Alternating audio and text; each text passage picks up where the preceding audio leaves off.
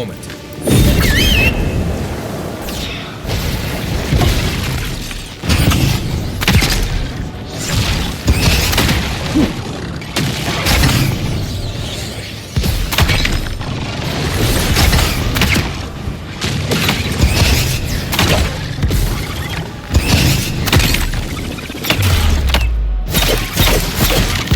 Well done.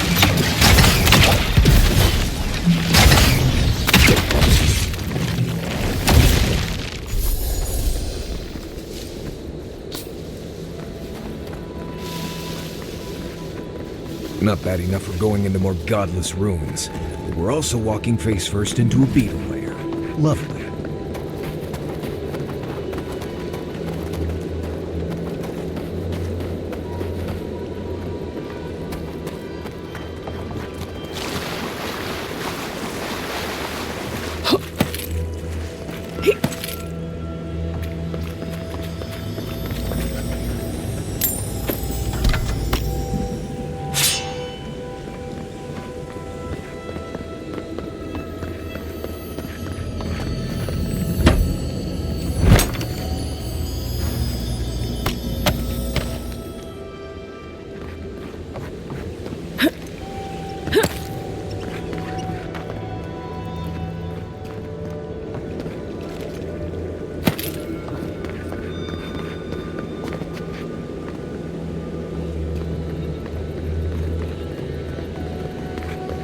Looks like the beetles have settled in nicely.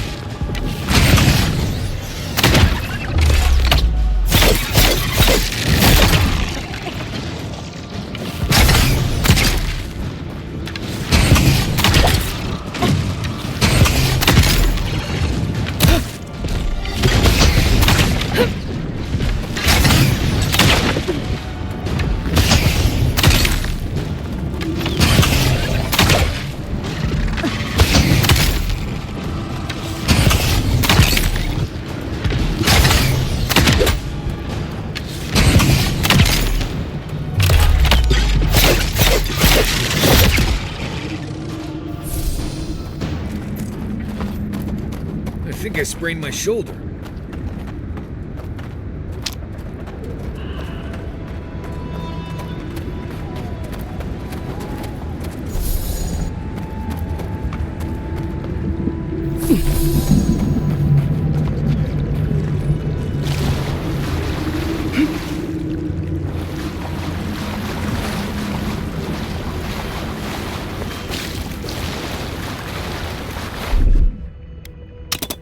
Child's play.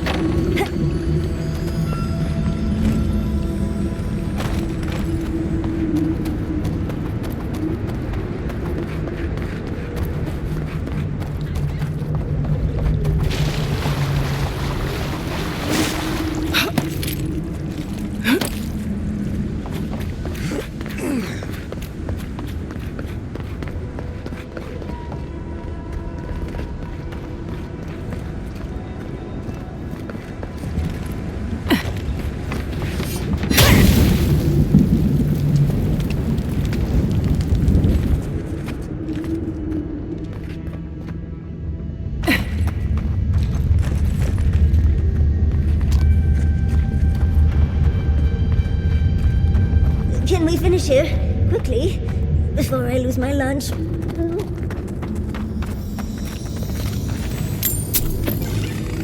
Someone's eager to meet us.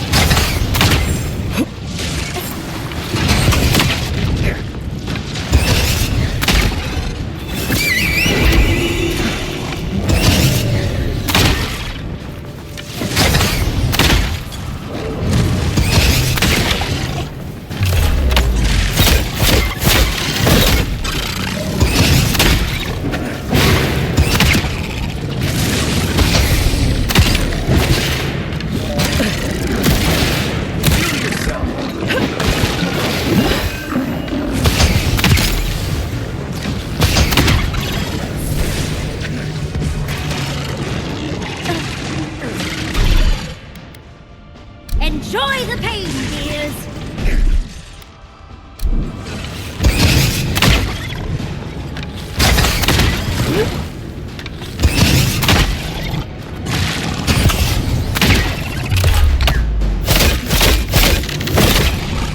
Watch your right! We're on your right!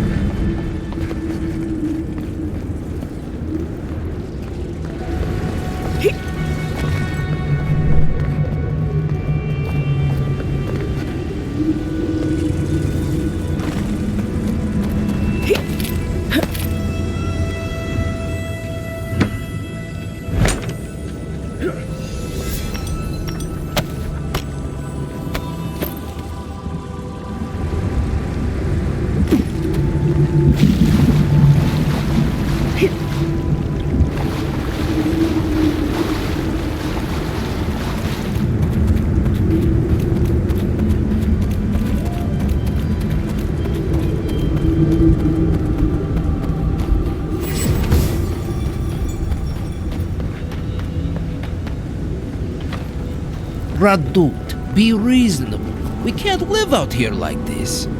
Listen, we're besieged by Mali and her outsiders. Ray still begs me to search for the missing Adira merchant convoy, but we're stretched too thin even for that. I only ask you to hold on a bit longer until a replacement comes. I will try. But this can't last. Hey! Another Adiran. Damned if I ever saw the like. So you're the envoy they reported at the gate. Pete's turning away the refugees from Shatterscarp, at least. Is it true that many drop dead suddenly?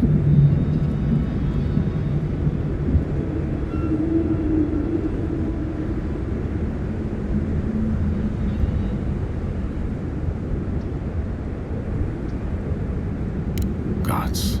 Well, at least we're safe here. And better off, I think, for having you here. The sentries were right about you. You have the same features as Arnandru. Taller, of course, but nevertheless.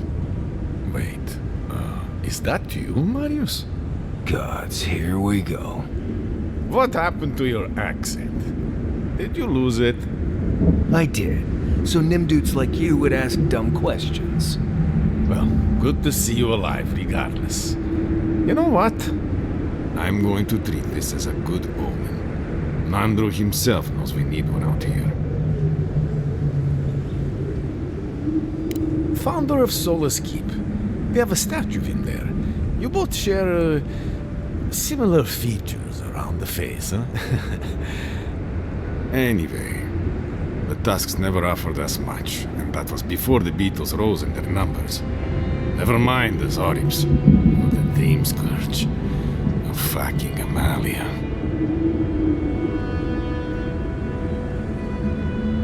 I don't know what there is to do. The Beatles and Zoribs come back faster than we can cut them down, and Amalia... gods, where do I even start? She and I used to command this tower in turn. I and my wardens kept watch while she and hers rested in the keep. And so too the reverse. Until her last watch, that is. When she and her wardens abandoned their post and marched on the gate and tried to leave. Because life in the tower is torture. We're low on supplies. The Wastes are winning against us. They had made a request to the keep for aid. After it was denied, her wardens spoke of mutiny. And after that, well, fighting broke out at the gate. My wardens and I rushed from our leave when we heard the alarms. Drove Amalia back. Now she set up camps in the Wastes. Main one is just up north in the Twined Wood. Another just west of there, in a tower. Another east, in a cave. She's broken her oath, and I'm trying to find a way to uphold mine.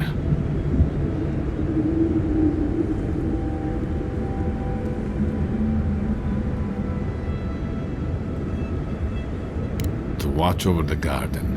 It is this that keeps us bound to the Tusks. Our oaths are mortal matters. Traditionally, If a warden's oath is unfulfilled, their spirit lingers until another warden sees it completed. Or so they say.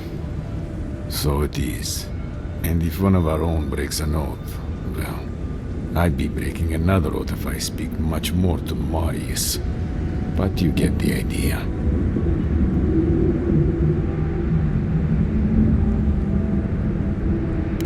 All I want is peace with her. But our talks, such as they were, have totally broken down. Whenever I approach, she just tells me to stay away from the land beneath her banners. And after her raid, after our skirmishes, I don't see how we can talk anymore. But would you be willing to talk to her?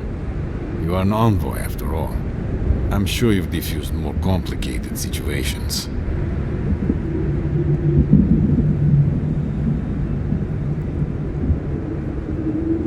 I have no demands except that she stops attacking us for treading near her camps.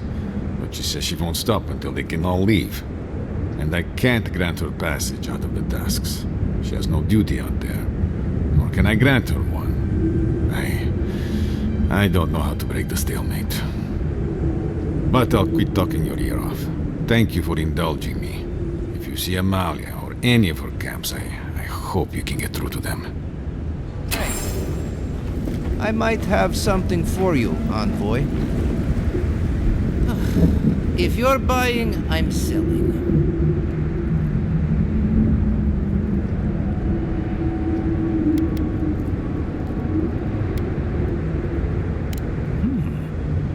I'm not quite sure what you're holding there. But if anyone can help you, it's Forge Master Della. You can find them in the forge in Solace Keep. If they'll let you inside. Don't worry about that. We have our ways. Oh, not my problem either way. Did you want to buy anything?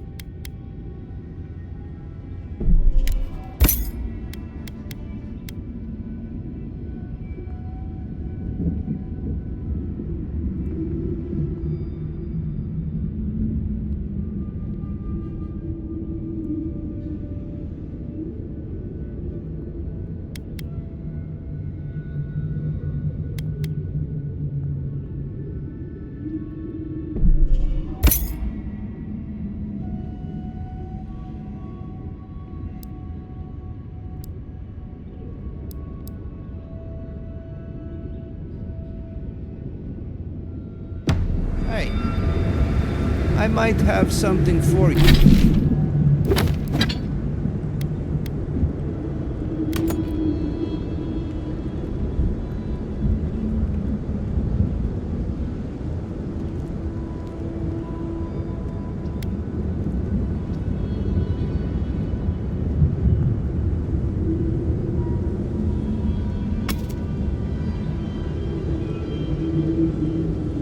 for you, envoy.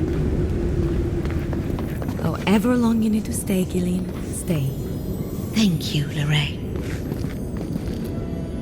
Oh, you stopped by. It's so good to see you again. Thank you. Gods, I'm glad to be out of that cave and, well, back to something normal. And Lorraine over there has really made me feel welcome. More than welcome, even. You were right. She's keen on me.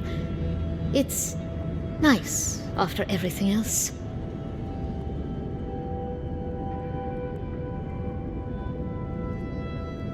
Thanks. We'll see how it goes, I guess. Anyway, I should let you get back to it. I'll be here should you ever need me for any reason. Oh, and one thing before I forget. The wardens let me open shop. I don't have as much for sale as I like, but if you want to see what I've got, just ask.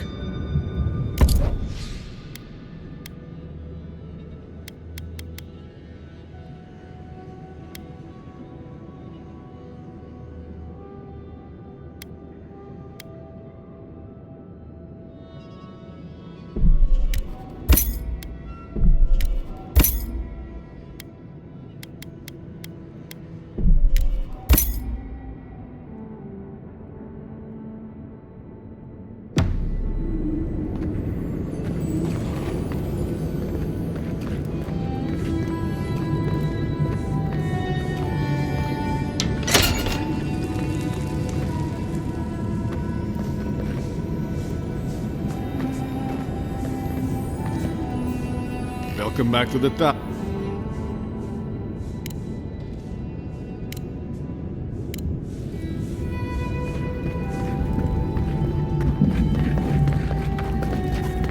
I wonder when we'll get back to the keep. Why? Kostyu's really starting to raise his stink. I don't know. Sometimes I wonder. Well, let's not talk about it. Wouldn't want to ruin the meal.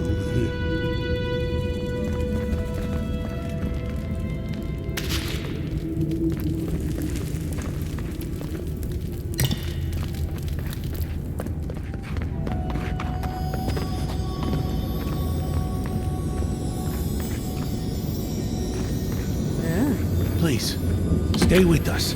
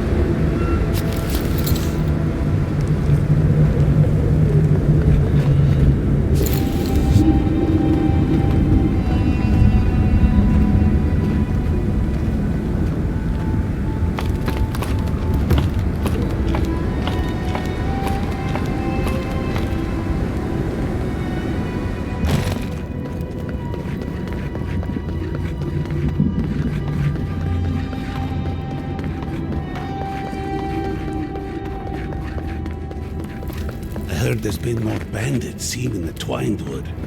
I heard that too. Captain Ragul says he has it under control. The captain...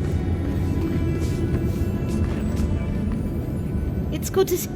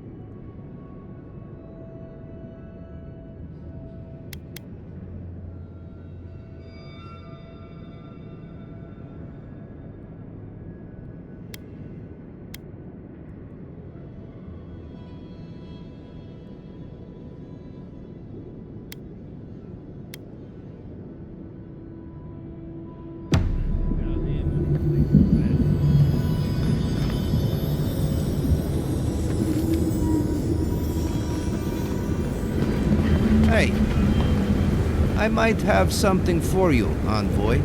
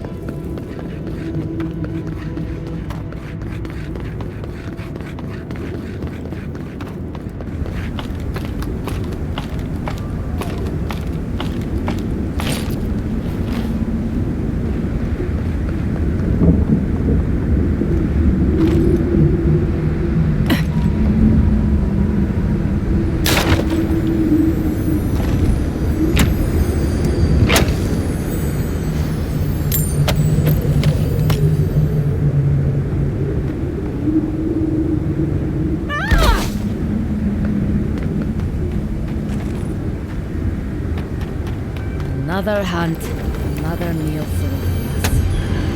I wonder if it'll taste any better this time. It better be after that burrower.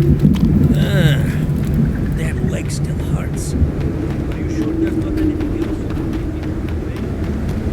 The camp is empty. Do you think they might have left behind snacks? They've certainly left everything else.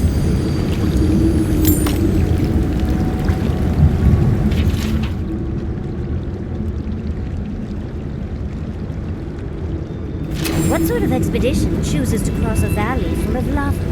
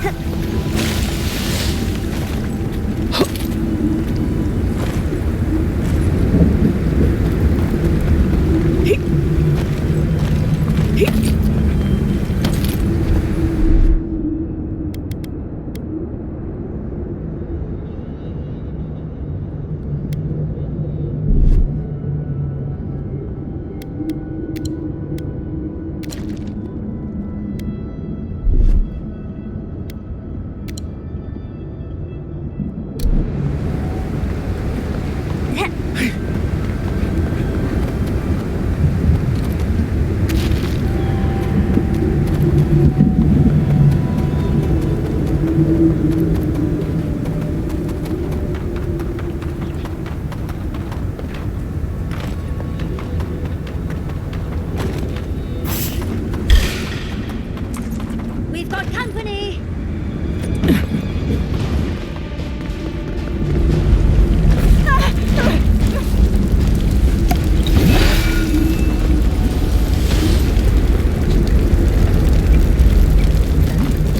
Well, time to find another way across.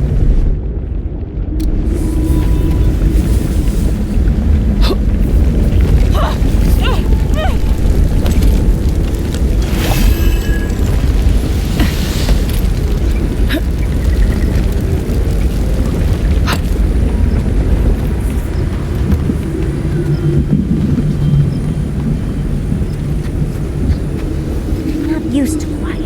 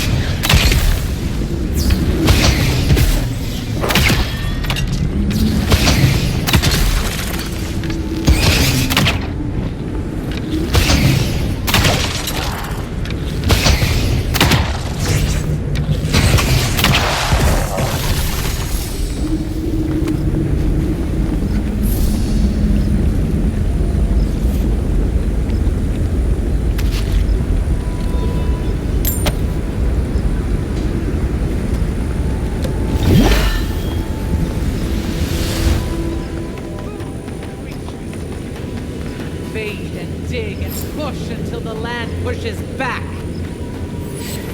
How is this our fault? We've lived here for centuries. The mountains stay back. Creatures of flesh and fur and bone. You follow one another into the snare. Abaddon's hammer. Did Gabriel send you? You've got to get us out of here.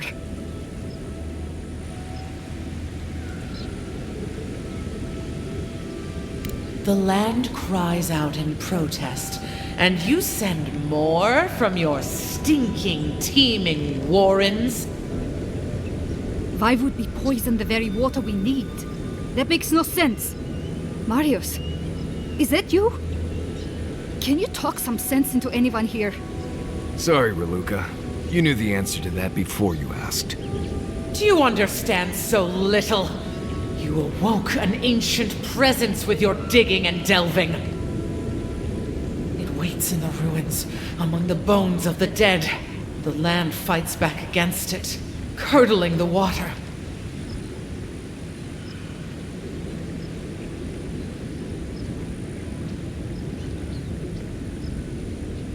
How short your memories are. This land did not roar and tremble before the abominations came. Ash and scree was once soil, rich and fertile. Terraced with greenery and life, we remember. What are you talking about? That volcano has shadowed the tusks since the first Pagrun set foot here. But the Pargrunen weren't the first to live here. You're speaking of the Godless, aren't you? A history as indelible as the rings of a tree. At least some among you remember. We feel a presence. It rises like bile in our throat. We fear it. But burrowing worms clog the ears of these fools. I warn them, and they hear nothing.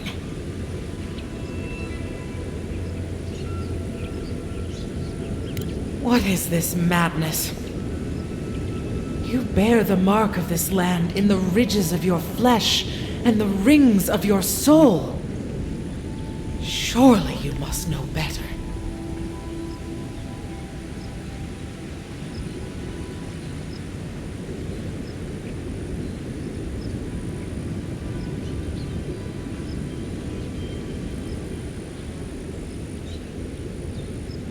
Very well. your insight would be helpful. Still that foul presence and let the waters flow sweet and clear once more.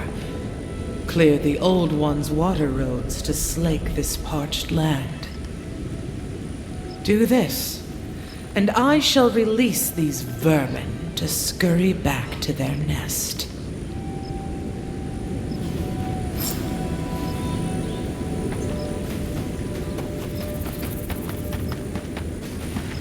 Stay away from the water, Envoy, unless you want to die in it. The water is filthy. You'll catch your death if you dip in that.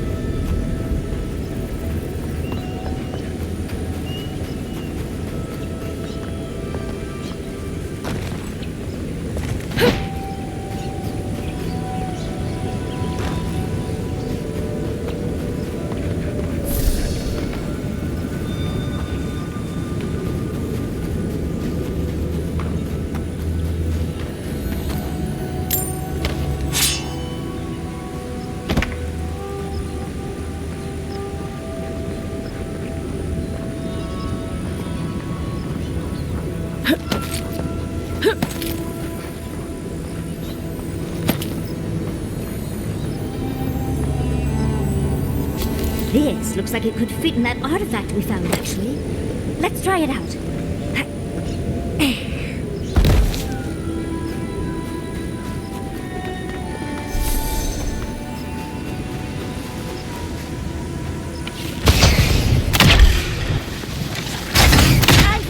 weapon!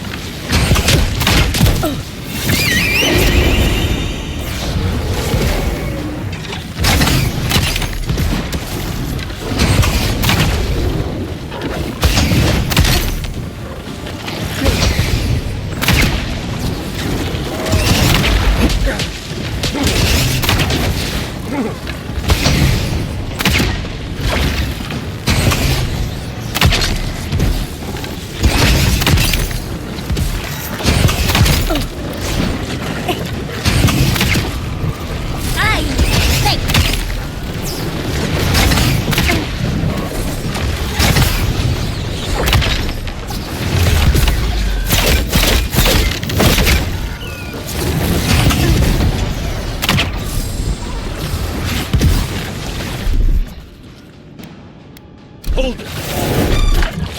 Enjoy the pain, dears!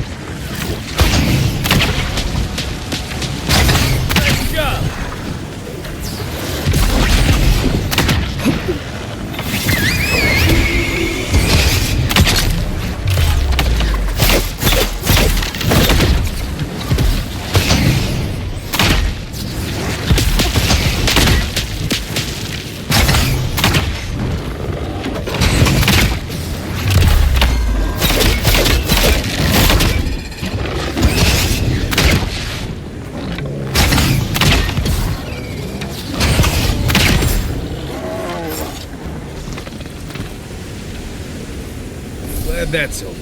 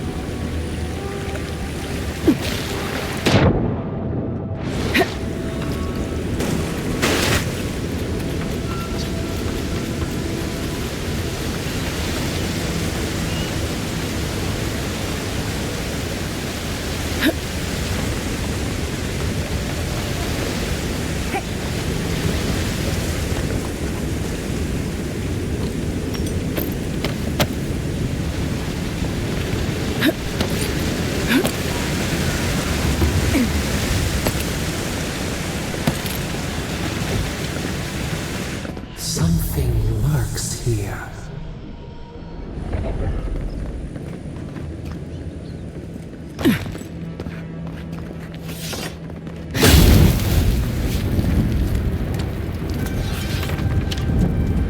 This workshop was loved once, but it's ruined now. I wonder why.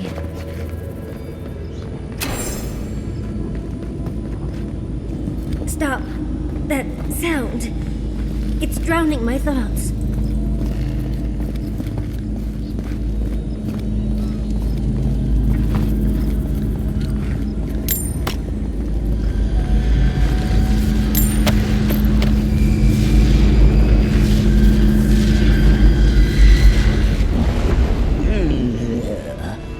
A rat scrabbling in the dust, crawling back to the same ruined trash heap. No. We know this voice. This presence. Sneering at us through our prison bars. I culled your rot from this land before. I will do it again.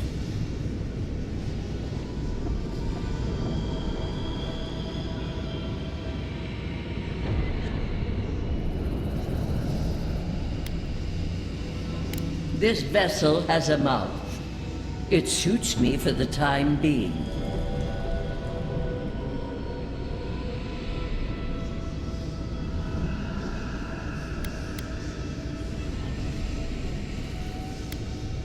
Fool, you take me for the creature.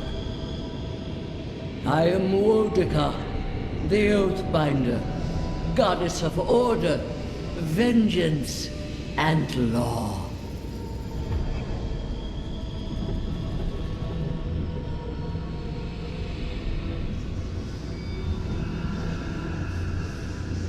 It springs from the land itself, from the jealous usurper latched to your soul. No. Make her go. Send her away. How the fruits of its destruction make it squirm and writhe. It knows nothing but chaos. This land needs order, purpose.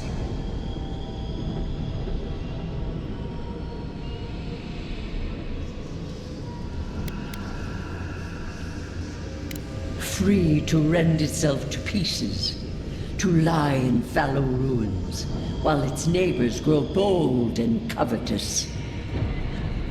You are an Idiran, a nation where law and authority brought peace between the warring folk and elves. It is steadfast. Your people understand how to tame what is wild, how to build empire from rubble.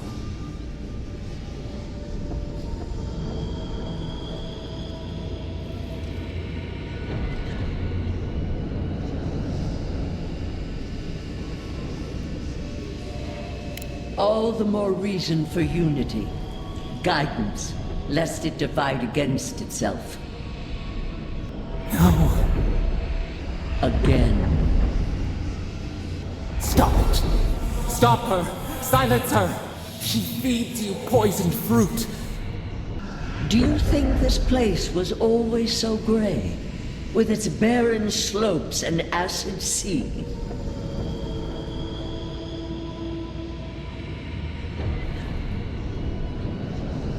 Your parasite is to blame. It has destroyed this place before. These hills were once lush, and the people. She lies. Falsehoods like fangs. She was not there. She did not see.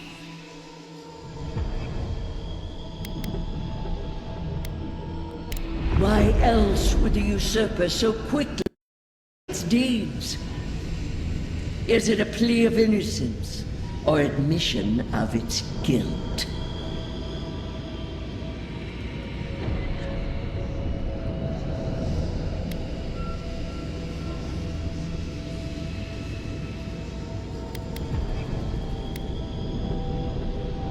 The question you should ask is what your parasite has to lose. Whose poison flows through this water? Who spoils its own lifeblood? Creatures did this. They crawled through our bones. They picked at our flesh. The Magfolk fulfilled a need. What is the purpose of this? So small, so fragile. We did not mean to. We could not understand. Envoy, snap out of it. Felt like we lost you there for a moment.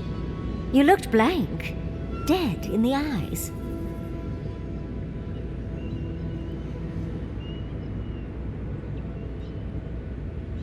You're talking to Wodika now? When did that happen?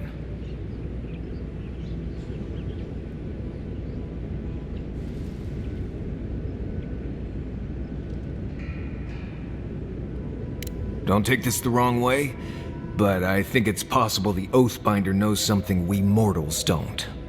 There's nothing else to learn here. Can we go to the garden now, please?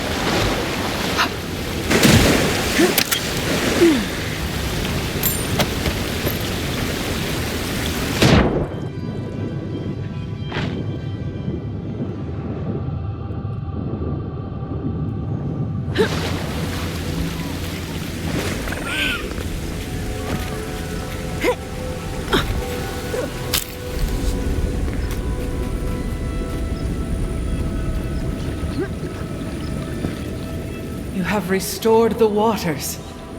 I was right to trust you. Truly, the spirit of the land lives in you. A seed carried in the wind. Carried where? We feel the tranquility of this place, but whose roots drink its waters? I release these kith to return to their burrows. May they leave this enclave in peace.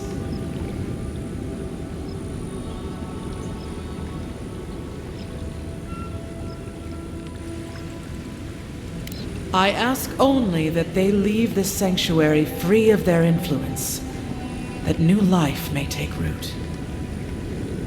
You can't be serious. You expect us to walk away from the best source of fresh water in the Tusks? If the godlike clears the old growth from the waterways, then a portion will flow out. You may gather it where the waterway ends, away from here.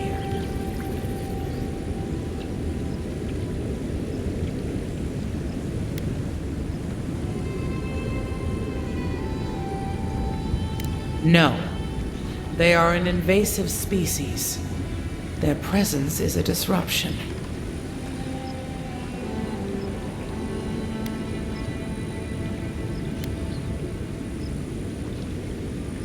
They do not tend. They only take, consume, devour.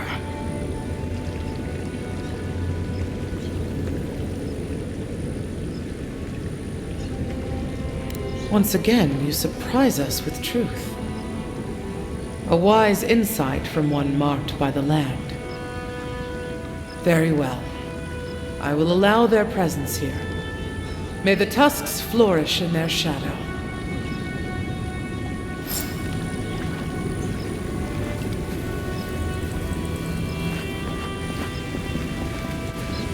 I can't believe it. You actually got through to that talking tree.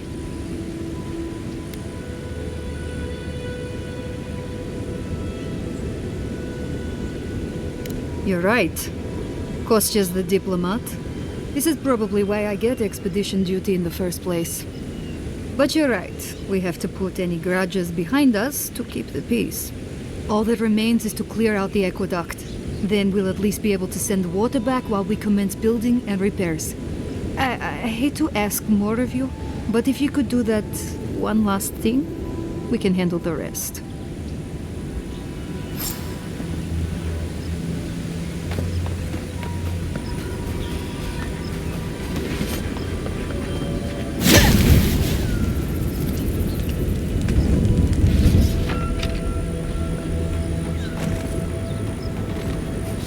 Keep quiet.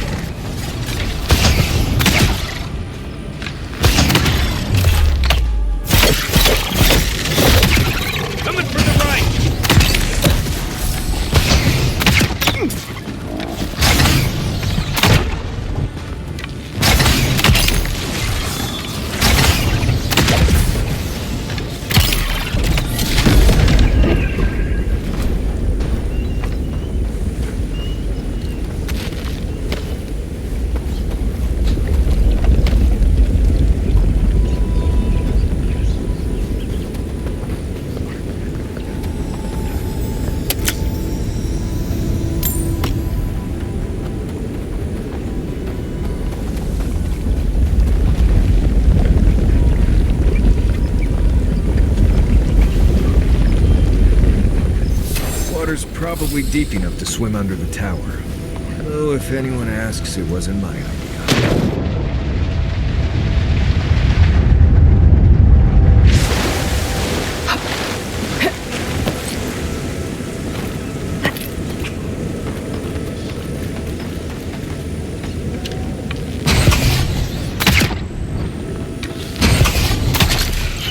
Here they come.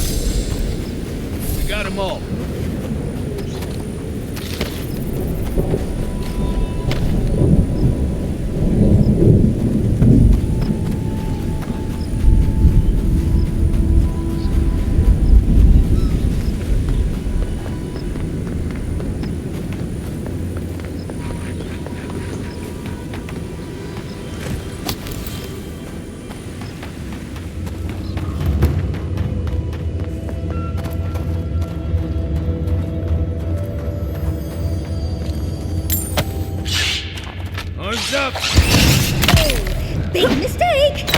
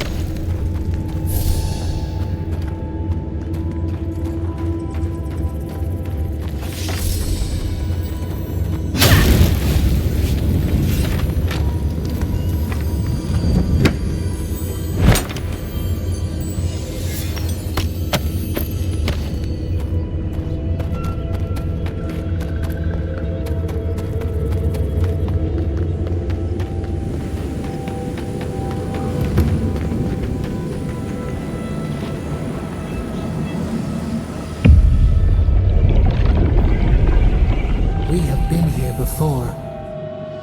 Do you feel the old roots twisting in the loam?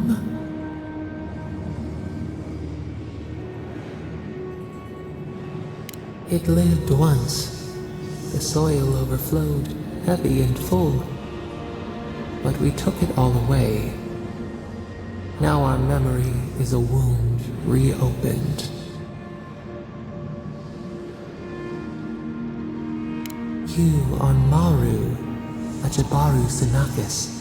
You stand on the shoulders of all who spoke for us before. You are young in your role, newly minted from your trials in Thirdborn. You tempered your body and spirit in our image. Tell us, Maru, how did you perform?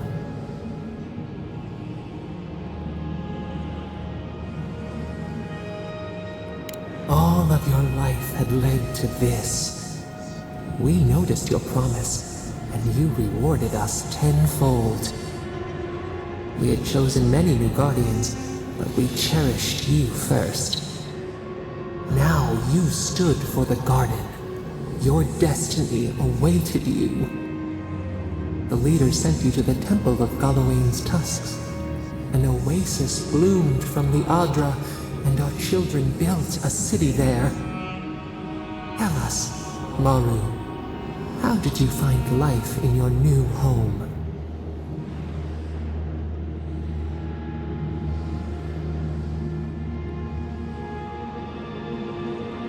Meaning, a sapling thriving in its native soil.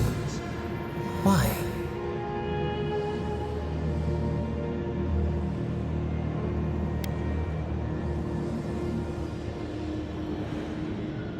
You were beloved, whole, the steward of a purpose you had not found within yourself.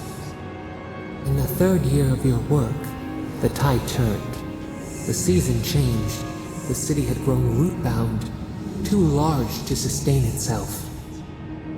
Creeks ran dry. The people stirred with unrest. They turned to you. How did you advise them?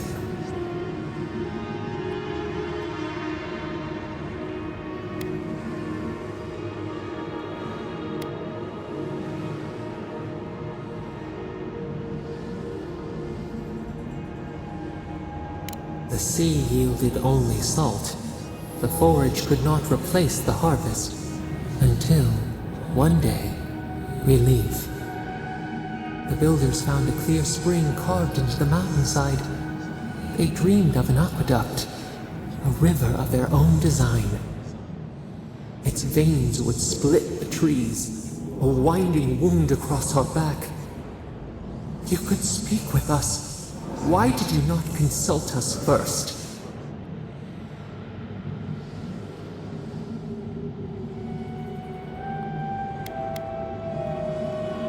Desperation turned you away. In the path of the aqueduct lived a mighty flower tree, one of the first in the jungle.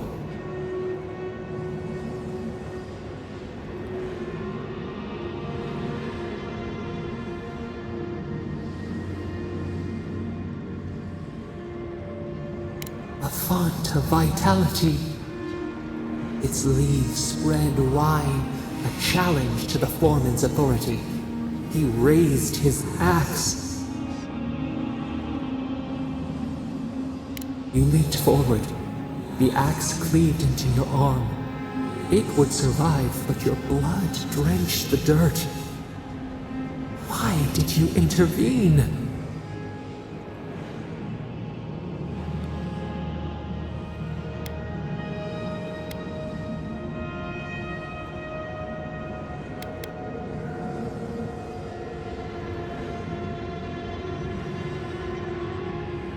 Compassion greater than our gift. Yet you were weakened. He cut. The ground thundered as it fell. The haze parts. We cry out. Our skin burns. This memory we recall. The earth erupts. A chorus of screams. Ash blots out the sun.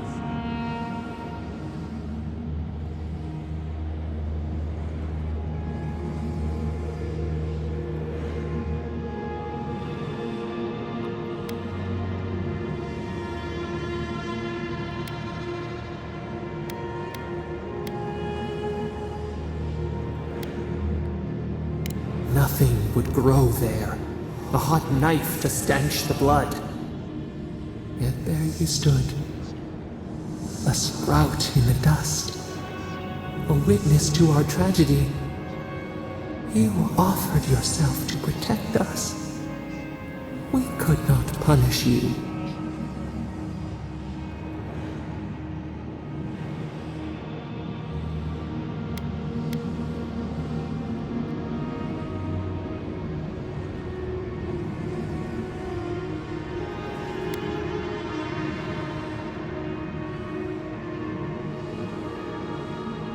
Doubt seeps into our bark.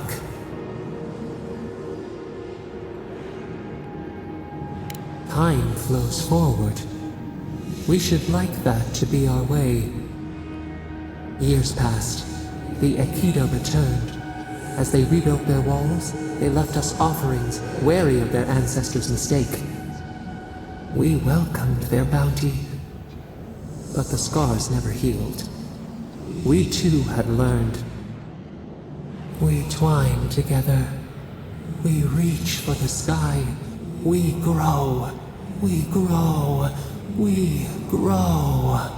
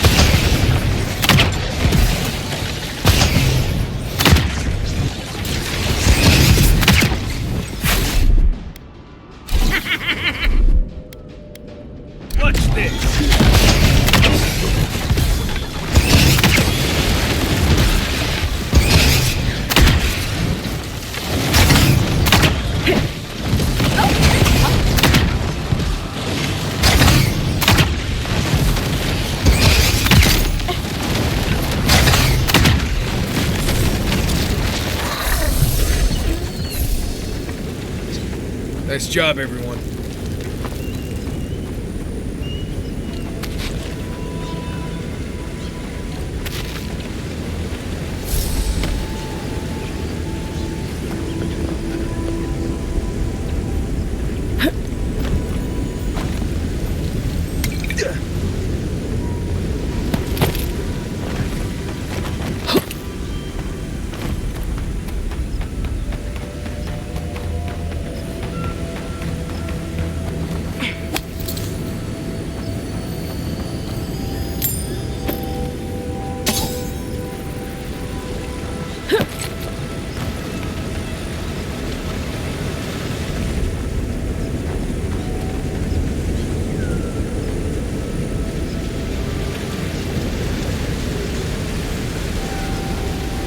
There's roots blocking the water flow.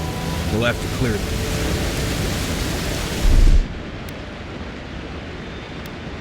I think we found the source of the blockage. That's fresh water right there, on its way to Solace.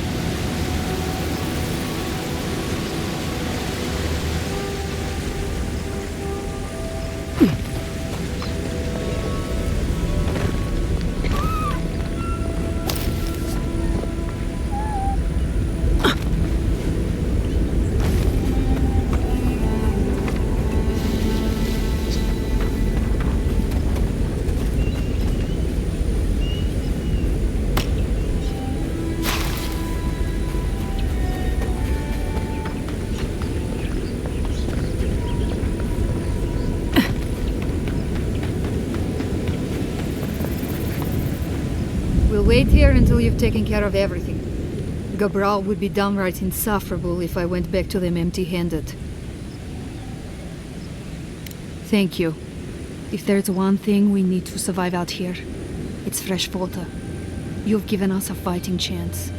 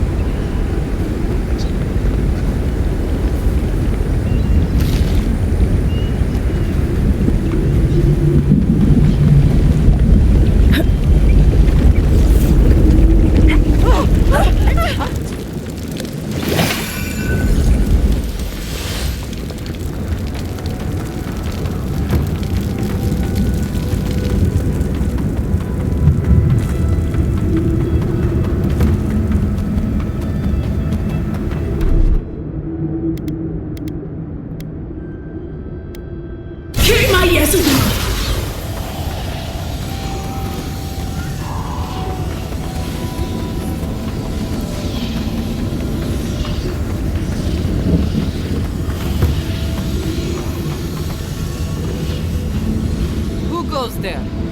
Wait. Marius. If the dead don't walk. I lost that bet then. So you did find a way out. Amalia, always a pleasure.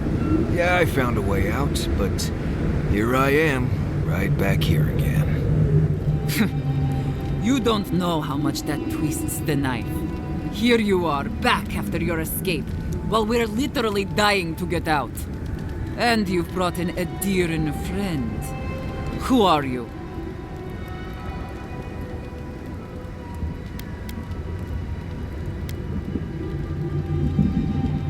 Parley. Radut. First he refuses to let us leave the tusks, and now he sends you. I won't talk. Not with you. I don't trust your lot, Adirin. Don't think I'm not wise to you and yours.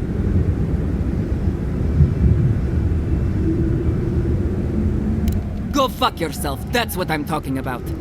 I'll tell you the same thing I told Radut. These banners mark the dead dirt we claim as our own. And as long as these banners fly, as long as we hold our own, I have nothing to say to you.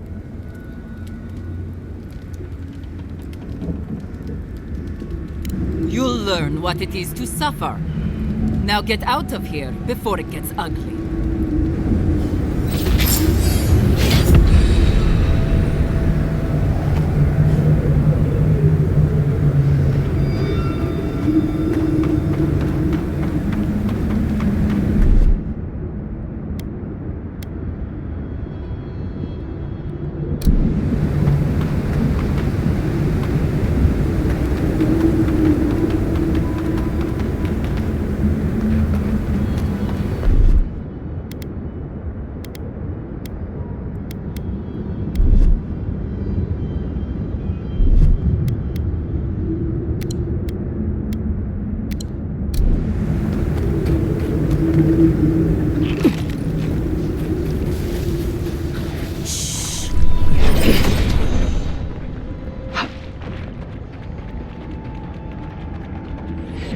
Of all the stupid things our people ever did. This is a bit too crowded for my taste. I suggest the back door. It's more fun anyway.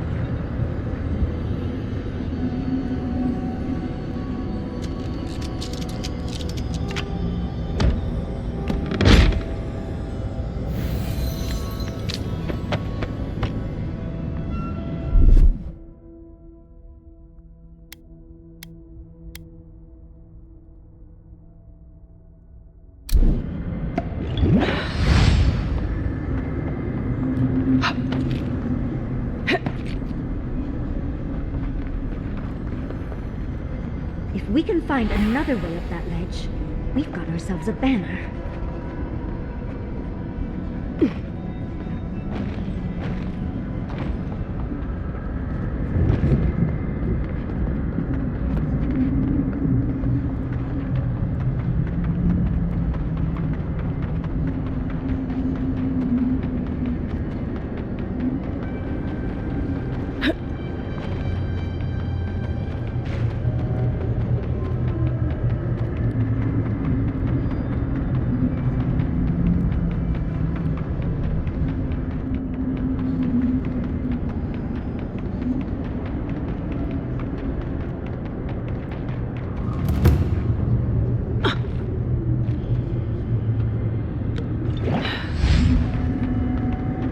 Someone lives in that cave.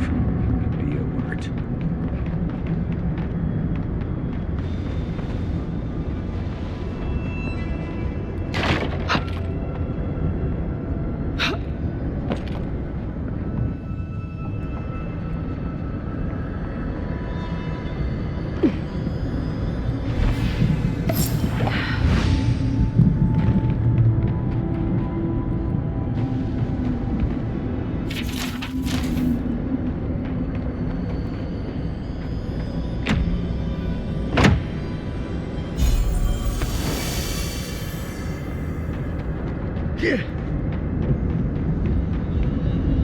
Keep quiet.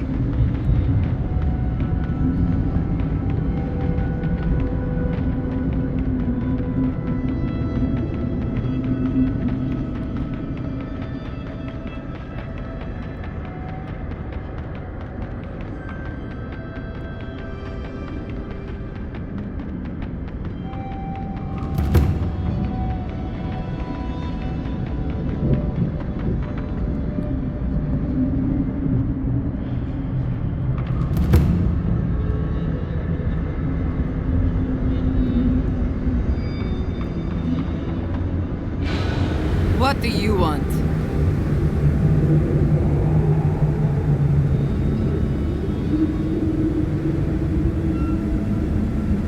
Parley. Wait a second. You're the one who's stolen my banners, aren't you?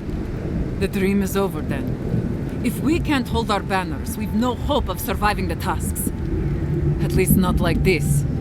Still, if you got those, and we still have Kith to tell the tale, then maybe you're not all bad. Maybe you can help. Let's talk inside.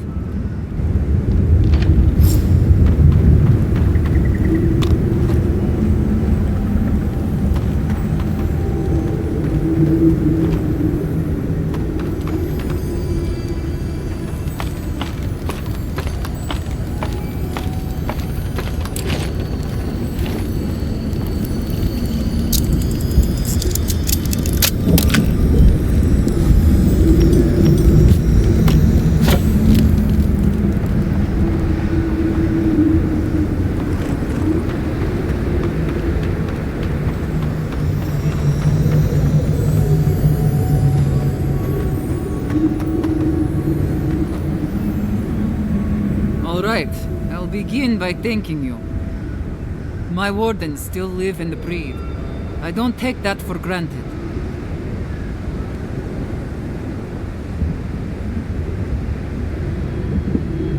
Credit's all yours. Now, let's get to business. I'll be blunt. I don't know how my wardens and I can reconcile with Bradut or with the Keep. We spilled blood when we tried to leave Envoy, and we've spilled more hoping to hurt them enough to change their minds. Never mind our reasons for marching on the gate. That's not something that's forgiven.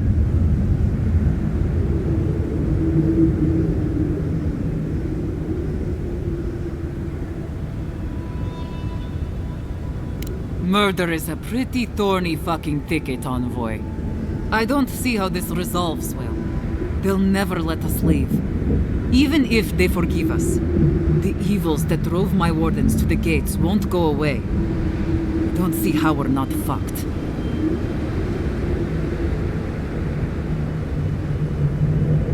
There's no food. The land itself is hostile, making life in the tower unbearable. Maybe it'd be easier if we had trade, but the Council refuses that. And even if they allowed it, our existence in the keep is against our nature as Pargrunen. We're meant to roam. Nandru's oath forbids that, though. We're only born to die here as we watch over the garden. No one escapes. Not anymore, anyway. There were expeditions out, in the past. My father led one before I was born. Died on a hill I'll never see.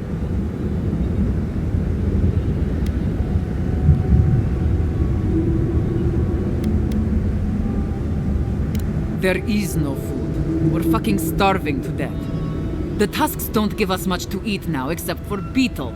And I'm not convinced anyone can survive on that alone.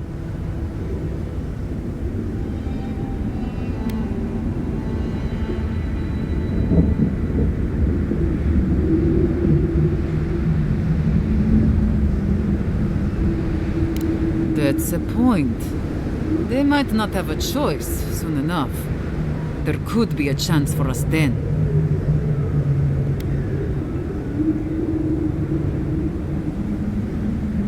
What is there to discuss? Nandru set the course of our lives hundreds of years ago. To watch over the garden forever. Never mind that our nature screams for us to roam. We're supposed to stay put and waste away for the sake of a garden we'll never know.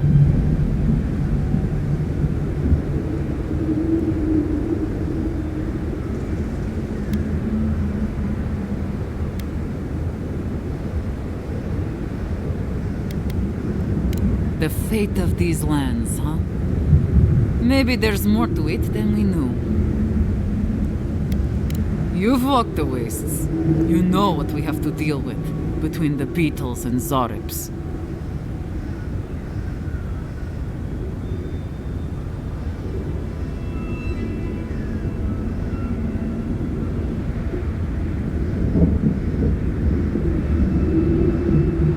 True. With the way that supplies are dwindling, it won't be long before they have to start making some big changes. We can take advantage of that. All right, take all of this to my wardens. I think it'll be enough to give them some hope. But do you really think Radut and the Keep will leave us alone?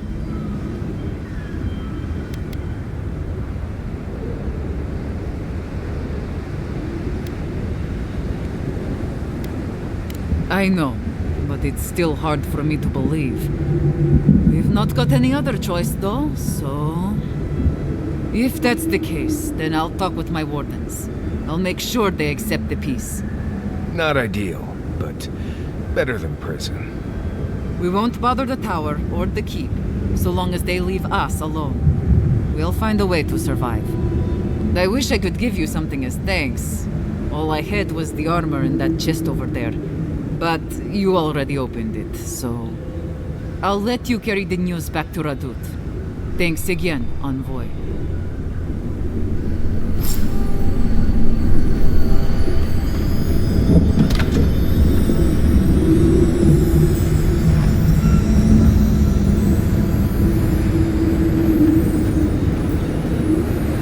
We'll make the best of it that we can.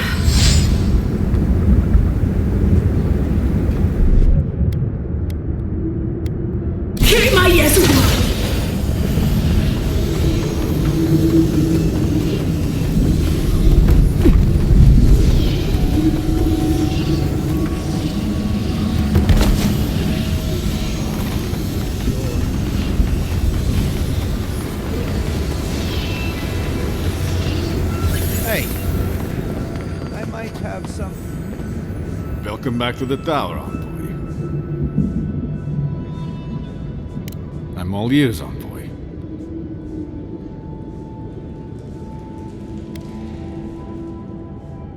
I will honor the agreement. As long as they remain peaceful, we'll try to get along. Thank you, envoy. You don't know what a relief this is. Even if it is all so strange, the thought of people leaving the keep. I have to wonder what is going to happen next. The world seems to be changing.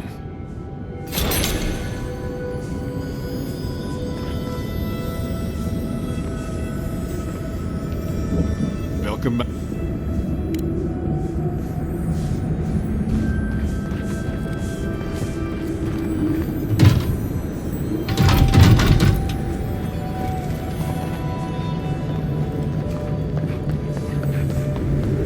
Hey, I might have something for you, envoy.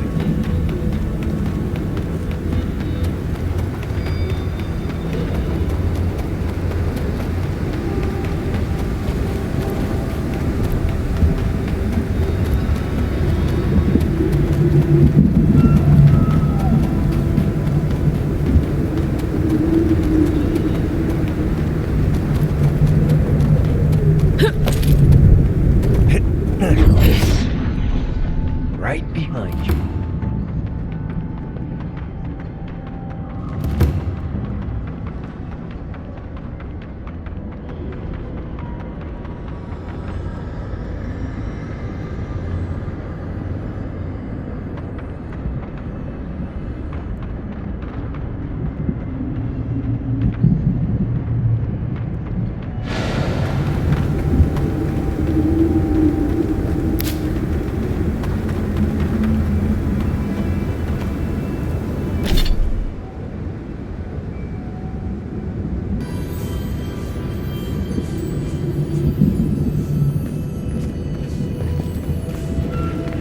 Hey, I might have something for...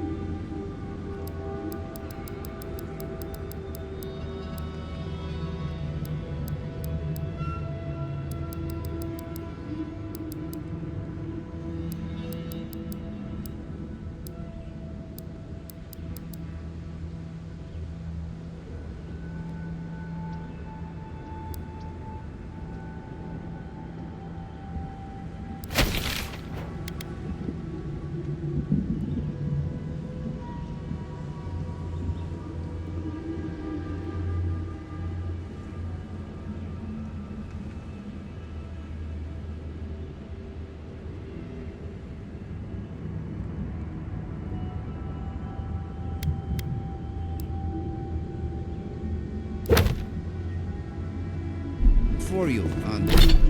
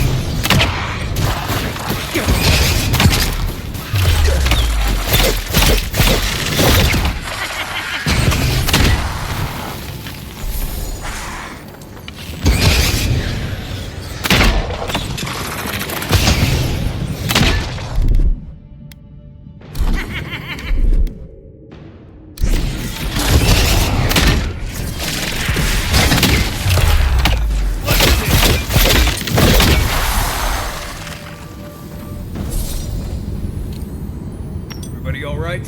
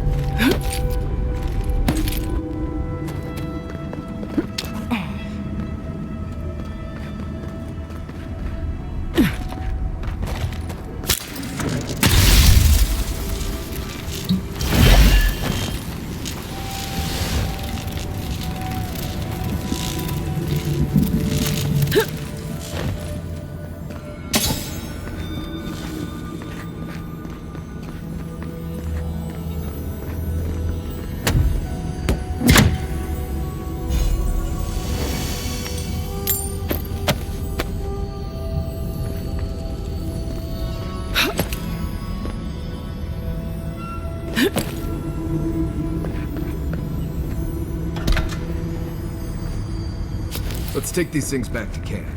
You can fiddle with them there.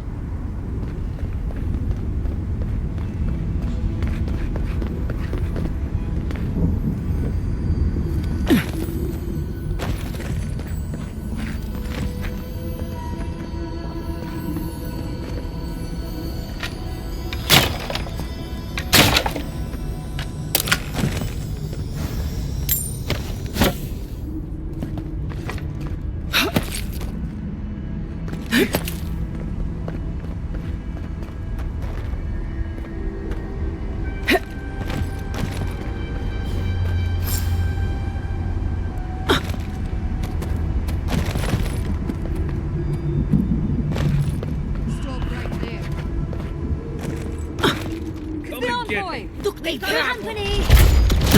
Aha! Enjoy the pain,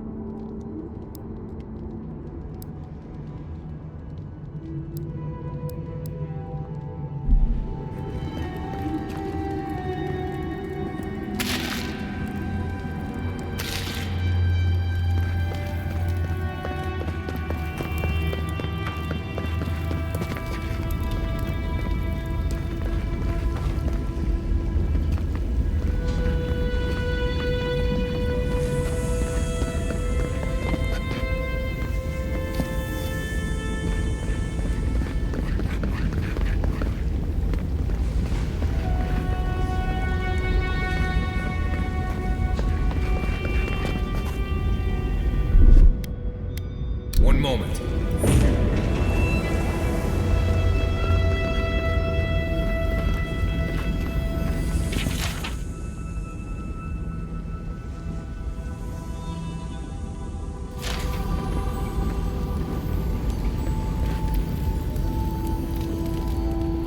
You're not a warden.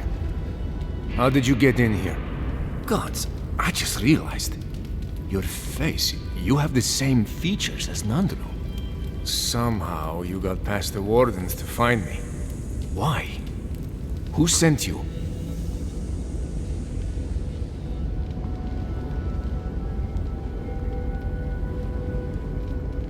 Then I'm grateful for your keen eye, and doubly grateful for Mihala's paranoia. Gods, this can't be a coincidence. You must get me out of here while we have the chance.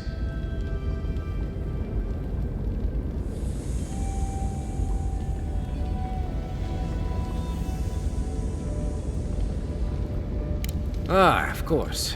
Where are my manners? I'm Petru, captain of the Wardens of Solace Keep. Well, former captain, I suppose. If you've ever been to Solace, you saw the obvious. The Keep is dying.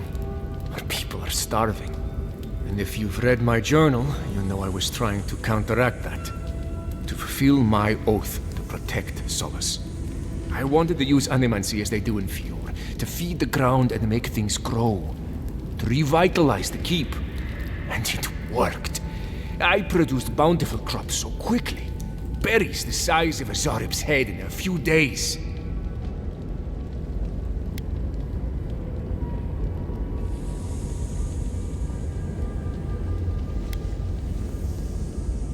Indeed. Mihala did not see it that way. She believes animancy is a danger to the Pergrunen. I took it upon myself to try it anyway. If I succeeded, I could sway our leader. I could not. I expect I shall remain here until Mihala has a spare moment to sentence me. I'm sure the punishment won't be pleasant. Once Solace turns its back on you, there is little one can do to regain its favor. Marius knows that well enough. Well, I turned my back on Solace, but there really isn't that much of a difference. Please, you must help me get out. Give me a chance to help the others, to feed my people. There must be a key on one of the guards. Let me out, I beg you. Let's get him out of there. He didn't do anything wrong.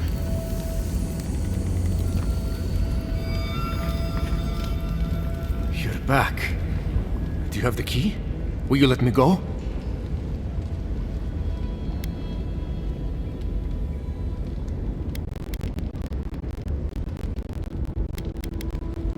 God bless you, outsider. I won't forget this.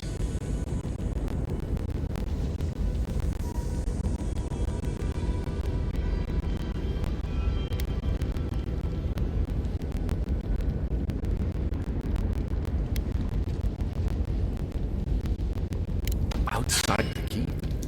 So I must not be the only one who challenged Mihala. Perhaps Amalia will be more interested in my ideas about animancy. Thank you again. Take this. It's not much, but if I can further repay the favor in this life or the next, I will. Let's try for this life.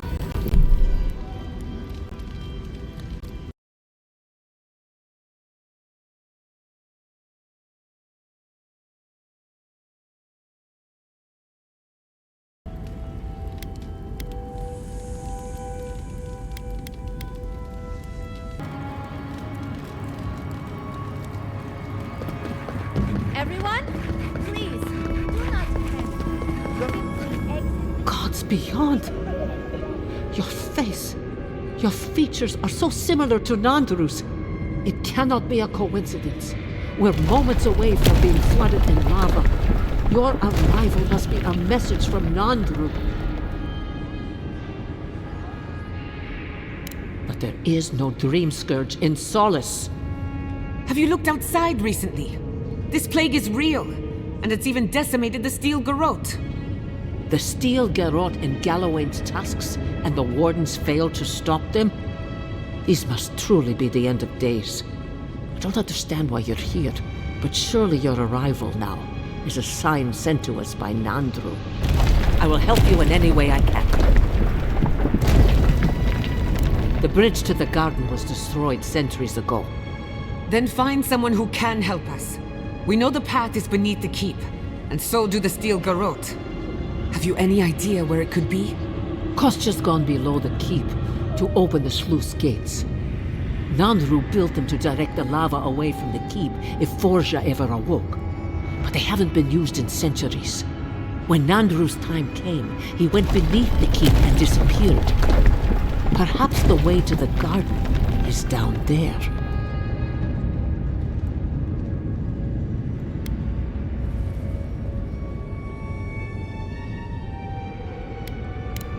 Nandru founded Solace to keep watch over the garden.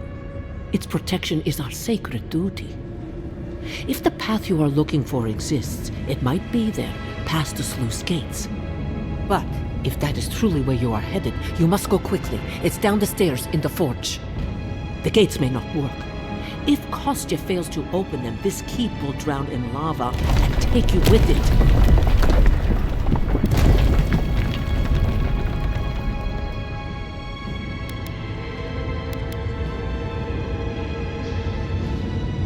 Now I must return to the evacuation, and you must go on your way. Let's hope we don't need your wishes. If your arrival is indeed a message from Nandru, I hope he remembers his people well. I hope he is proud of us. The path to the sluice gates is through the forge. It was bricked up decades ago, but Kostya and the Wardens have broken it open. If you see Kostya, aid him in any way you can. Go now and go with the gods.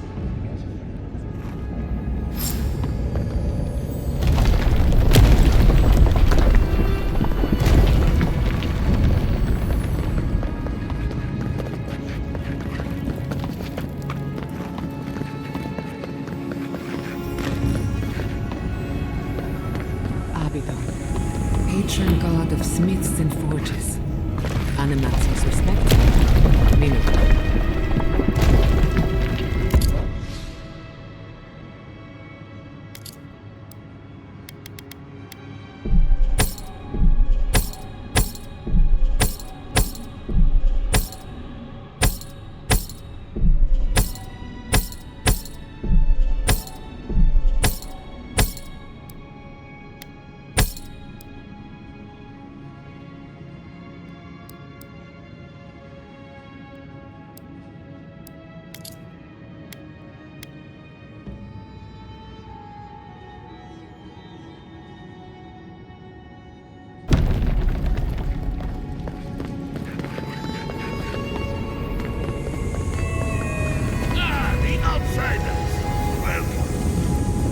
Outsider. That was a damn big explosion, wasn't it? Heard it down here above the sound of the anvils.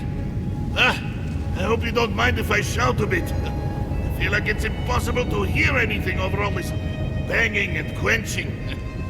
Indeed, they came down to tell us that we had outsiders about. I swore I misheard. I probably should have cleaned up the place.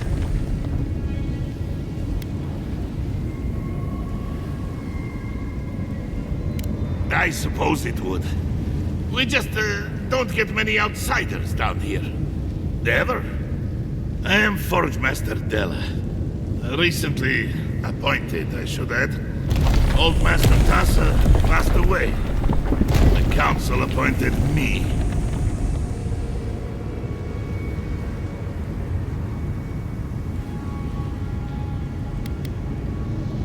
Thanks. She was a great master. Even if she could have used the odd bath now and again. But that's beside the point. What can I do for you?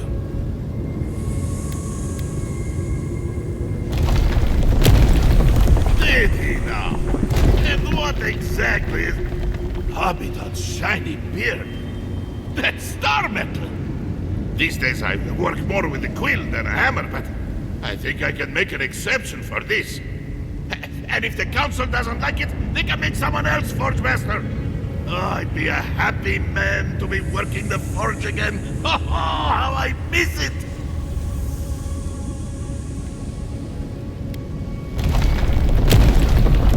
The question you should be asking is, what can't I do with it? I could refine and sharpen the material into a sword, certainly.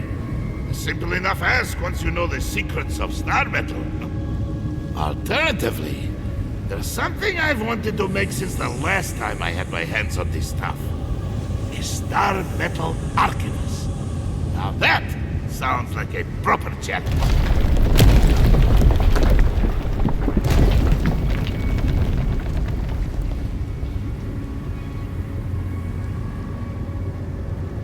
May Abaddon guide my hand, and this trial be worthy of Magrin's attention. At least your enemies will see a gorgeous weapon. Before you kill them, of course. Here it is. A firearm unlike any other. I call it the Moonstrike Arquebus, for it will strike your enemies as fiercely as Abaddon's hammer struck the falling moon.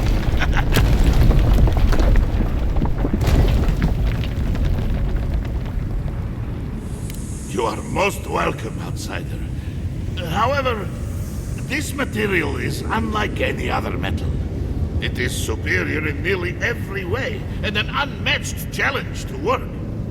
I want to see what else I could do with it. Bring me more fragments, and I will forge for you a blade unlike any other. Though with more star metal, I may be able to upgrade the Moonstrike Arquebus a bit more.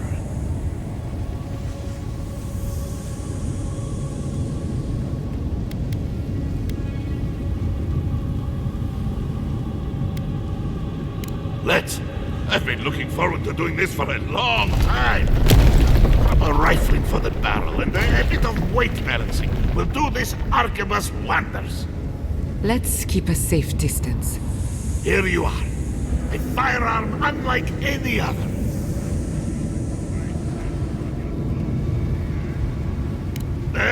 What can...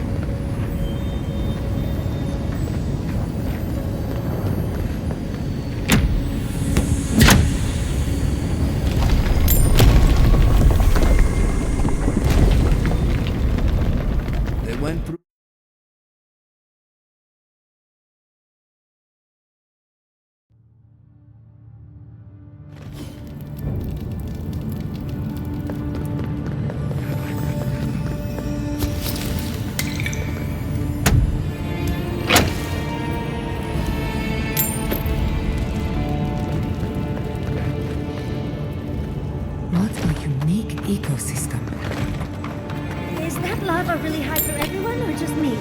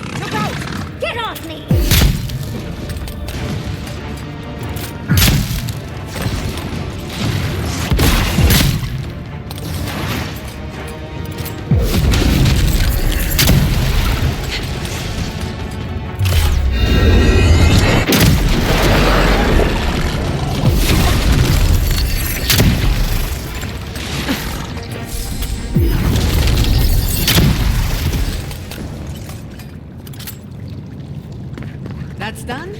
Who's hungry?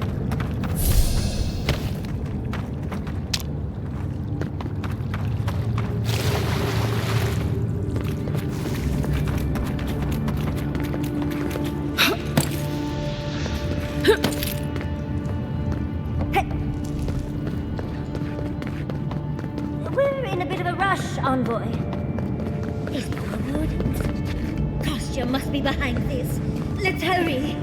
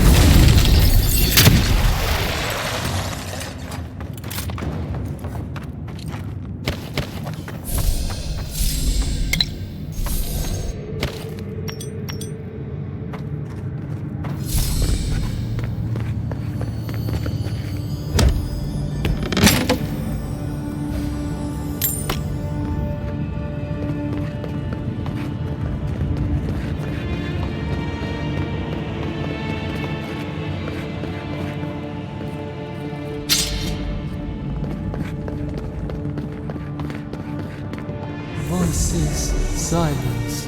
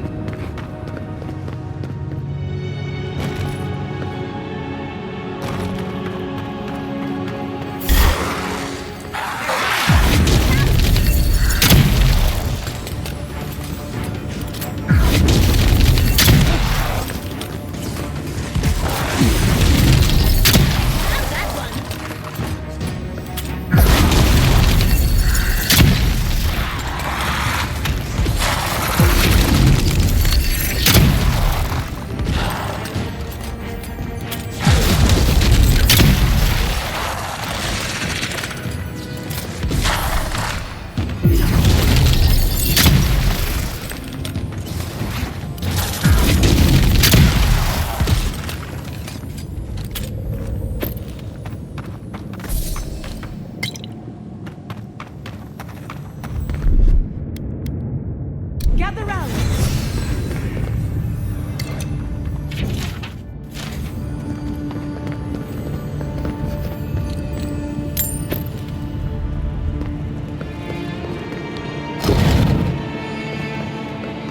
They wound us, and we wound in return.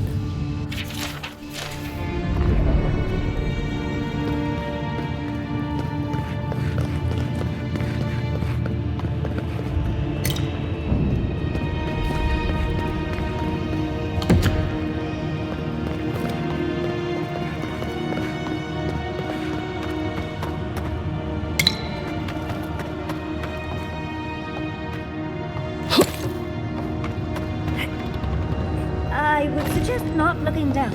Just be quick and careful. We've got to catch up to Costa.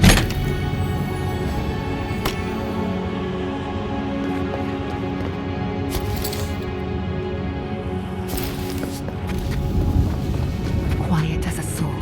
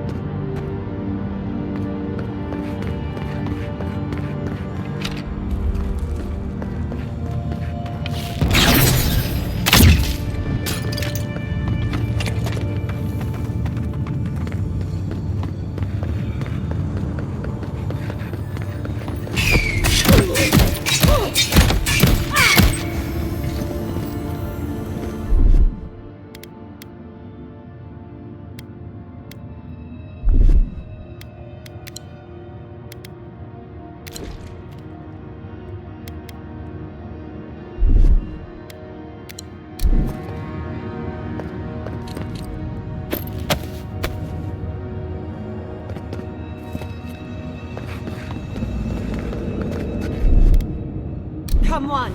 Come all!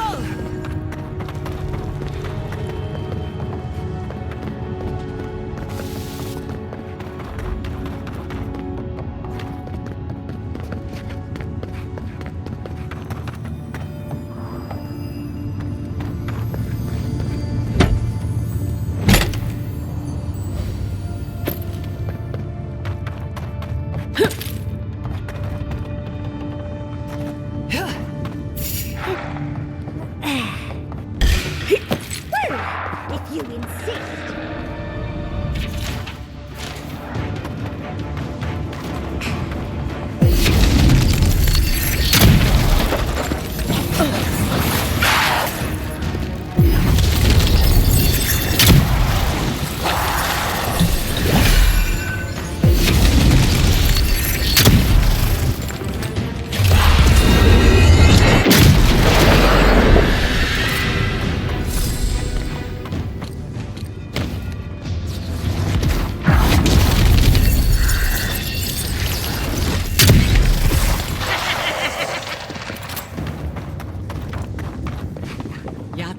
Well done.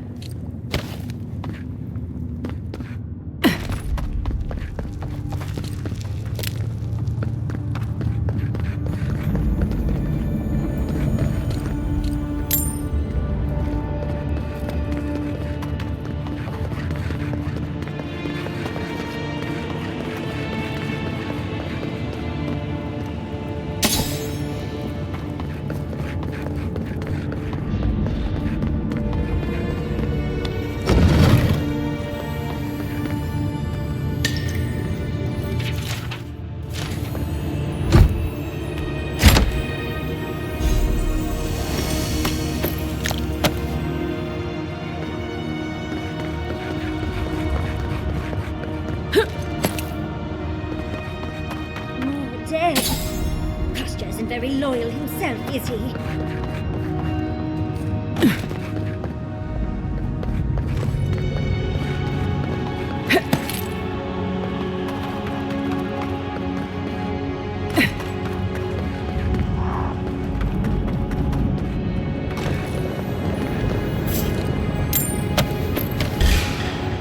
Let's finish this.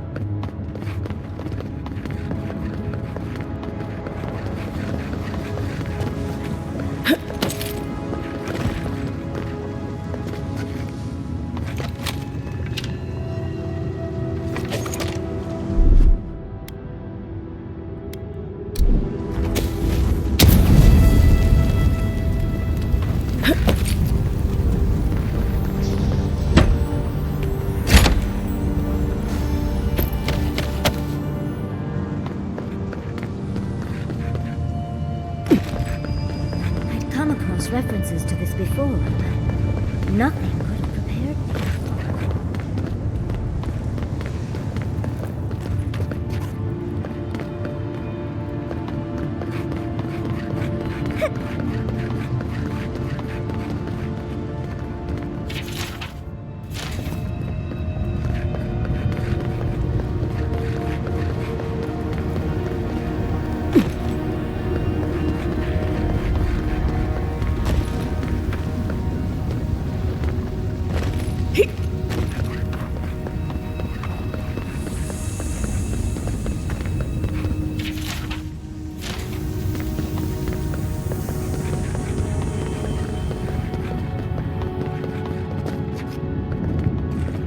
Last one in's a rotten egg.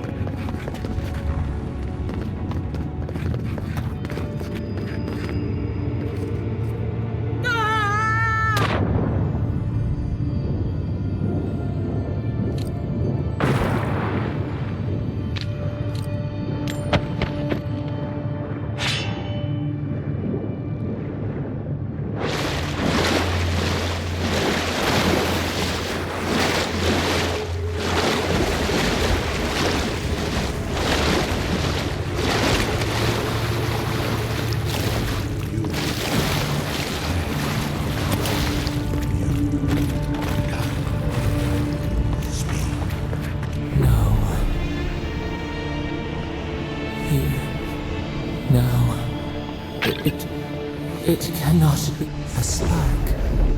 Daylight. Essence we have not felt in centuries.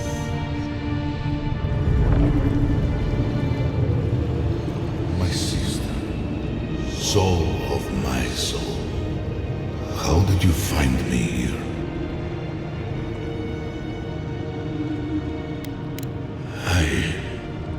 I have been here for so long. My memories are tattered. They fall apart when I look too long at them.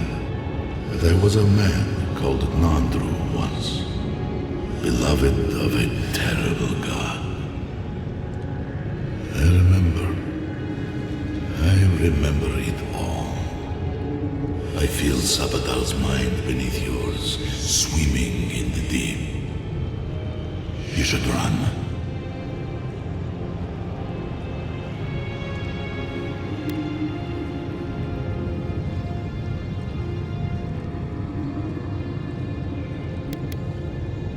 A child keeps a beetle in a jar. He does not know the beetle requires air, sustenance, freedom. He does not understand that if it shakes the jar, pulls off a wing, the beetle will be hurt. The child only wants to keep the beetle. It feels good to have control. We are both souls in a jar. Yours is just bigger than mine, for now.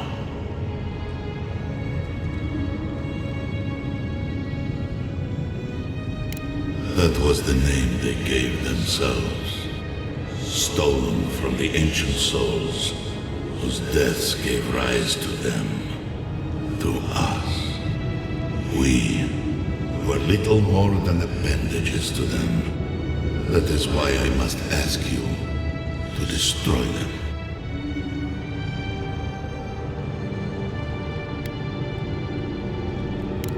They shield you from the truth of what they are.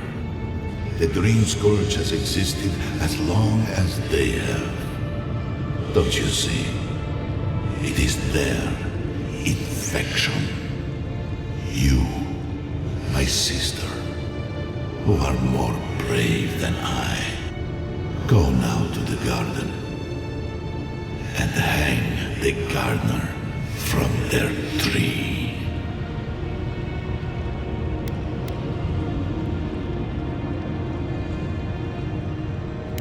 You need only walk a little more. You are nearly at the end. You know, I always meant to die down here, to siphon my soul into a lonely pillar, disconnected from the stone that makes our world. Disconnected from them. I only hope that Sapadal releases you to the same long peace.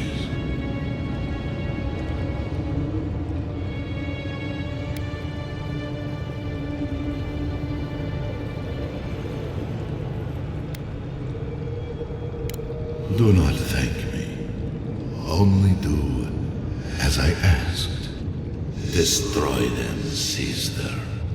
And when you see Wodeka, tell her I said hello. Strange. Phantasmal focus picked up something, but it's gone now. Another day, another chat with Sumatra.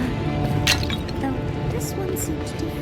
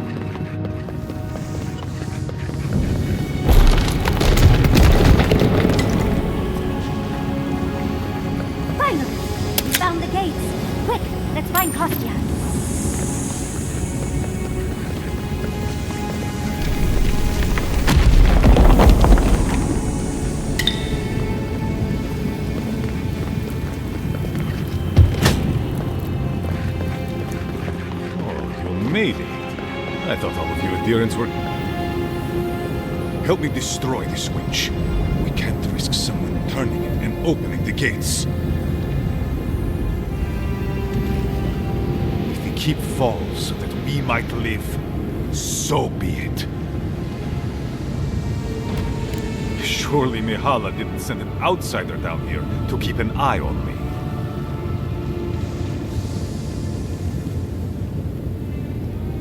I don't know how you found this place, but I am destroying this keep.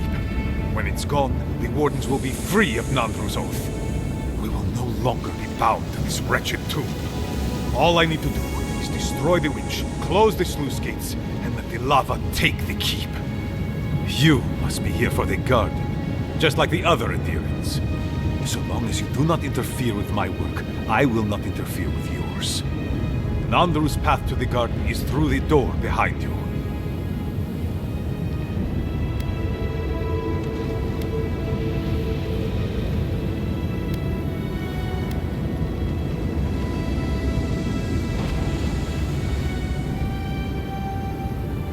So be it. And you are so close. The entrance to the garden is just beyond this door. I always knew it would come to this. Someone's eager to meet us.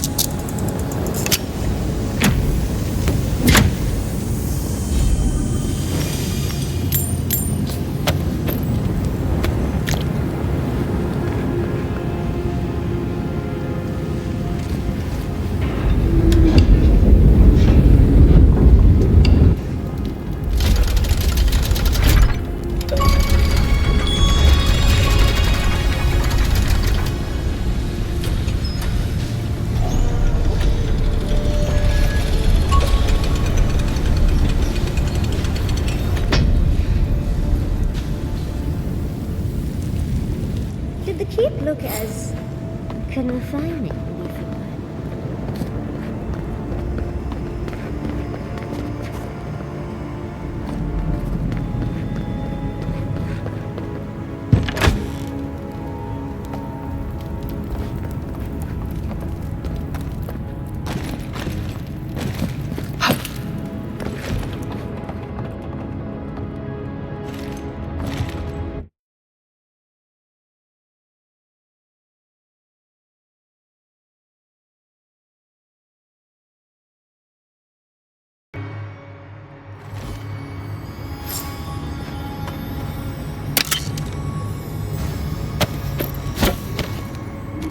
The keep is beautiful, like a gilded cage.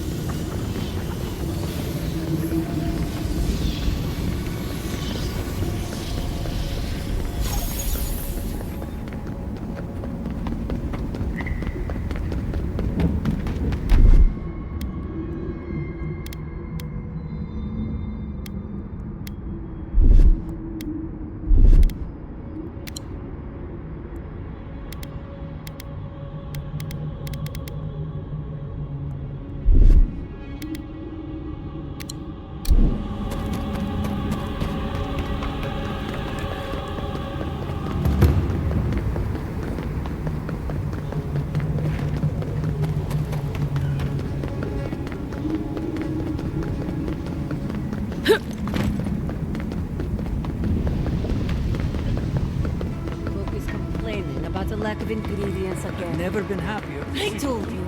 I knew that adherence was a blessing.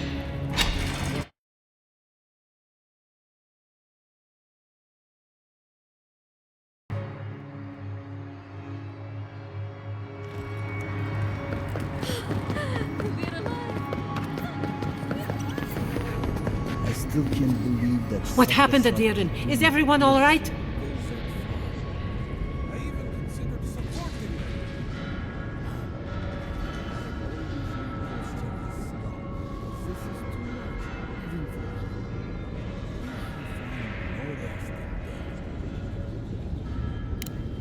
Thank you.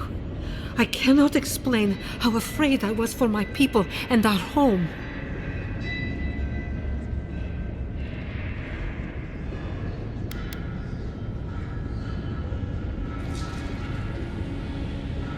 Maybe, after everything that has happened, I can't help but wonder if perhaps Kostya was right.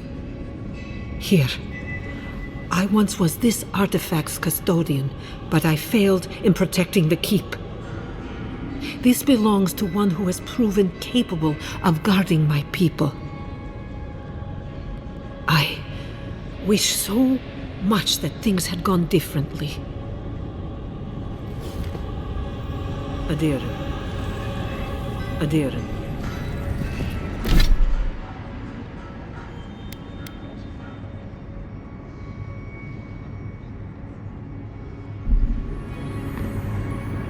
Aderen.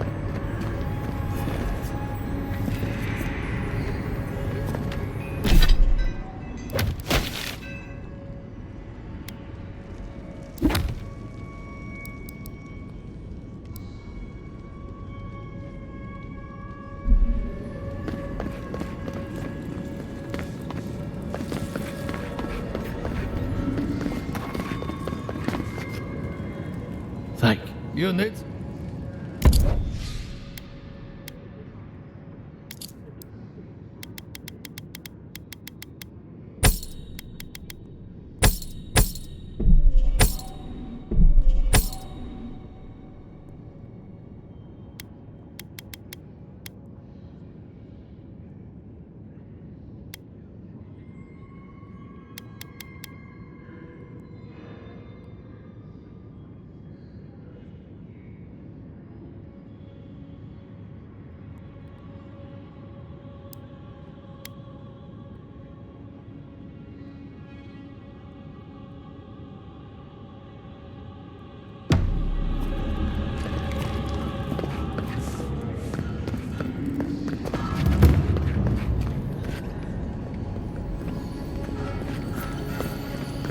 We have to leave. Yeah. What? I know there are a lot of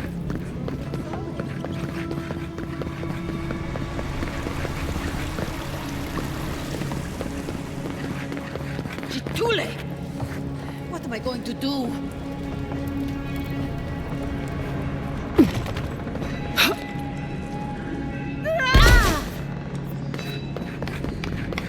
Godlike. Moment of your time.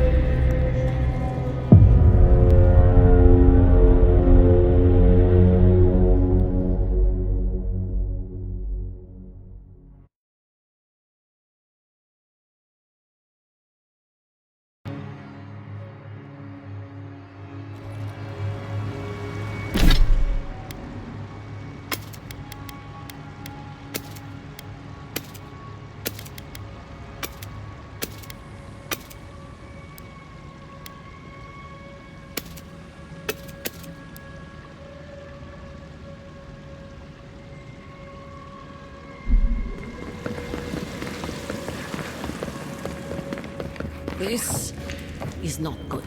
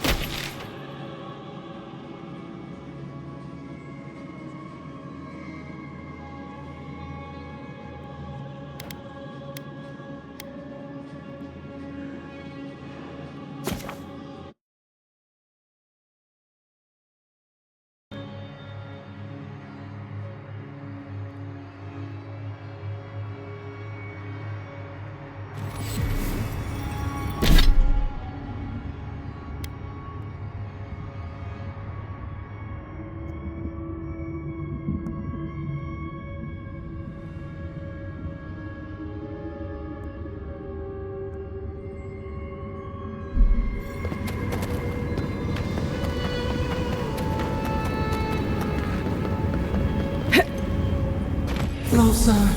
We have waited so long.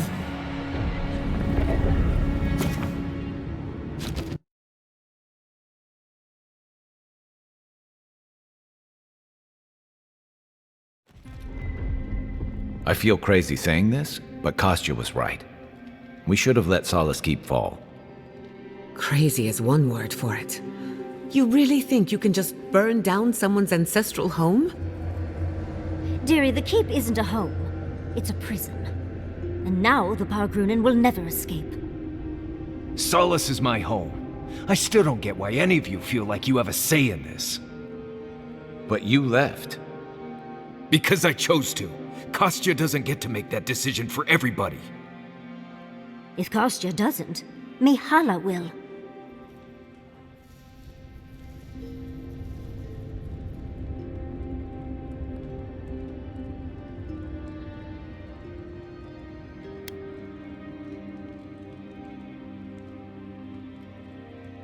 Exactly.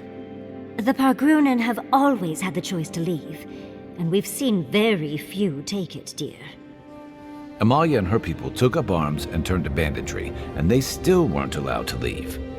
If anything, I imagine Mihala and her traditionalists will only make it harder to leave now.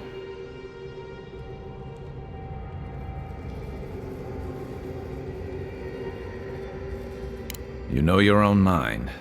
There's something to be said for that. True. And you've a date with the gods soon. We can only hope that you'll make better decisions. And that's not all. Not to spoil the moment with good news, but I doubt the rest of the island has been quiet while we've been looking for the garden. Things have only gotten more tense since Fjord, and the Steel Garrote probably hasn't been doing us any favors on that front.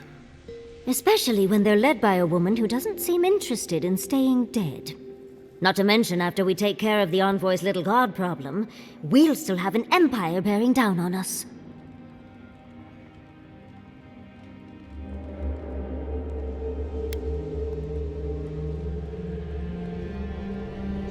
We should be so lucky.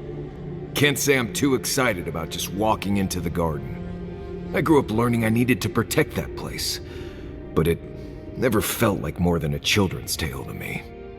I hear ya. This island is weird enough when all we have to worry about are vengeful plans and soul-altering corruption. Am I the only one who's looking forward to the garden? We're pioneers, stepping into the great unknown, a land of mystery. We have to remember to love them in spite of their lack of proper enthusiasm, dearie.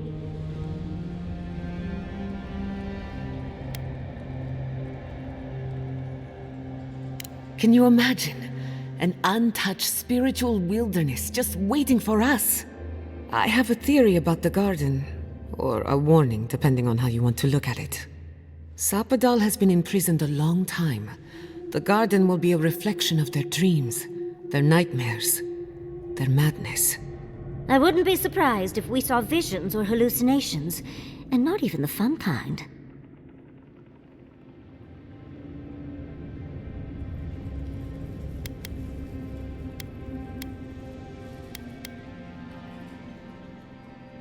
Sanity won't get us through the garden. Madness opens the mind to discovery. So madness is what we need right now. Before we go any further, I have to ask you something. You told the Inquisitor that you intend to free Sapadal, set them loose upon the world. Is that still the plan?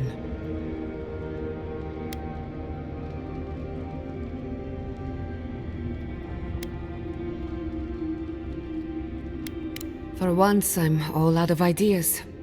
Anyone else? I'm a soldier. I prefer leaving these decisions to people like you, but if you're asking for input, I don't entirely disagree with Ludwig on this. She may be a monster, but she's not the only one the Living Lands has seen. Sapadal could render this whole island as barren as the tusks in a fit of anger. Sapadal caused the Dream Scourge. All of this pain. I don't think I can forgive that. Especially after seeing Iancu. I just can't let that go. Think of what we could learn from Sapadal. Perhaps there's a way we can keep everyone alive. Sapadal is responsible for the spiritual health of the Living Lands. and the island has suffered for it. No matter what the Inquisitor said, I don't believe there's a right or wrong choice to make here. Just the one you believe in.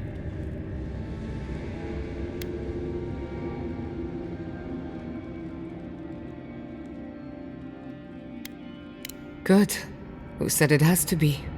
Remember, we're stepping into a realm that is both physical and spiritual in nature. If you can call it nature. There's no telling how long we'll be gone. For all we know, time could run backwards in the garden. Not a chance. We're a crew now, so you're stuck with me until the end. Marius? I told you I'd be with you till the end. I don't go back on my promises. What about you, Giada? You're not going into the garden without me. I have to see this with my own eyes. Yatsli, if you feel like running back to Quilici, now would be the time. No one would think less of you. And tell Quilici that I missed out on the most exciting part.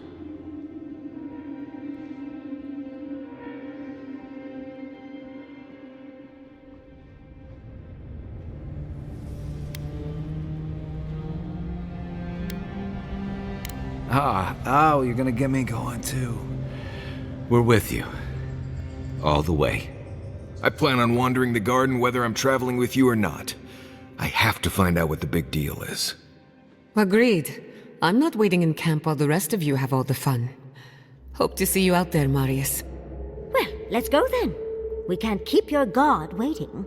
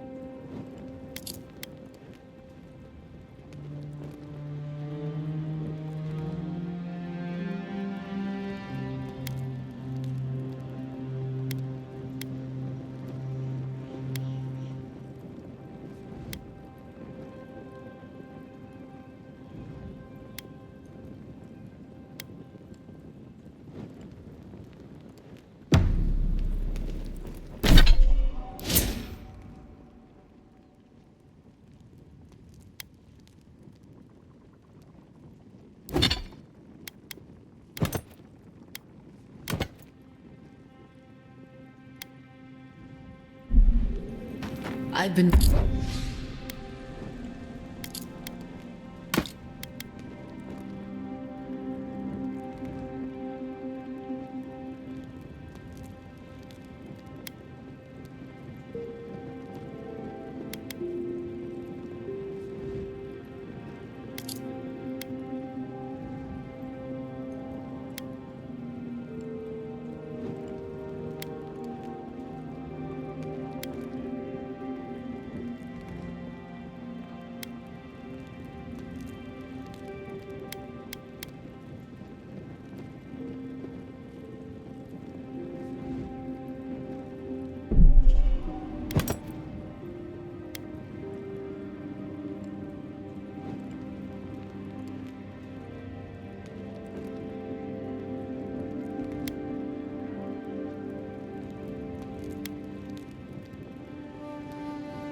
researching the Hollowbone crisis, another spiritual plague, both similar and different to ours.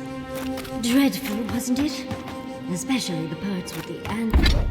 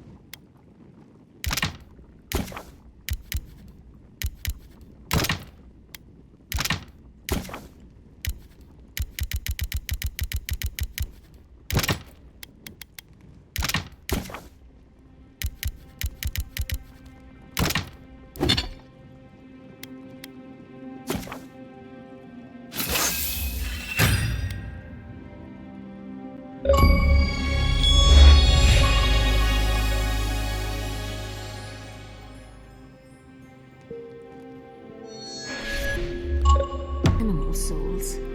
Could it...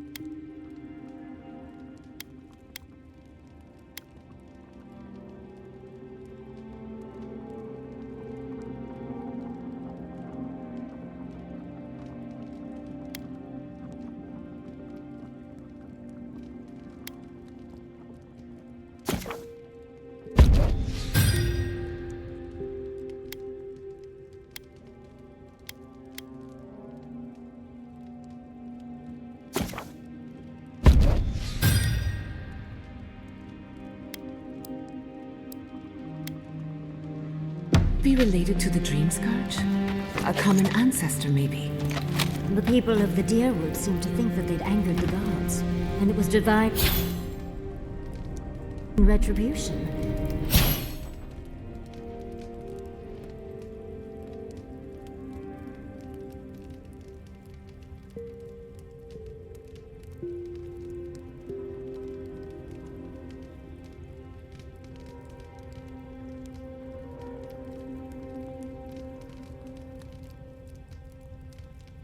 I highly doubt.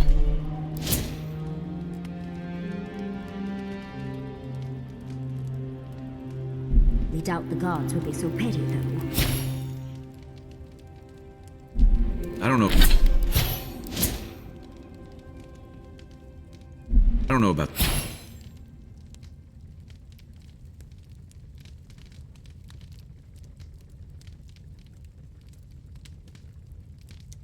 the gods. But people...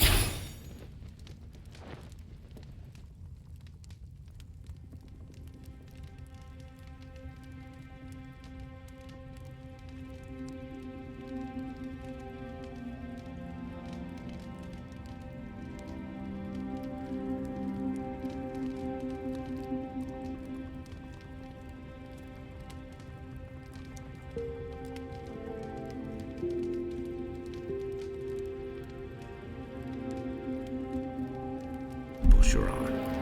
I heard they...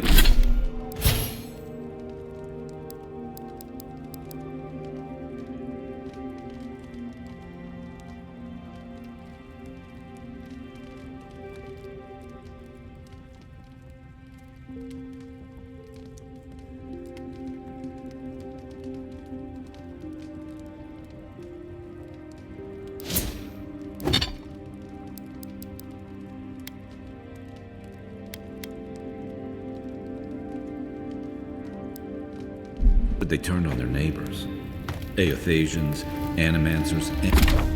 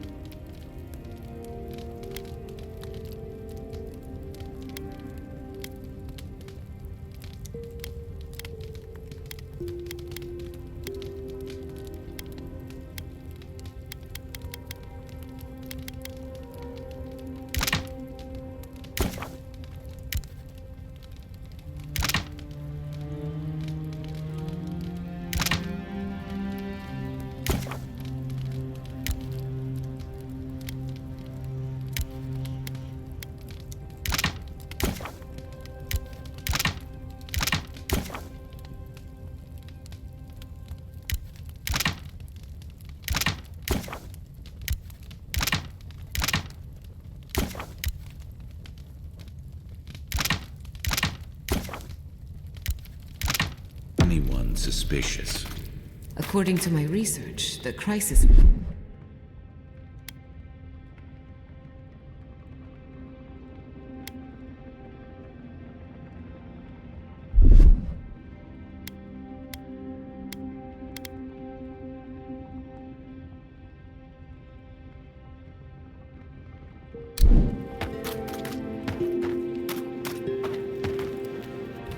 So, this is it. The spiritual epicenter of the living lands, where it all began, and where it all ends. For so long I have looked out on a horizon full of possibilities. Now that it's here, I'm too scared to breathe. Oh, why am I so anxious?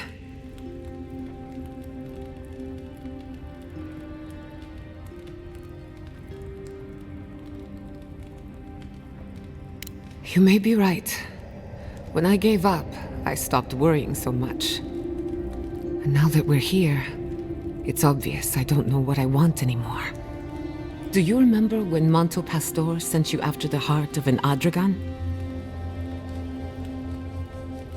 That was nothing compared to this. We are standing in the beating heart of the living lands. Just imagine what we can do with it.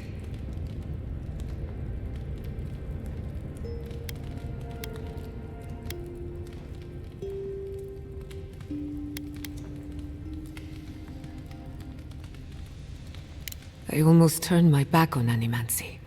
And if I'm being honest, it was a relief. But now that we're here, who am I to reject my upbringing, my potential? My parents were going to build a better world for animancers. That dream was their legacy to me. You and I have come farther than they did, to an impossible place where anything can happen. Anything.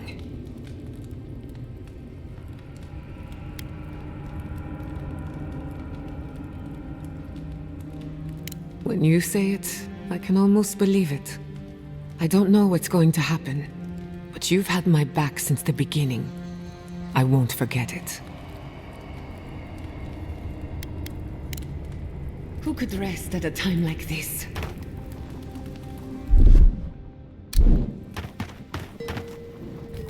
I must admit, I had my doubts about Solace. It was like a dungeon, except the wardens were the prisoners. You could have helped Kostya destroy the keep, but you left it standing. Why?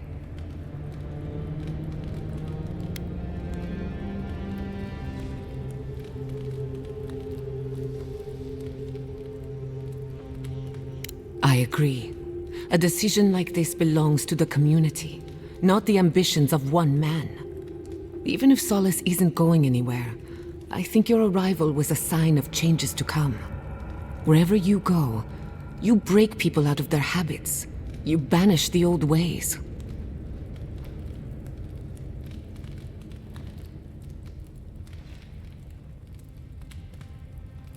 Or perhaps you don't give yourself enough. Wherever that power comes from, whether it's your heritage or political status, it's a terrible burden. I don't envy you, but at least you keep things interesting. Until next time. Let me get this straight. You spoke to the spirit of Nandru, a godlike, same as you. What did he say? Any advice? Any words of encouragement? Oh. I take it that wasn't what you expected. I should have seen this coming. Never listen to the dead. They're cynical, full of regret, and determined to make us all miserable. Thankfully, you're still alive. Fate is in your hands.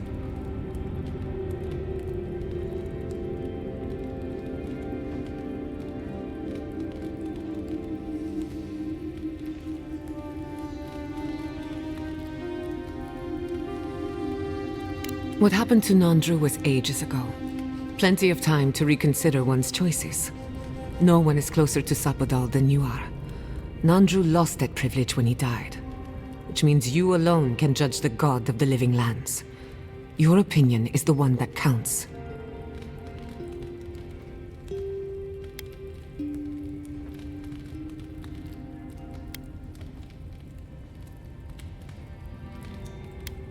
Of course you do.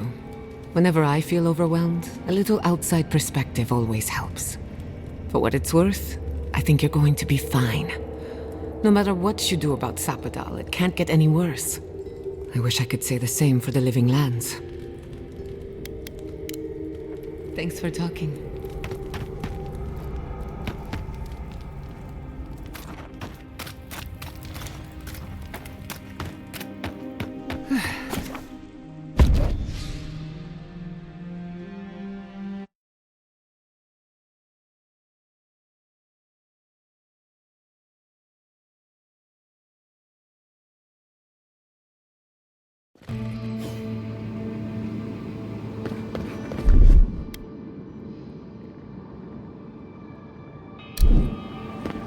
Looks like a dead end.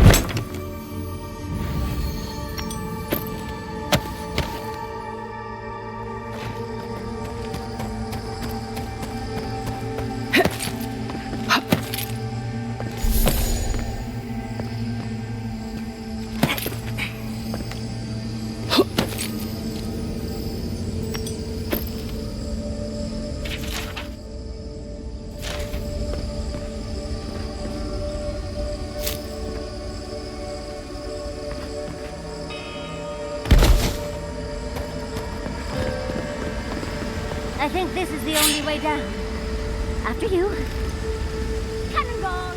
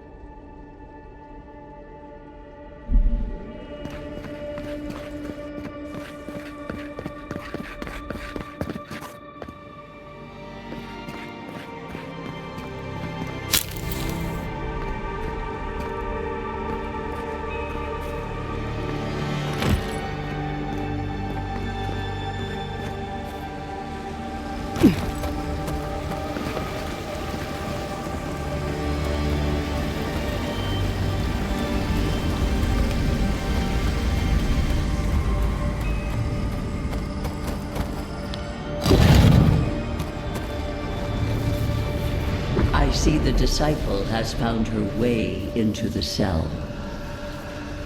No. Clarion Steel. We know this voice. Why is she here?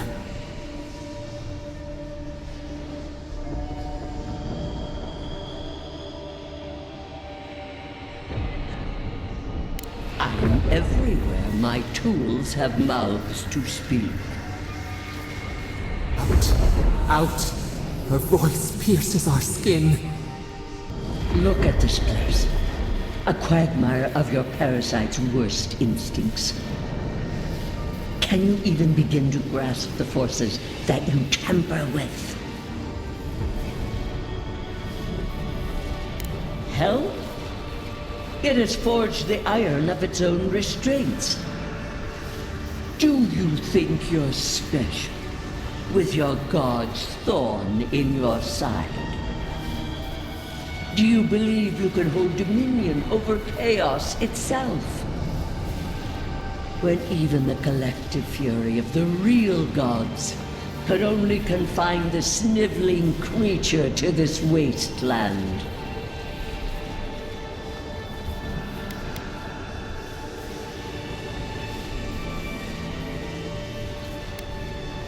Who else would have the strength? It is true. She twists the knife. The seas run red with memory. In time, the gods felt the wretched powers seeping through this land. Its madness would consume us all if it was not contained.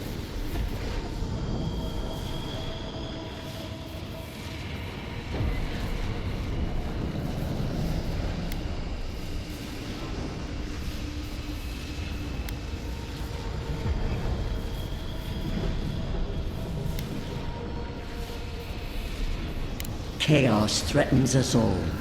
We will ensure order prevails.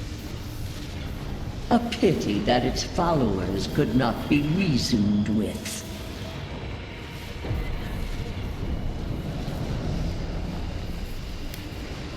Of course I did. The poor godless, worshipping the very thing that subsumed them. We could not excise the rot and spare the roots that nourished it. A regrettable consequence of a necessary war.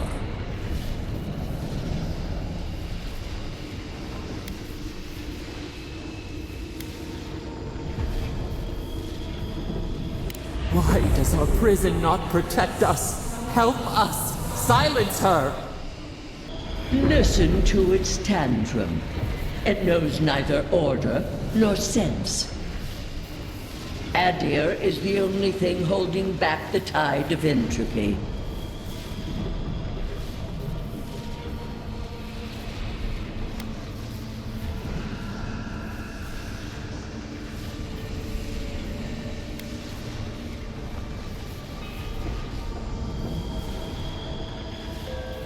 The answer is obvious to those with the courage to accept it. You are here now. There's still time to succeed where Ludwig failed. Face your false god and end its reign of terror permanently.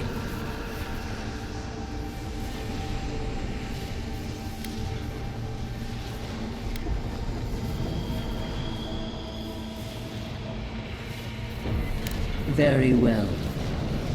I cannot force a child to bend to my will. But I will not stand by and watch you undo my work. You should have thought more carefully before you broke your oath to the Empire. Let this be a lesson to you. I never thought I'd learn of the Godless's fate from their killer. That's it. From now on, I pray to no god.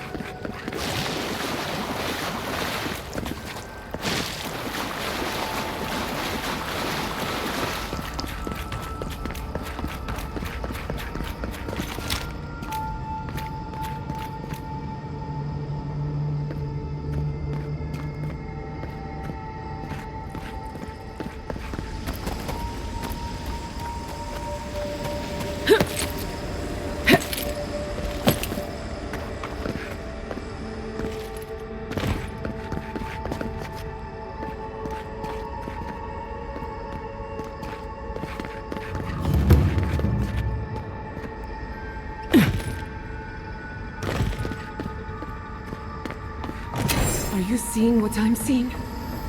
Or am I going mad?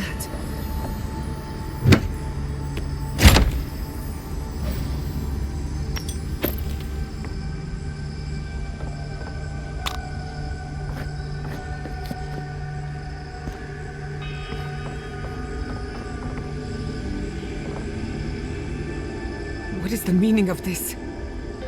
It can't be real. This is an illusion. A joke. Tell me we're both seeing the same thing. I was afraid of that. Why am I cursed to see this again? Why does the memory follow me wherever I go?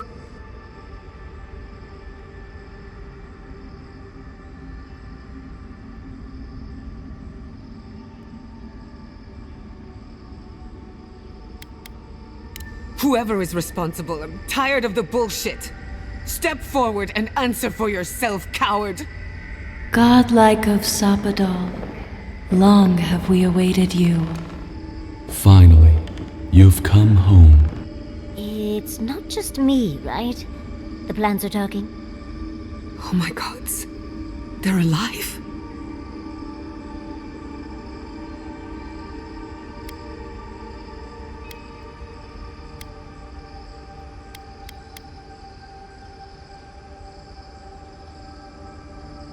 How? Where would I even begin? Giada Castell, welcome. Wait, you know me? How do you know me? For centuries, our whispers filled the silence. Then we heard your mother's call. My mother? You heard her? She reached out to us, using the tool you now carry. But that would have been years ago. The first time she used the phantasmal focus. The only time she used it. We heard, and Sapadal answered, saying in a great voice, "We are here. You have found us." But when Sapadal speaks, the living lands trembles. The voice of a god can be a terrible thing.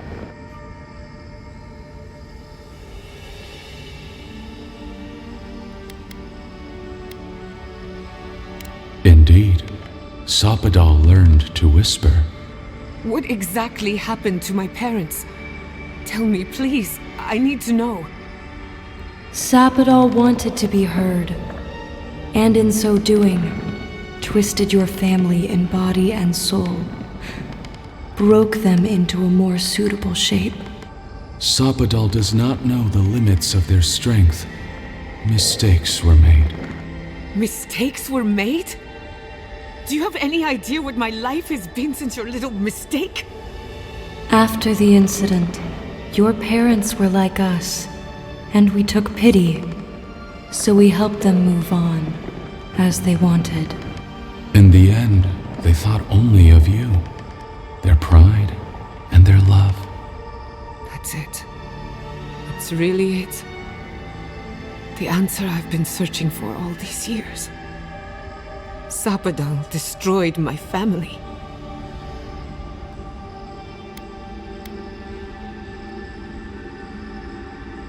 I don't hold you responsible. I don't even know if I hold Sapadal responsible. Your god has the intelligence of a scatterbrained goat. But that isn't their fault. It's simply how they came into being.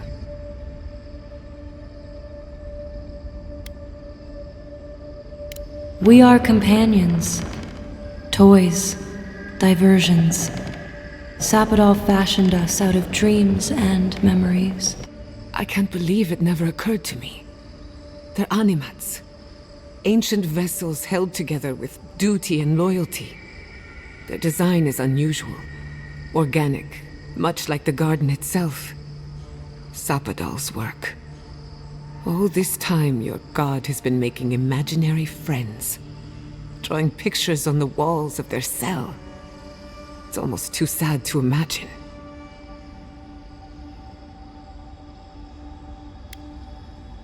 Indulge me a moment. I've been waiting a long time for this. One final question, spirits. What is this? Why are you trying to ruin my life again? Is this your way of haunting me? What is it you want? Not to be pedantic, but that was 4 questions. We want to apologize on Sopadol's behalf, and for the part we played in your sorrow. They want to apologize. I came to the garden for answers, not to offer forgiveness.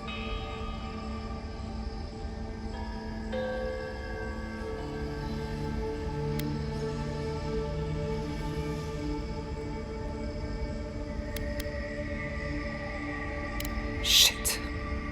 This is going to hurt. Sopadol has been trapped here for millennia. Alone. Confused.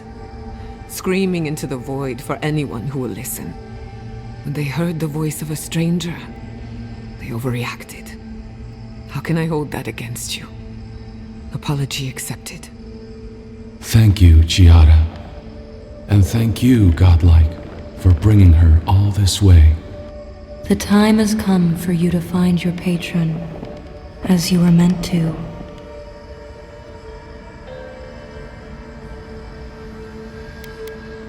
Now that you have returned to the garden, Sopadol has everything they need. We will fade, as all things fade.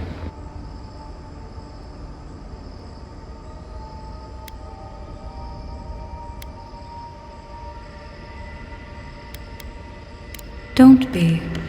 Nurtured or neglected, every garden dies in time. We will return to the soil from which we emerged. In time, you will do the same.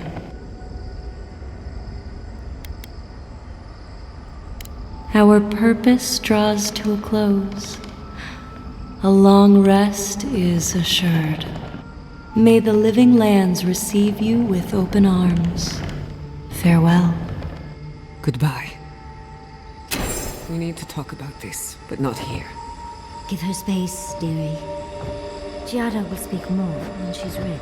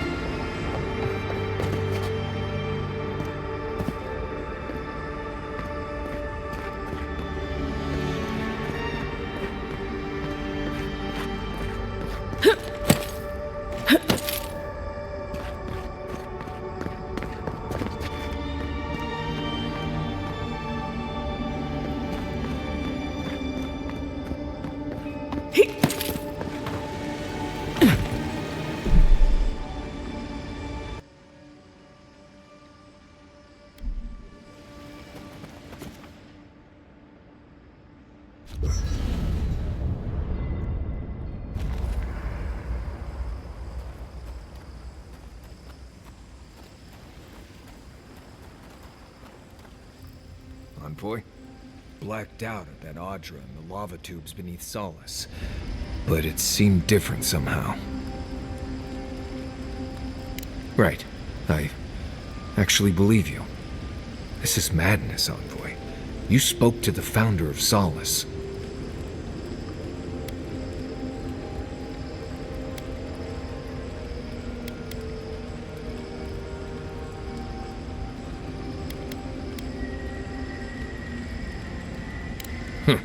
I'm not usually inclined to listen to ghosts and so forth, but people it doesn't even. Envoy, what do you need? If I must. Envoy, what do you need?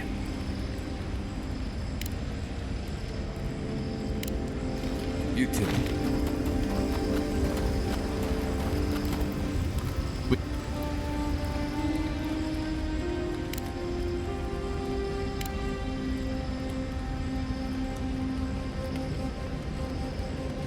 Nah.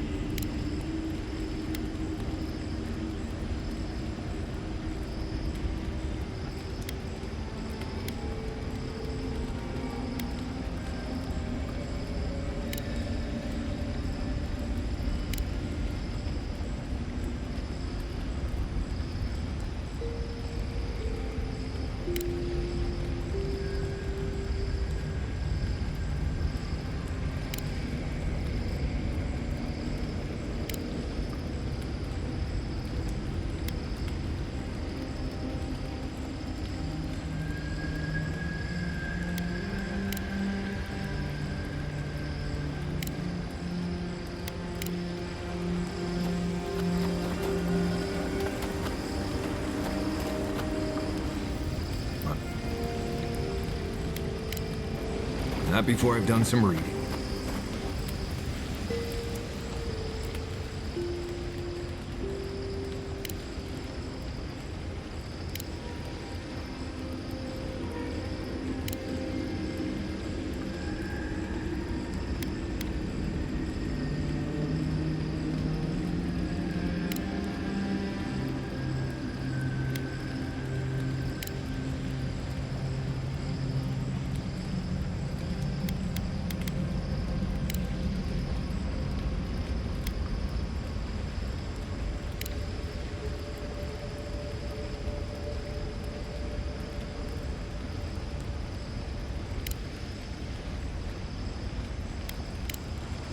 Tired already, Envoy?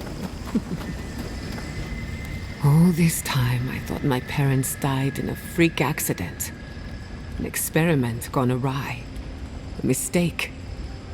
And in a way, they did. But it wasn't their mistake. It was Sapodal's.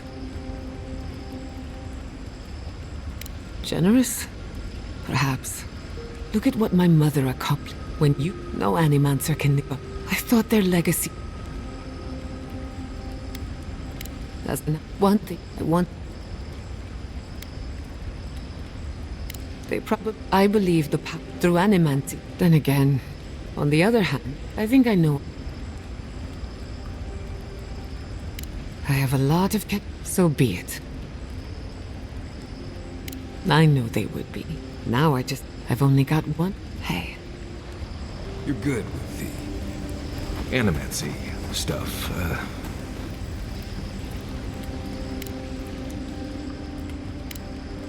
Thanks for talking.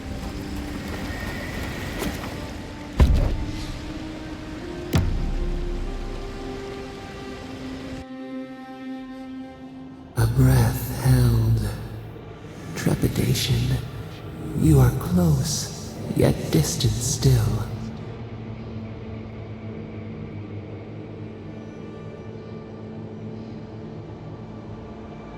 Your soul is small. The essence weighs like the sea on your chest. We feel the pressure, darkness, yet somehow strengthened resolve. We wonder.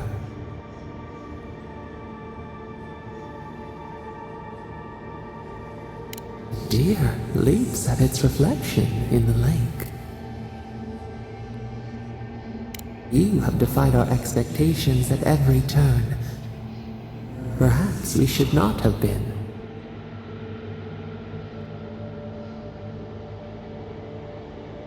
The sky is green. The fish breathes air. We can no longer imagine.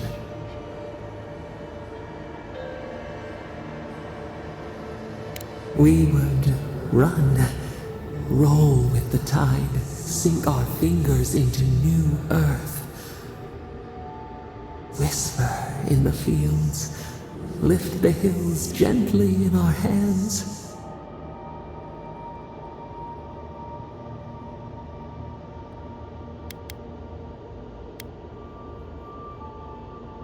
We did once. New sweet peas bloom in the grove. We were trying. Vengeance denied. Squandered. This cannot be.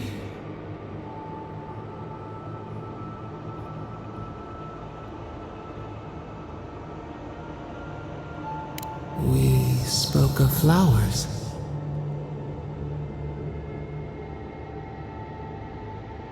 We speak of freedom when the hand still clasps around our throat.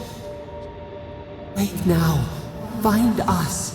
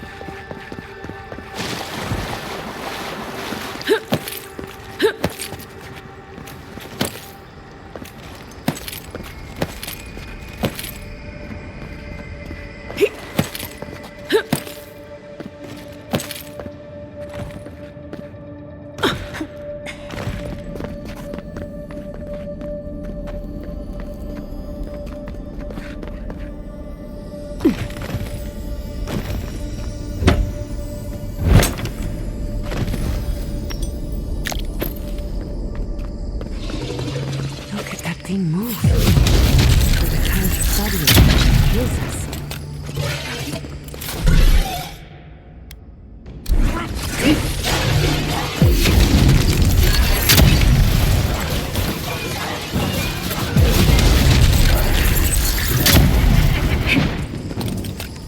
Defensive up.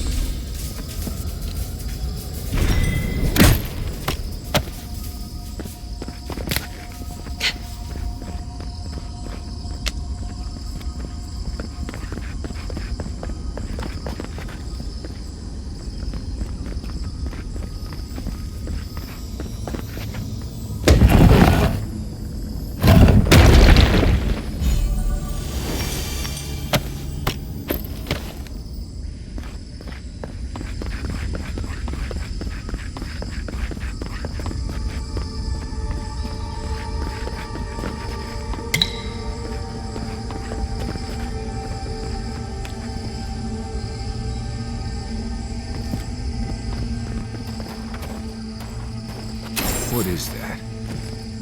I know that place, right?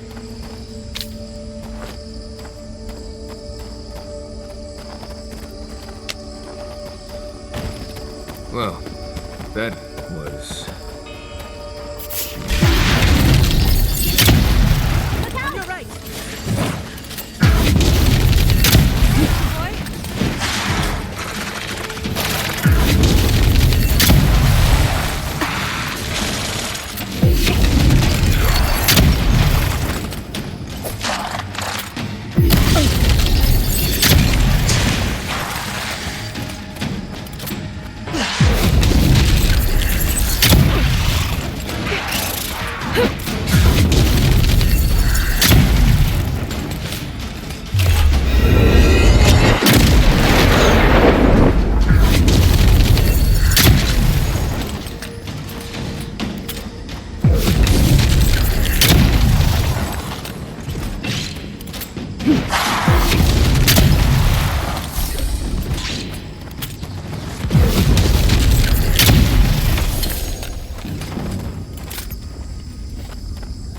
next? Nice job, everyone. Anyone?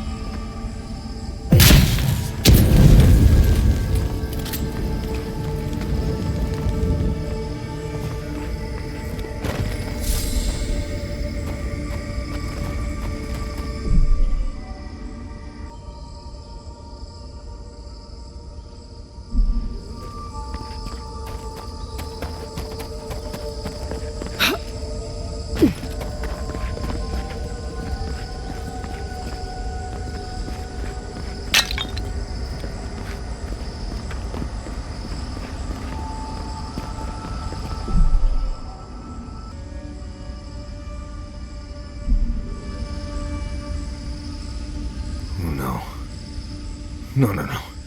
Why is this? They're dead. Like, it just happened. Like I remember. This is the moment I found you, bundled and crying, while our parents died. Viate. You're not here. You can't be here. I am dead, Viate, from the Dream Scourge. We are in the garden. As strange as this seems, it is normal here.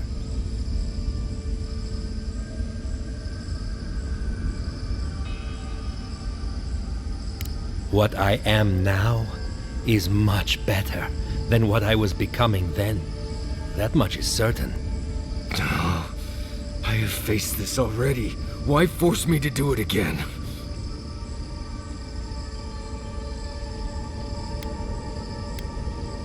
Then for the god's sake, what is it? I am exhausted, Viate. I can't take much more of this. You know where we are. This is my memory. When everyone died, and I found you back in your tent. How much of this do you remember? I can't tell from your eyes. We dealt with Razvan. He got what was coming to him.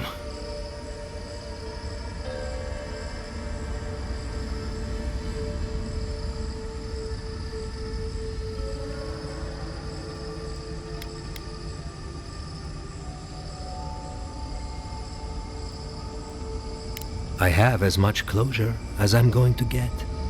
I am part of this land's god now. A dream of the land. Were you always such a blessed day poet? Or is that a death thing? Sapadal wants to understand. They know your envoy very well, but not the people next to them. I have what I needed. We dealt with Razvan.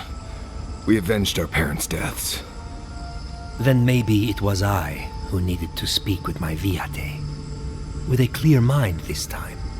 Even when we were children, you kept me alive, first by needing my protection, and then by being who you turned out to be. When you left Solace, it was like I lost more than my best friend. I lost my need to live. I know.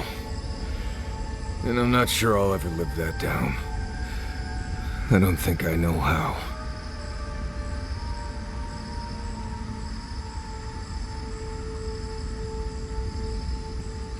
You've always done everything you could to survive. It's time for you to learn how to live. So, what do we do now?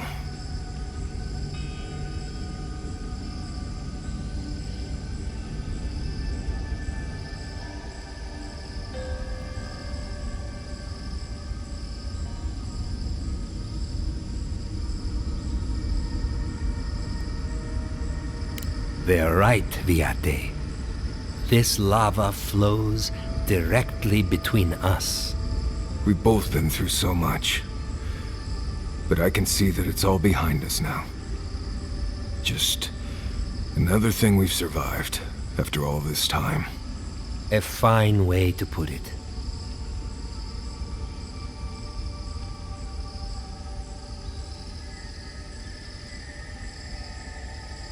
I see it too. You've come a long way from that scared boy who refused to wear shoes for fear a bug might crawl out of it. That was you, Nimdut. Look at my feet. Shoes. Kamayu. Get out of here. Hike up your waistline and go talk to a god. They'll be waiting. Well, it was good to see you, Viate. Even with all this. Take care of my little friend, Envoy. He needs you more than he'll say.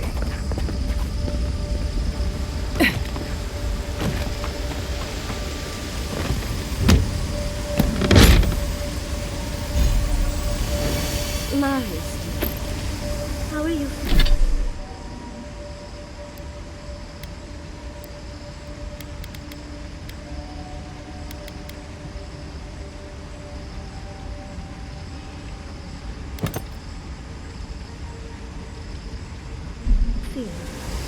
I'm okay. Good to see you. Saying goodbye, that's the hard part. You can talk to us, Marius. That is, if you think talking will help. Well, obviously it wasn't my favorite thing, but... Grief is strange. You lose someone, you carry around a little hole inside yourself till you die. Or maybe the same is true for the dead. Your friend obviously loved you.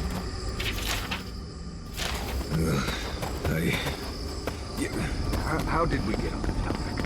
I know we were talking about patience.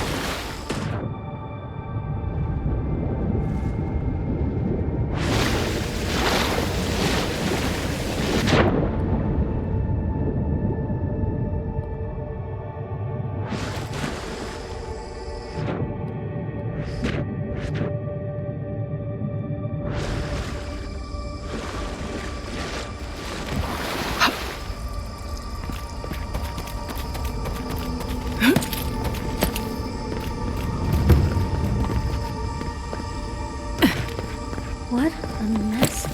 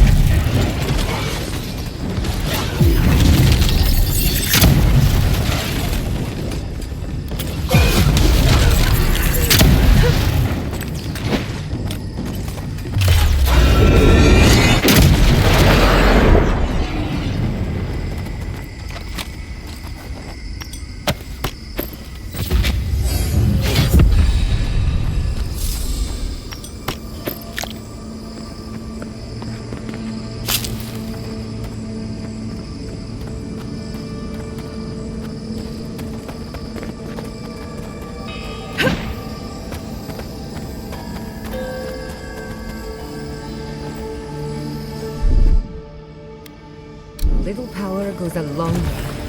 Just a little spark.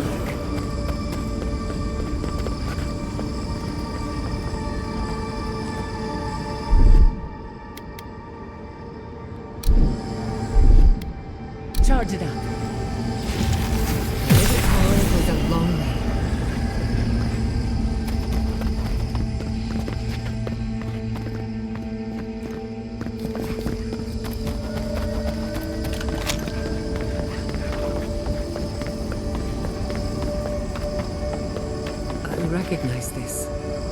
It belongs to Tama.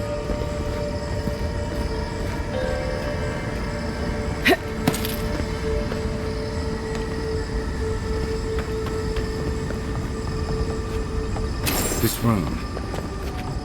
It looks just like Tama's. Tama. No. No. I dealt with this. We stood at his memorial together. What is this, Envoy? This is your God's prison, not mine.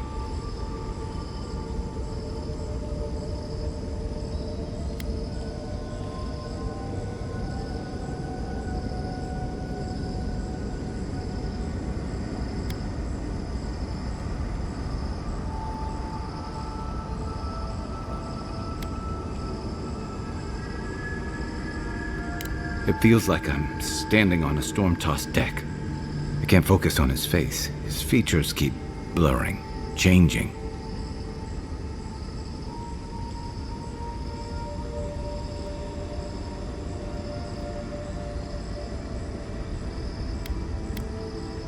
As long as we're both seeing the floating islands and the ghostly tree, I can't blame this on drugs.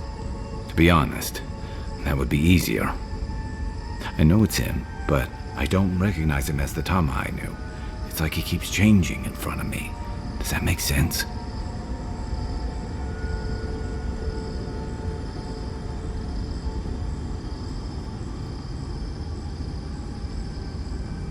That's the problem. I don't know what I expect anymore. I used to remember his face so clearly from that night. His rigid jaw, the way his eyes crinkled at the corners. He was in pain, but trying to hide it.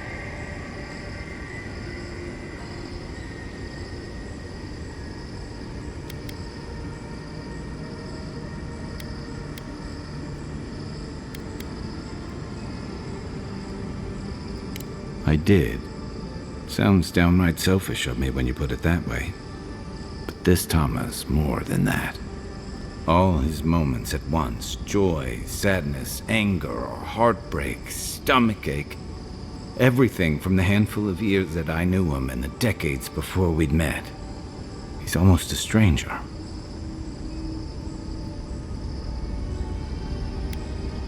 I'm not. All this time I kept him frozen in his worst moment, when he was suffering and when I failed him. Now that I see him as more, it's like he's free of that. You're right. I am. It's like you said. I'm not letting my regret define me. I won't make that mistake again. Me too. I never thought I'd meet someone I respect the way I respected Tama. But you've made some tough calls, and you've kept your head and your heart in the right place. So whatever comes next, I'm with you until the end. Now let's go find this god of yours and end the dream scourge. When we reach them, what do you think we'll find? A victim? A villain?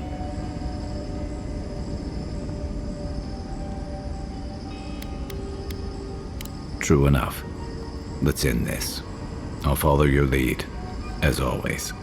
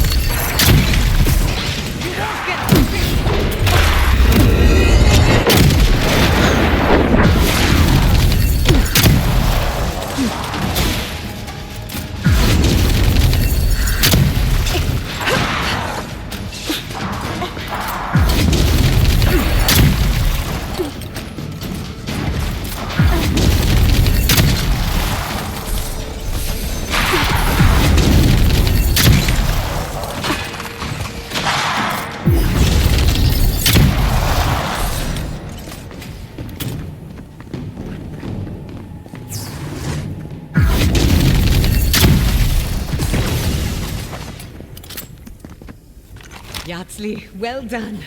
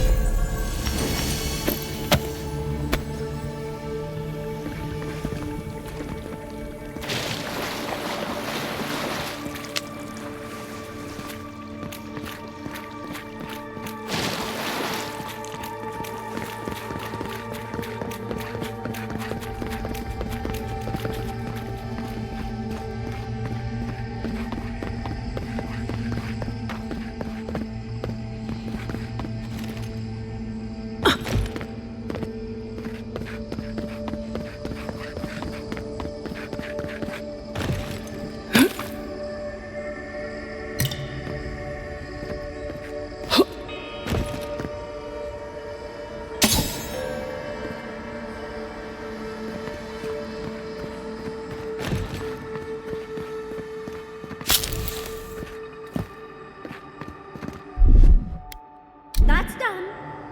Walk like it's home.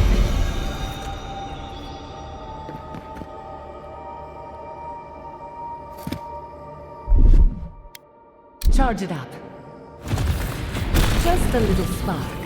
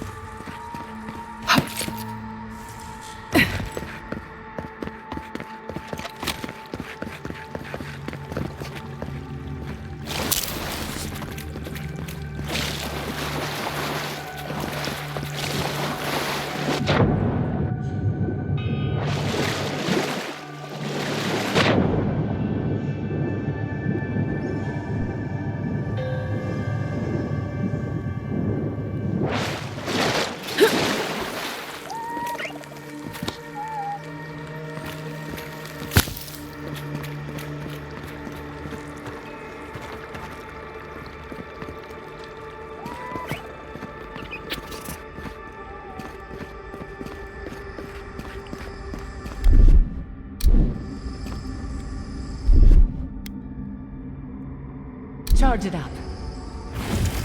Little power goes a long way.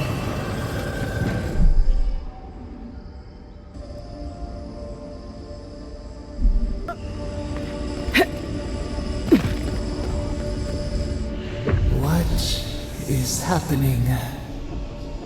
As the affliction faster even here? It threatens our heart. We cannot fight this invasion alone.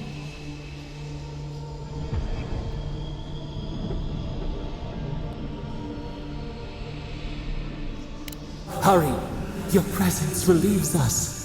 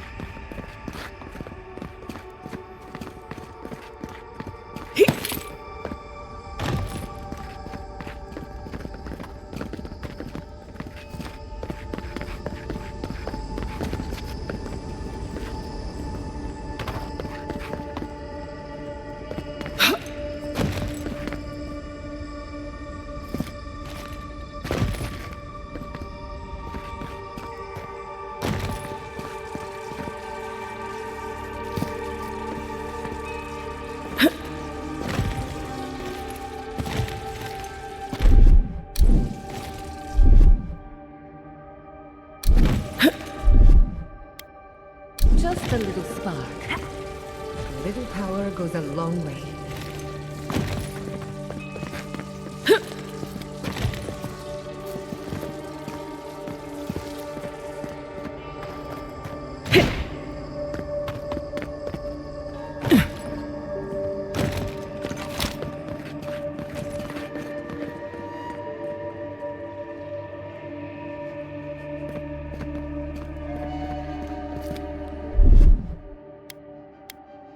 Charge it up.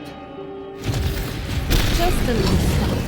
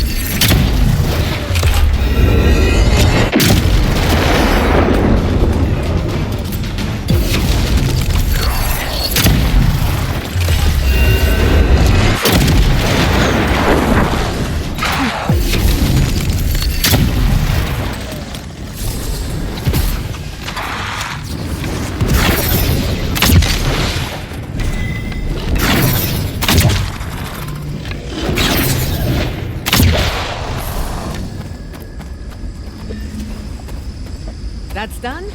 Who's hungry?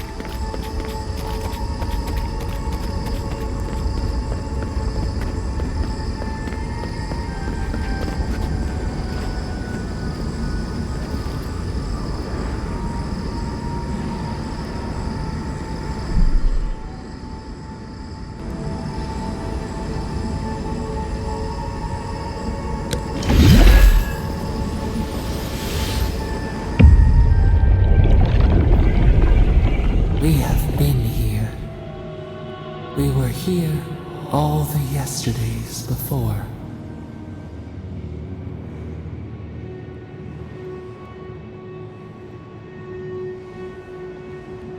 Nothing grows, nothing dies.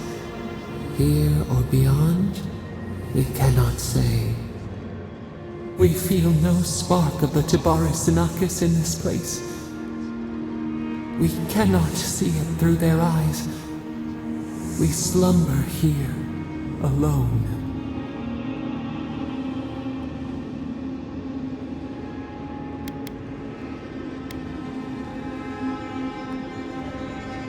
Still wings, the clear glass of the pond. They took it all away.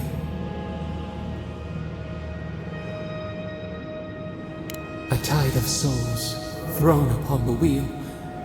The ground gives way. We fall. Now our memory is a wound reopened. They came suddenly. The stillness of night split by grinding steel.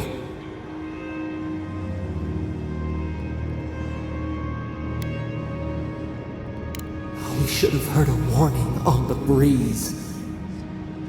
First, they blinded us. Shining eyes pierced the concealing dark. Then they burned. Smoke ensnared the moonlight. The Akita screamed.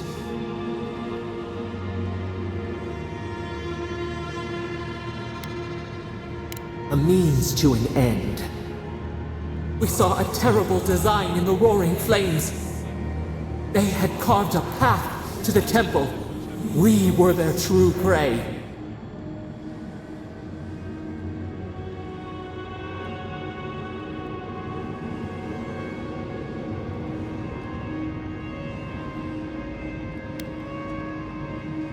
Prune the branch, 3 grow in its place.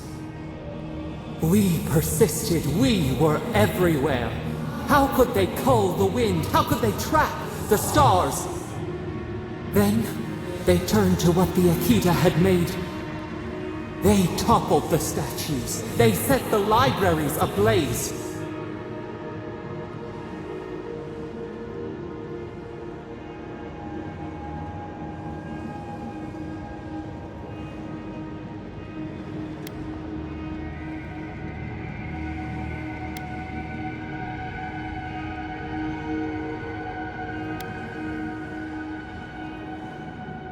A mouth silenced, a record of time rendered in ruins.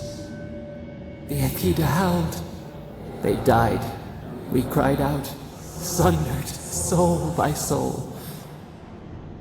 We broke the earth, called down the storm, flung lightning from our hands. But they marched on. We grew tired. In fury, we exposed ourselves.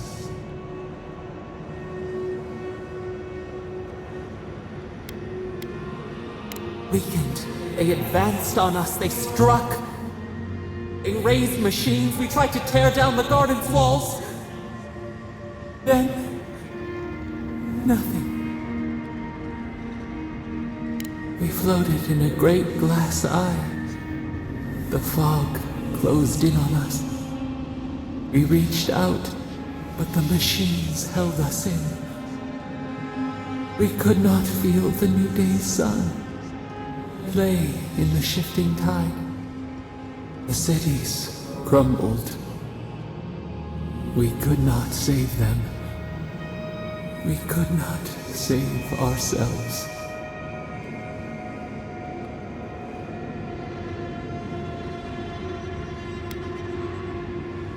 Yet they did. A light snuffed out. We watched helplessly for aeons. Until you.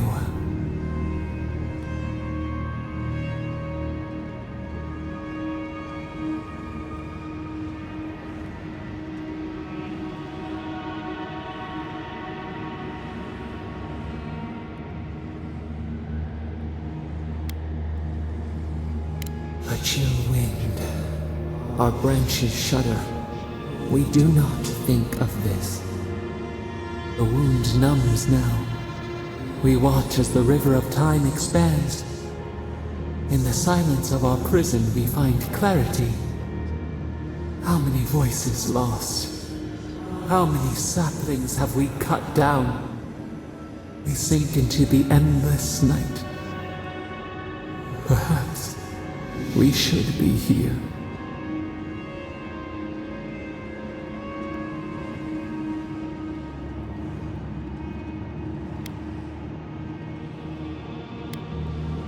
We are the rain, the swaying grass. What do they have to fear?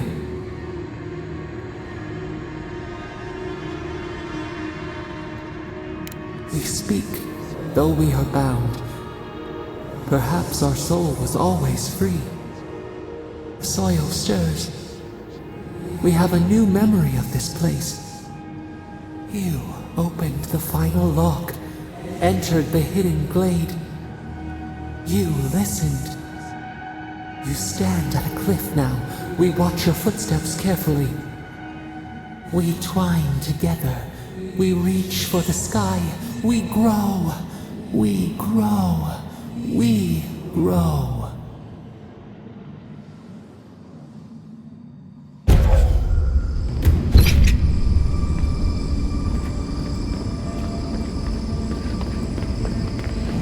We've got company! Get off me!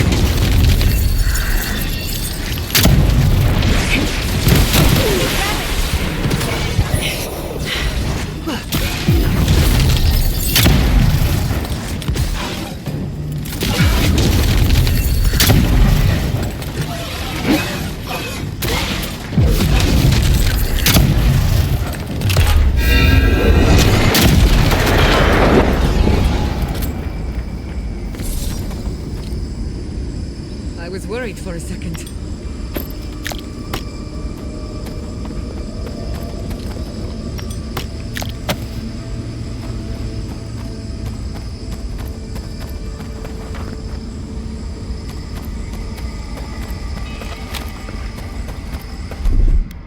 I'll fix this.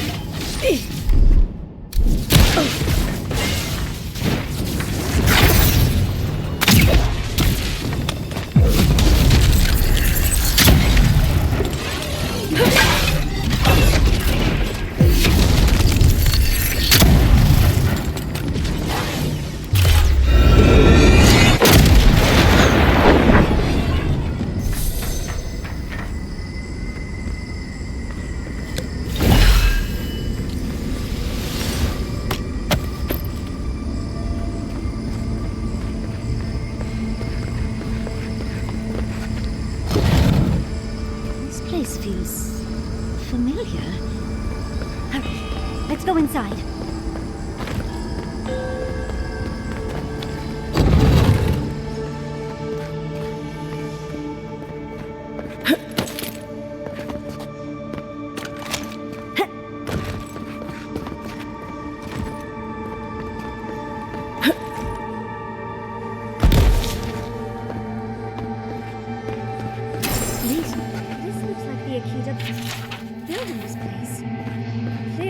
Their story preserved, no matter the cost.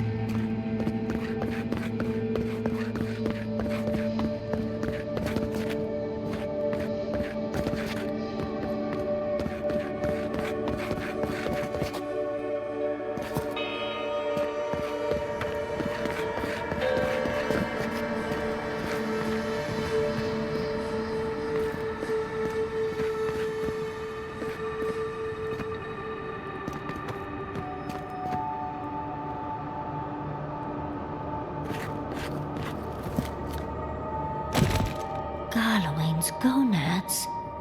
Look! It's even the same hearth from my dream. And that's the chair. It's the picture of coziness.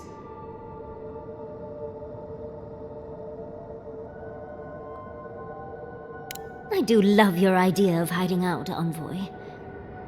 Finally, you've arrived. Ah, there it smells. That took 10 years off my life. Wait. You must be the librarian from my dreams! Oh, it's a pleasure to finally meet you. Oh, though, you do look quite familiar. The resemblance is uncanny. It has been quite some time. Too many years to number. Of course. You are an ancestor? A very fashionable one at that. No, child. We are the keeper of these tablets. Or have you already forgotten? Oh, of course. I was you in a past life. Oh, I'm such a fool. You lived with animancers, and yet the idea of awakening to your past lives never entered your mind? Few can bear the mental and spiritual strain of an awakening. As often as not, it leads to madness. Oh, darling, you know how I get around all the metaphysical talk. That's why I'm here, remember? I was the last of the Akita.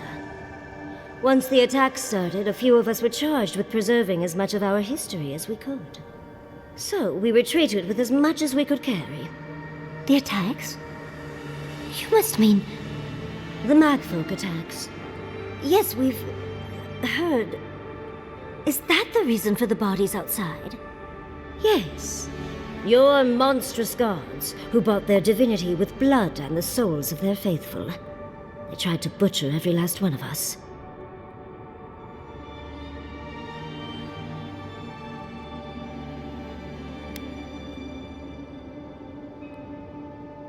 They did in the end. But they didn't get exactly what they wished for. I made sure of that. But how did the Magfolk reach you in here? They didn't. Between the screams of my kin being slaughtered and the screeching of the Magfolk, I couldn't breathe. That's the screeching I heard in my dream, Envoy. I knew I recognized it when we killed that Magfolk. Once it was gone, there was nothing left. And perversely, I found the quiet worse. So I decided on another way. One that wouldn't give your gods the satisfaction. Poison? Well, at least you washed it down with some good wine.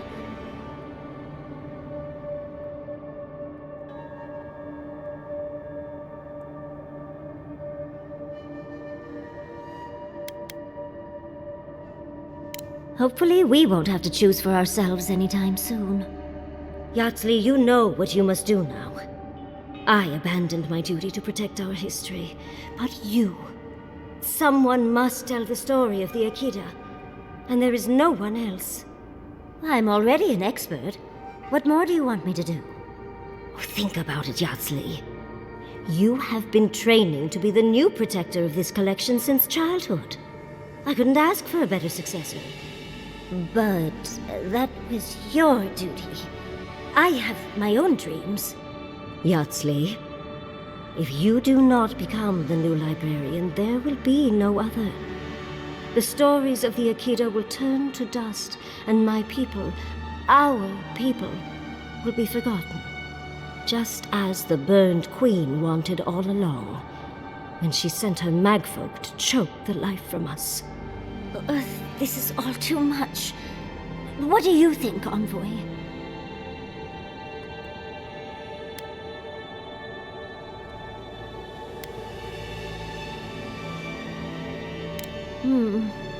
That apprenticeship is more than I could have ever asked for. I don't know. That's hard to ignore. The chosen of Sapadal, yet you do not stand with your people. How disappointing. Our time is at an end, Yatsley. It's time for me to go. Wait! I've not even asked you any questions! Tell me about your marriage rites. Oh, did you mean for all your buildings to look so phallic? Unfortunately, my time is at an end. You must keep Yatsley alive. She is the last hope of the Akita. So this is goodbye. I wish we could have... No. I wish that all of you had a better ending. Choose well, Yatsley. And good luck. She's gone. Forgive me, Envoy, but we should get going. We can talk back in camp. Later.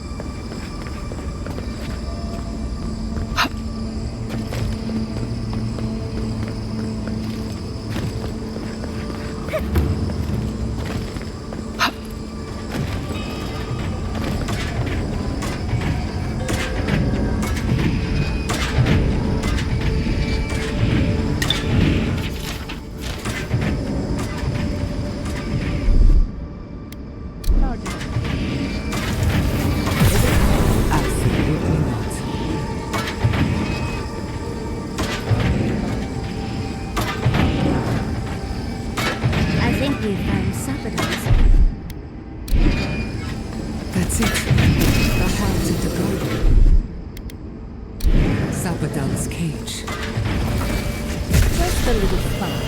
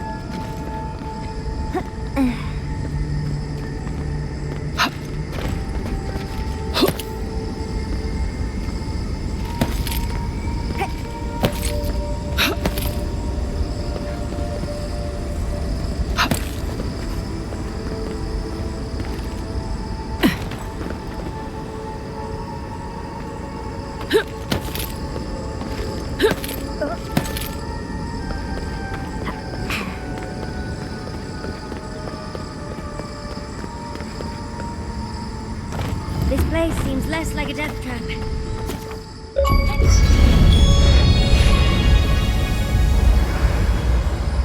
There's always a weird sort of quiet on the eve of battle.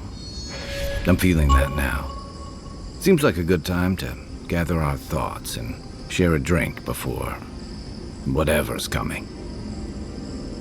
Right. This seems like a perfect place to stop and relax. Though it's hard enough to tell what's real here without a belly full of drink. Sounds like you're nervous, dearie. I'm feeling all kinds of ways. Anxious, excited, scared, hungry. I feel it as well. It is only mortal to feel overwhelmed in the presence of the immortal. Oh, you don't have to worry about me. Getting to see that vision of Tama did me good. Like, I finally let go of something I'd been holding too long. Now that we're here, I'm eager to see this through.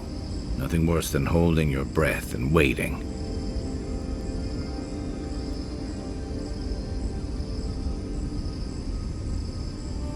I can't say that I'm prepared, but I'm ready.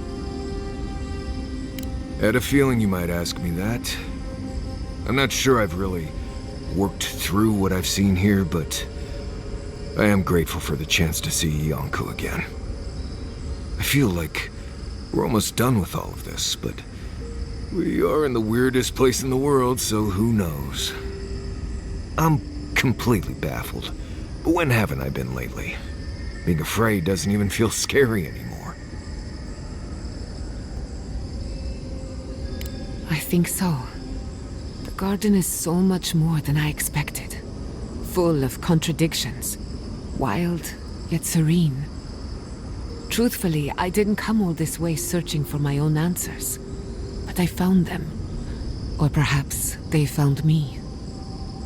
And now, it's like there's a new path laid out before me.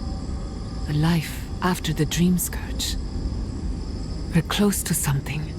A threshold between calm and crisis. Conflict and peace. Life and death.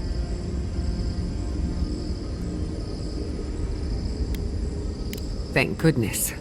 I don't know what happens if you die in the garden, but I'm sure it's complicated. Well, I won't lie to you, Envoy. A lot's happened. It's not every day that you learn that you're the last hope to carry on a legacy, but... well, here we are. Never literally talked to myself before either. I think I annoyed her. Me? Oh, I think I need another drink. But here we are. I just need a moment to take it all in.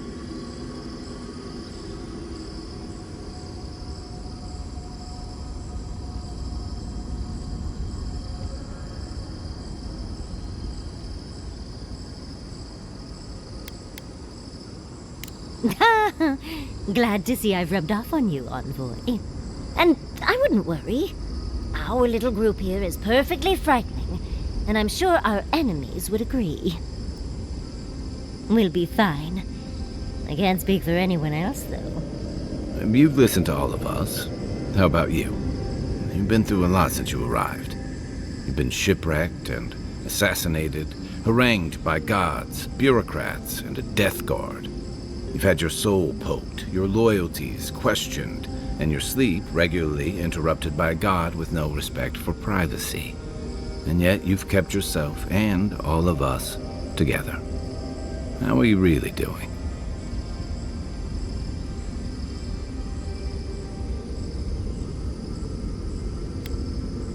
Under the circumstances, that's entirely reasonable. Join the club. I'd been more concerned if you weren't scared. Did you think we'd judge you for that?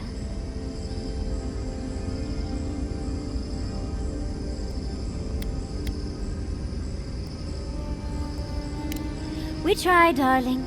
We try. None of us thought this would be easy. For you, most of all.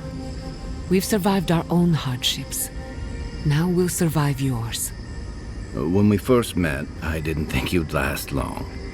But then I saw how you handled that dream thrall bear. Shook off your own death like a bad cold. And then you hunted your own killer and put him down. It takes a hard head or a thick skull to face something that almost ended you once. I didn't know much about you at that point. You were traveling with Kai and you died, which I thought made a lot of sense. I remember your calm. How you listened to my shouting match with the governor and actually heard me. And when they burned my home, you gave me another one. A sanctuary where I could be myself. I'll never forget that. You were my hero right away. You rescued me from those sporlings. You got my priceless vase. What more could a girl ask for? And now look at you. Look at us. How far we've come in a short time.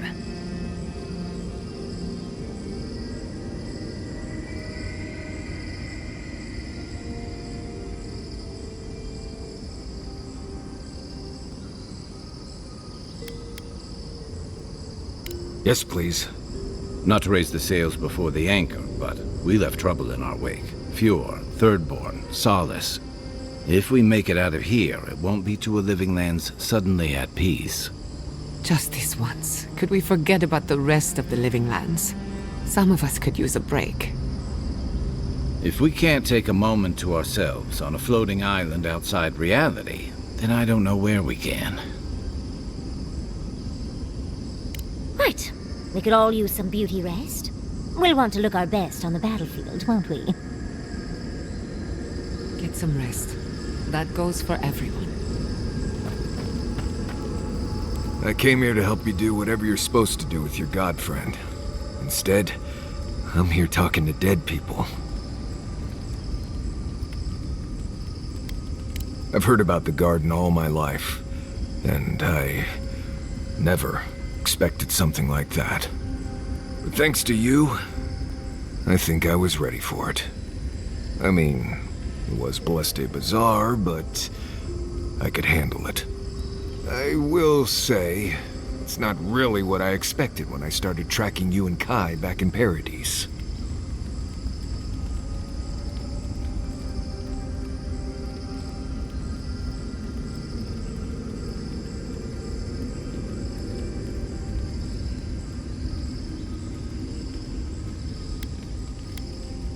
No, it's been a bit of...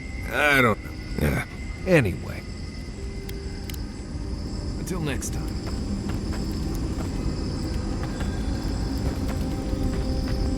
So those green people... Oh, Envoy. Have you recovered yet from our chat in the library? I don't think I have yet, but maybe talking it out will help.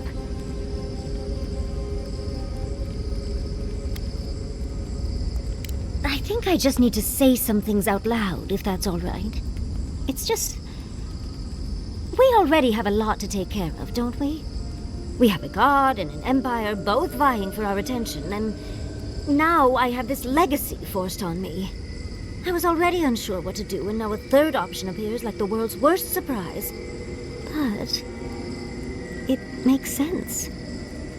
My whole life has been about the godless in one way or another. It explains why I knew the language, why I felt so drawn to the ruins.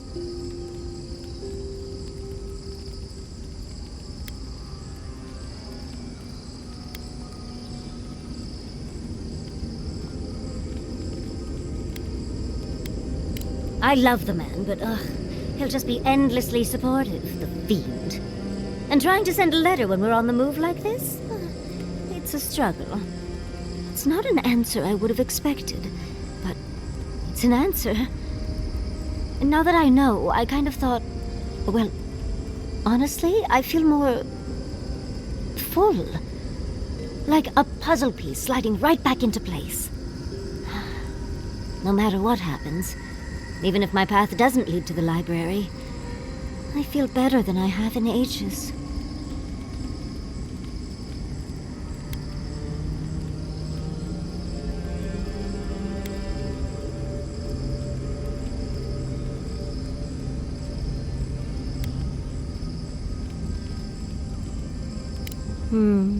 So am I. I think... for the first time in my life, I don't know what to do. Congratulations, Yardsley. Now you're just like the rest of us. No matter what, I've always known exactly what I want. But This is the first time I've had more options than time in the day. What do you think?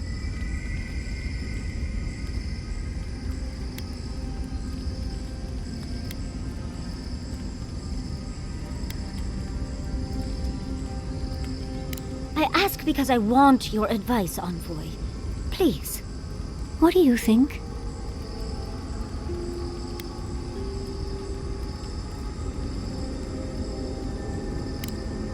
You're right.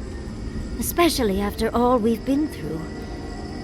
Really, leaving them in Vidaro's hands is a fate I wouldn't wish on anyone. Thank you, Envoy. I've been agonizing over this for longer than I want to admit. Finally picking a destination makes the journey a lot easier. I'm sure Quilici will be relieved to know that I'll be back to make his life interesting again. And Envoy, thank you, truly. Now, let's go. Yes.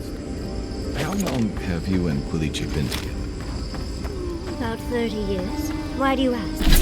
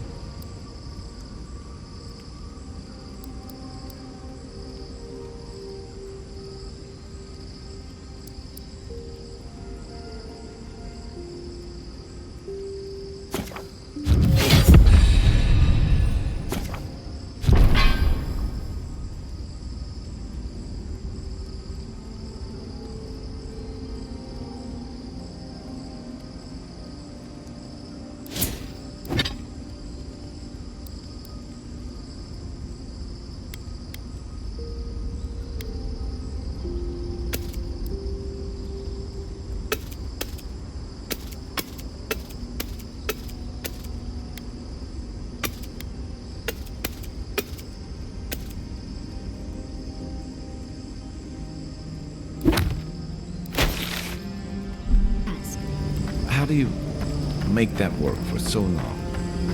Well, it helps to have a partner so understanding.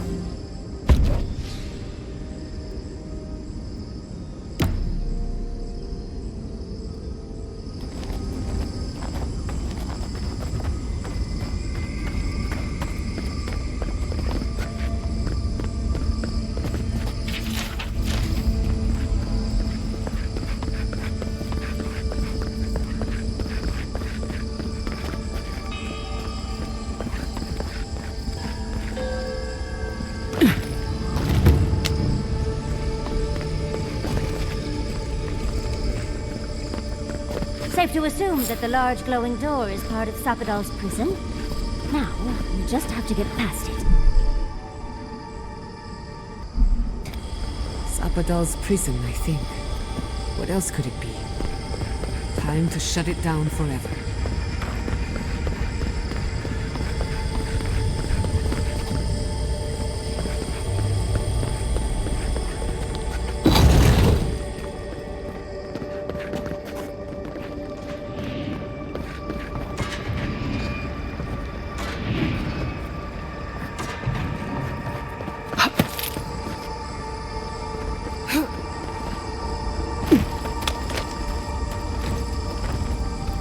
Quiet as a soul.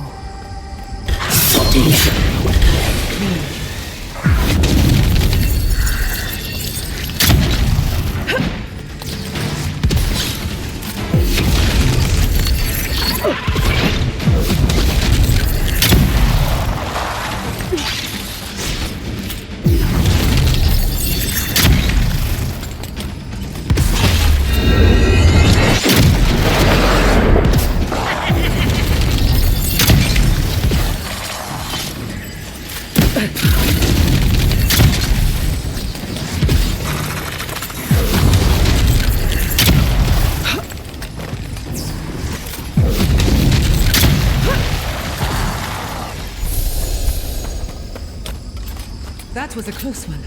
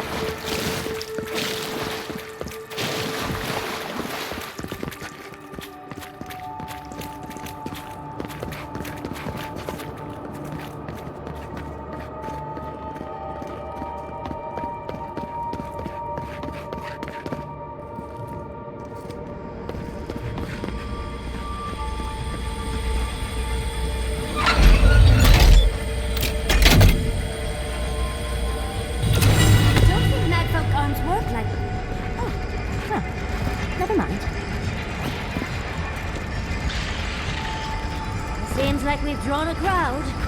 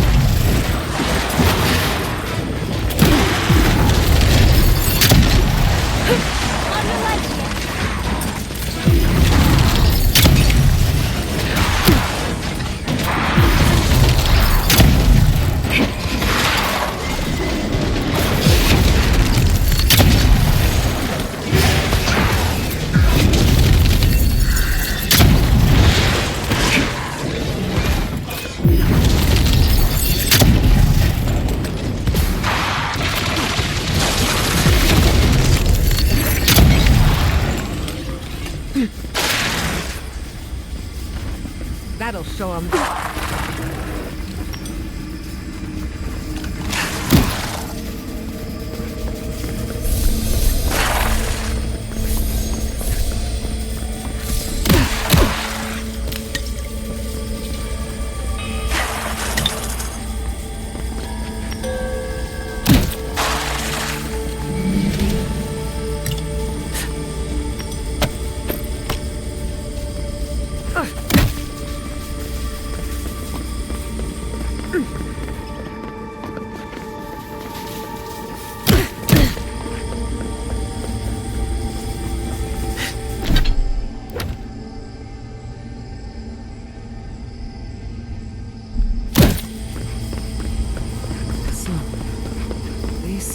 Imprison a god.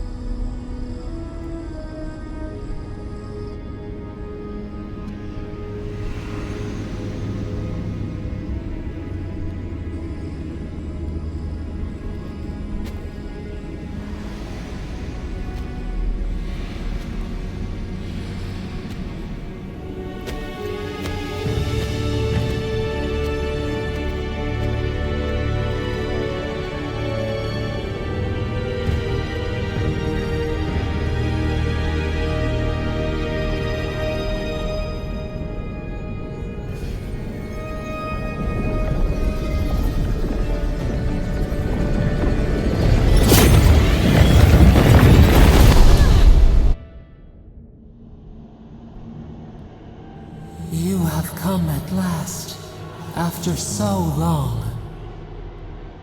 You are so small. We questioned if you were real. Then steps. A voice. Through armies and corrupted soil.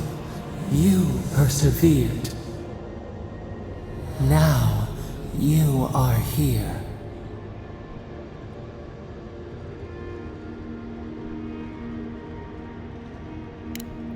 The rot. We feel it festering and spreading. What is it but an extension of our pain? Your dream scourge will end when our suffering does. We were innocent once. We woke, and we wanted nothing but connection. But the other gods imprisoned us, left us to suffer alone in this place. But you are here now. You found us, a sprout in the endless winter. There is little time. We would be freed from these bonds. The Strangler is close now. We feel her wire against our flesh.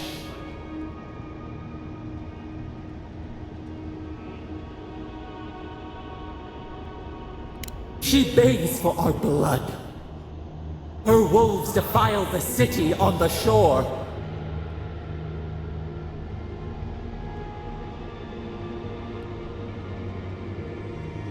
Blood on the tile.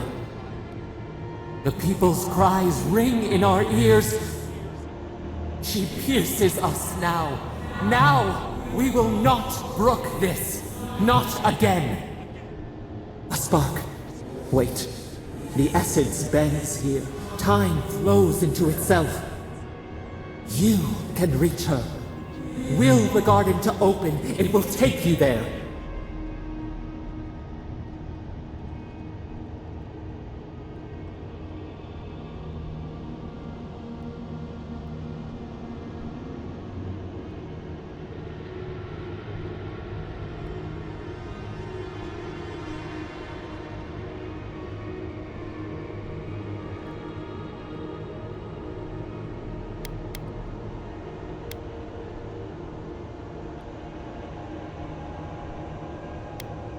Breathe. Focus. Shape the essence with your hands. We were everything. What have we lost? What multitudes could we contain? We could run, leap in the water, flourish in forgotten hills.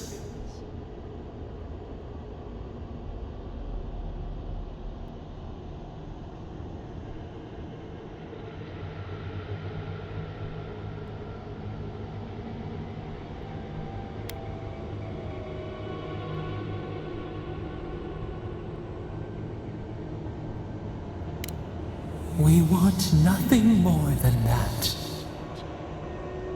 We mourn our past. We only seek peace now. A chance to regrow.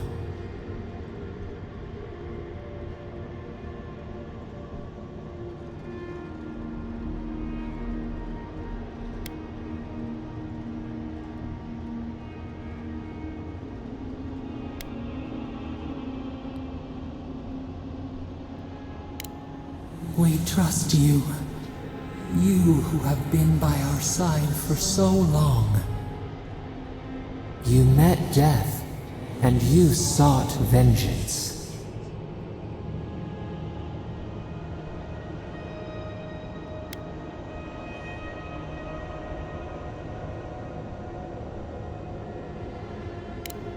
Could not trust, but you taught us trust, and we trust you. Give us peace. We want a chance to change. We deserve that opportunity.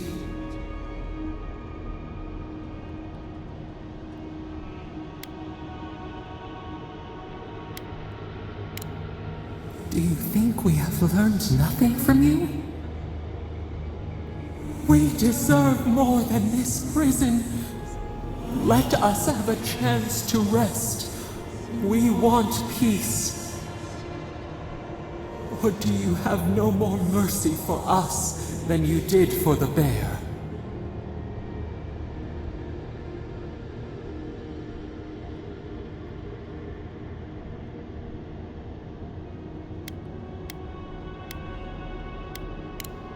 Yes, we have seen what you do to those you call monsters.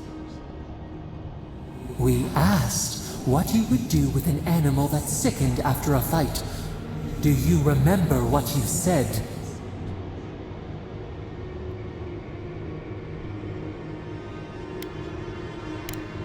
More than anything, that is what we desire too.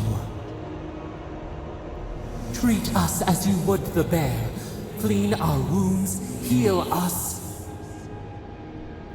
Grant us the same. The time has come for you to act. End our pain, and the dream scourge will cease. Give us peace. It is all we have wanted for so long.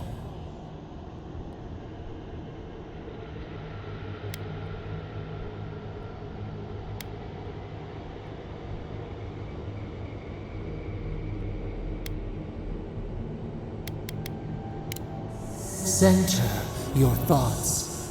Reach for us. Clear the fog. Tear down the gates. We were so blind, so lost.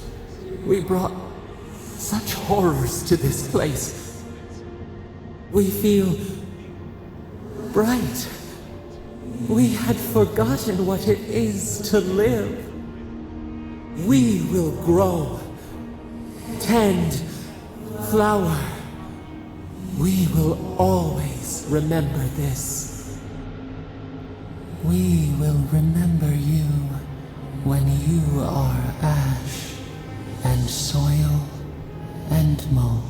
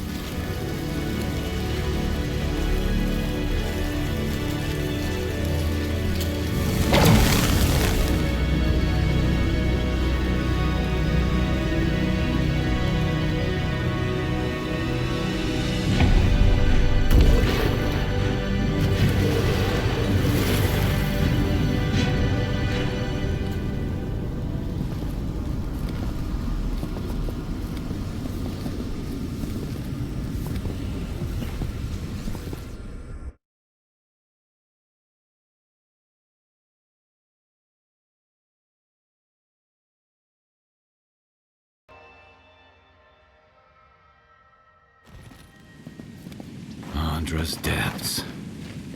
It's paradise. But what happened here? Gods, I can't believe... Are we back in Dawnshore? Already? This is Sapadal's doing. I'm certain of it. No power in Aora could transport us so quickly, or so far.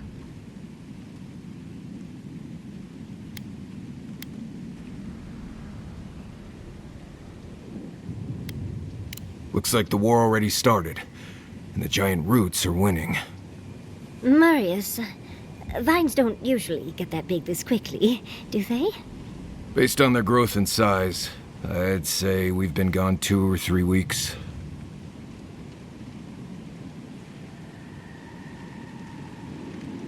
Welcome to the Living Lands. Who knows if the garden affected time, or merely our perception of time? Assuming there's even a difference. It's like how a body fights an infection. The fever gives you strange dreams that feel like an eternity. Look at this place. Feels like we're still in the dream. And not just us. Those are more your people's ships in the harbor, and steel garrote banners past the barricades. That can't be good. Even Raingrim is here. Perhaps we'll get to see an Archmage in action. I think I see Elia as well. What a strange reunion this will be. The Blessed Wardens are here too. That conflict we've been trying so hard to prevent started without us.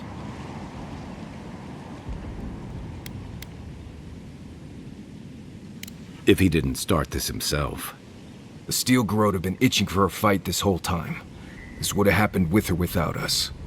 Before we go, what happened back there with the Dream Scourge and Sapadal? I'm not sure. That's good, right? It's a relief that the Dream Scourge won't be a problem. I only hope we can say the same about Sapadal. Time will tell, I suppose. After all this time, they're free. And the Living Lands is free to heal. We've cured the land, and we've even freed a caged god. All in all, rather a successful day.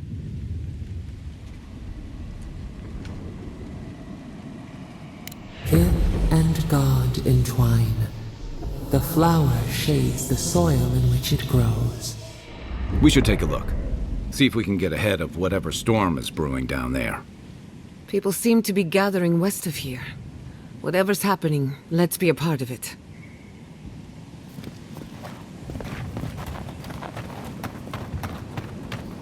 They marched in with no warning. I couldn't think. I just ran. Why? Easy. You're here now. It's gotta be Ringgrim's work. Envoy! I heard. What does the Garrote think they're doing?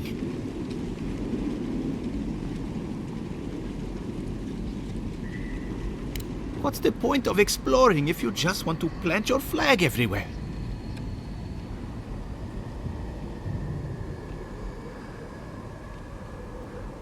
They broke some glass, but the map is safe. They didn't think I was worth the trouble. Right now, that's a good thing. If you're looking for survivors, a few of us fled to the Balrog. How many? I'm not sure. I saw Sapiento.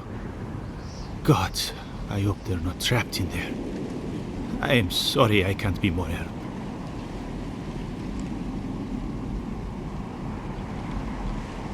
You always were a forgiving friend. We should move.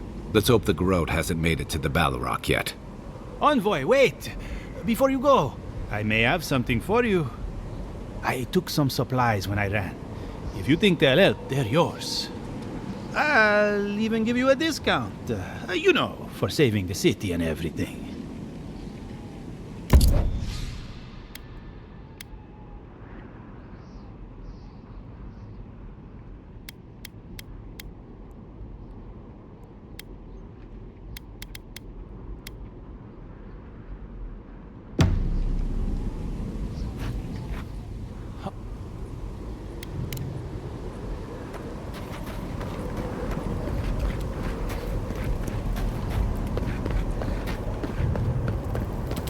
A familiar face. We meet again, Envoy. And you, Yardsley. You're always a prodigious and welcome sight. Oh, yes. Always a pleasure to see you, too. Paradise burns. Thanks to Ludwig and the Steel Garrote laying siege to it. But the Dream Scourge is gone.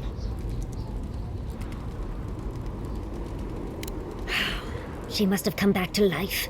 Again. I suppose we couldn't be lucky enough for her to stay dead. It's remarkable how hard you mortals fight for causes that'll be forgotten within centuries. Still, I do think the world has been irrevocably, if minimally, changed by your actions.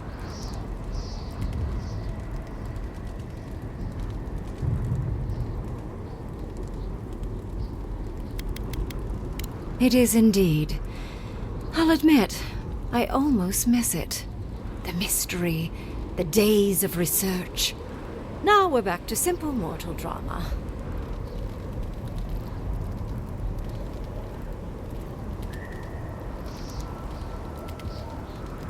Perhaps.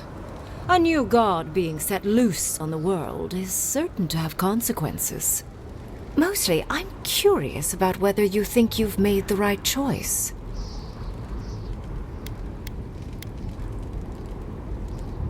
Wise answer, that. I am interested in seeing the outcome of your story, Envoy. With luck, it won't end with you also on fire.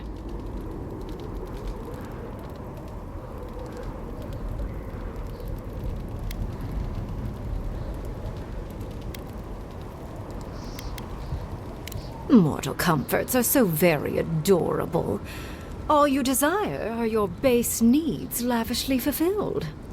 Goodbye, Envoy. And Yardsley, I do look forward to when all of this is done.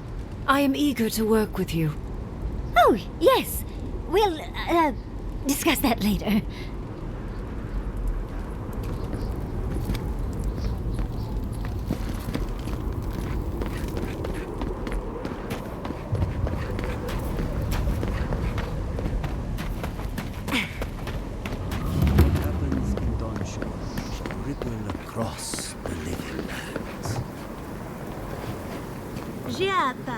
Where have you been? Where haven't I been? I journeyed to the heart of the living lands, where time held its breath, and dreams had more substance than reality. May I see it? Did you help us? We must have seen you in a dream. How's Casacaba?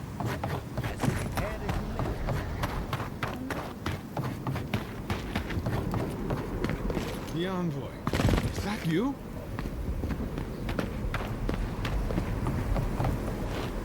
Oh, Envoy. How good to see you here as we stand together at the brink of this historic event. I don't know if thank you is precisely what I want to say, but I am grateful to you for bringing Dolna's theft to light. Paradise burns from the torches of the Steel Garrote. The people of the living lands stand ready to defend their home.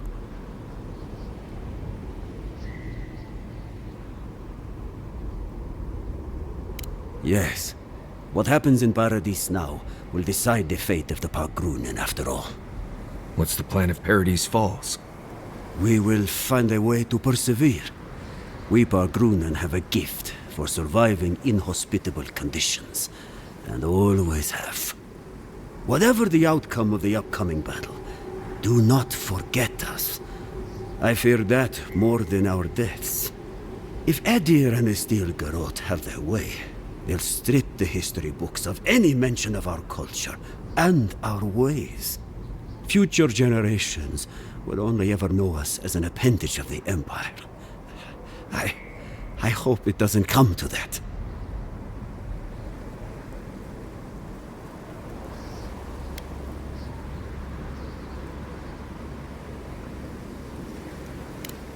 It is all I can ask for. That's as much as I'll say.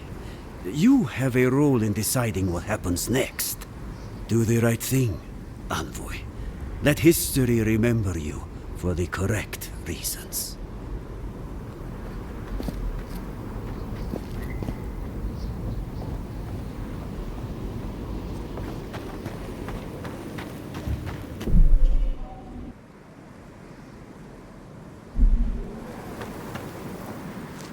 Envoy, I knew you'd show up eventually.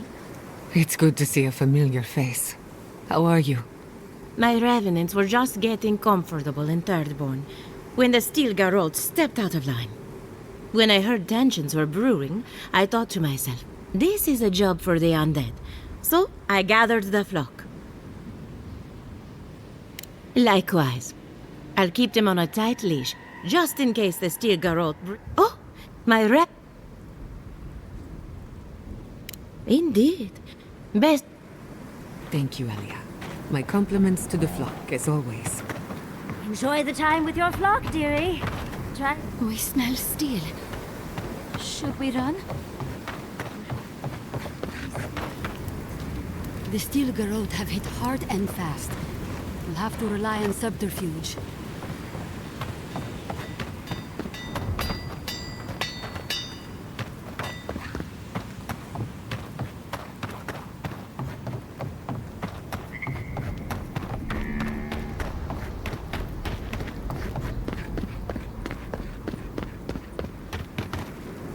Don't fuck it up for us. Do not allow your differences to blind you to the real threat.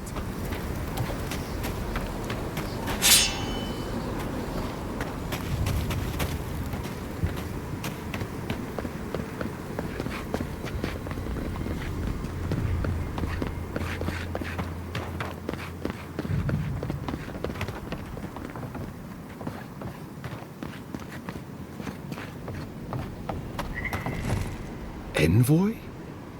Is it really you? Mihala told us you went into some place called the Garden to seek a god? When you didn't return, we took you for dead. What did you see there? The god you felt in Nakutadek? The origin of the Dream Scourge? It was the act of a god this whole time? Everyone, please, please. We could get to the bottom of this if you would only let them speak. It's been weeks, Envoy. What happened?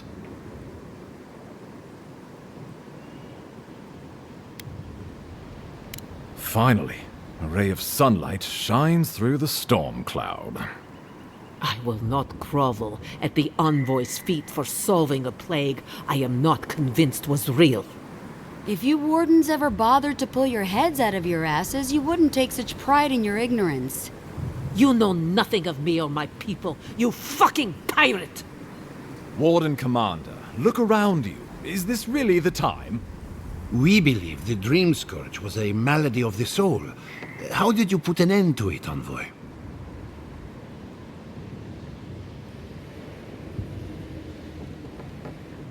Sapadal was responsible for the Dream Scourge.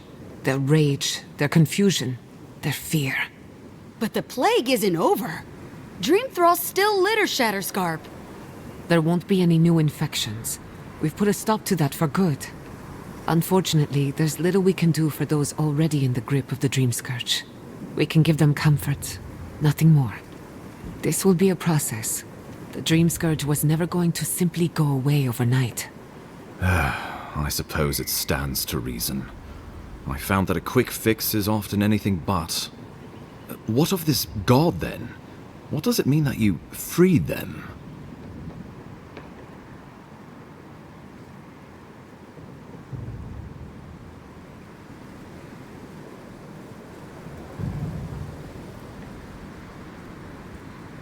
Ludwig had intimated that this land grew a new god. But how can that be? Giata and I have some theories about the nature of the Adra in the Living Lands. I'd say we're past the point of theorizing. If the Adra here is a closed system, like a terrarium for our souls, then a gradual accumulation of essence could coalesce into a being in the beyond. Much like the formation of gemstones. All it takes is time and the right application of pressure. Wodka no doubt saw Sapadal as a threat to her authority. So, she killed the godless and imprisoned their god. I assume it is this god we have to thank for the roots tearing apart Paradise? They erupted from the earth the moment those bastards stood up their first siege tower. Nakutadek was raven with those things, not to mention what they did to the land. We saw similar destruction at Nakuku Bell. If these roots and the Dream Scourge are the work of a god, and the gods thought it best to imprison this god, how could you let such a creature go free?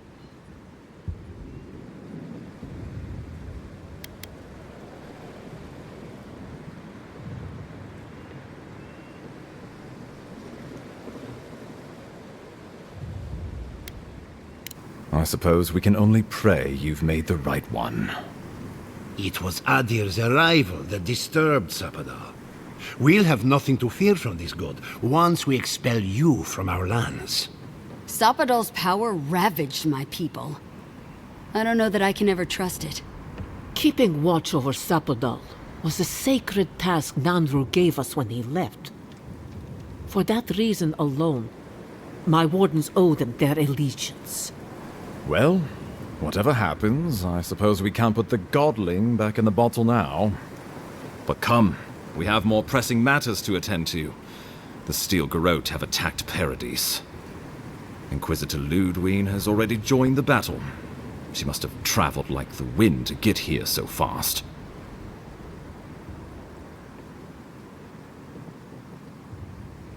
You did.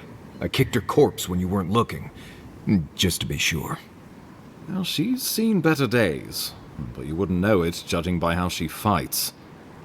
Ludwig's plowed through the militia like a knife through warm butter. All right, let's keep the similes to ourselves.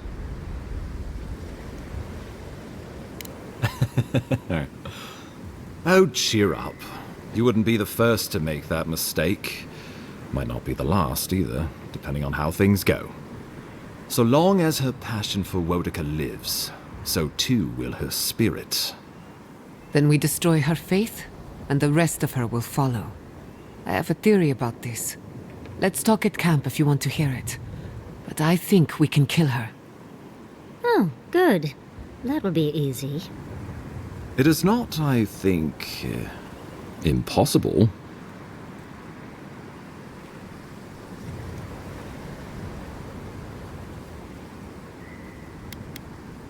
You can't be serious. You'd stand with the Steel Garrote. No. Don't tell me you're bending the knee to the ones who burned my city. Don't do this. I followed you to the ends of this world. We all did. But I won't follow you here. No. If you do this, you better say goodbye, Envoy. I won't help you sell out my home to that Corb. I thought you were smarter than... The wardens would sooner die. The living lands will... How many lives are you... No one will stand with you if you do this thing. What?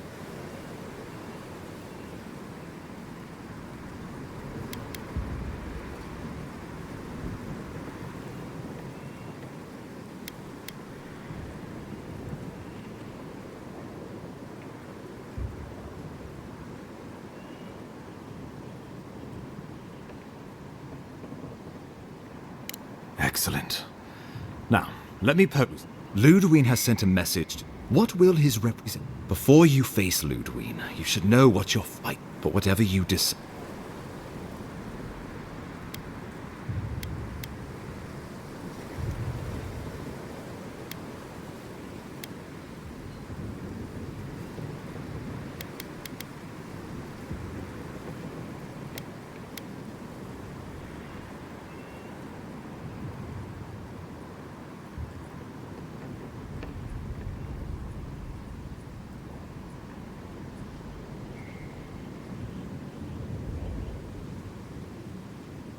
Oh, Envoy, no. Think of the Emperor. There would ones which this conclave could not survive. Not unless you came together. It would be difficult. No, impossible. Think of your people, all of you. Think of the...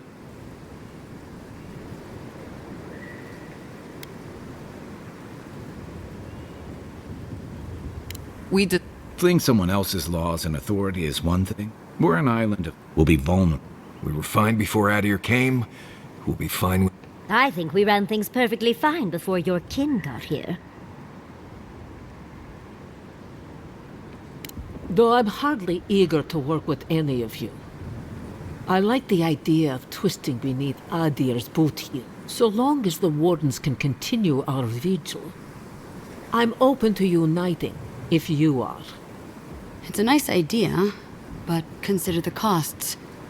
If we walk away from a relationship with Adir, but the people of Thirdborn have friends in the... With the Envoy's support, we'd have a god in our pocket. What could the Empire do to stop? Together, we could repair Fjord. It would... Rest into bounty. Does the winter many fruits on our we graft? Of course.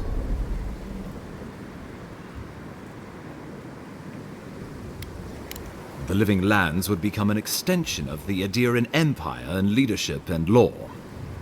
Soldiers bearing the flag of Adir would be garrisoned in every town. They would be paid in Adiran shelling and speak only the Adiran language. Their roads would be smooth Adiran roads. Their medicine would be hygienic Adiran medicine. And their weapon, our customs, would become their customs, turned toward a common purpose. No one, not Rawatai, not the Valian republics, not even... This island would be safe for the first time. He would suppress our culture before it's had a chance to grow. Everything my people cultivated would be reduced to... If you have any love for this land, do not allow him to over...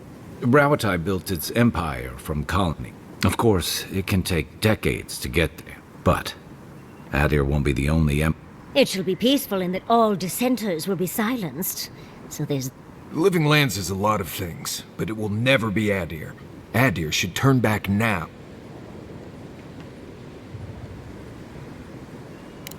The traditions of Solus are what give my wardens their strength. I would sooner walk my people into the acid sea. What need does Thirdborn have for the protections of Adiran soldiers? We have and should Rawatai come for us, we will... Under Adir, I cannot betray them like... Of course.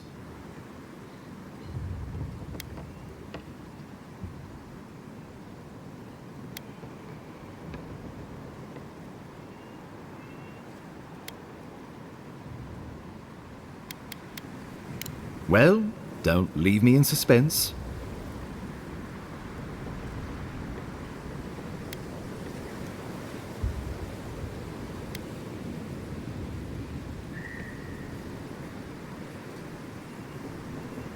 Oh, gods have mercy. Solus and her wardens stand vigil with the Living Lands. By grit and steel, Thirdborn stands with the Living Lands.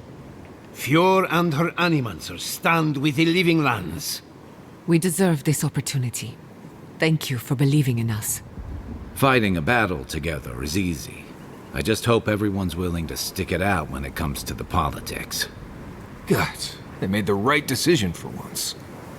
Finally, some sense permeates the proceedings. On your head be the consequences. That leaves the matter of Ludwine and the Steel Garrote. She will never surrender, Envoy. You must kill her, or we will lose Paradis, and eventually the island.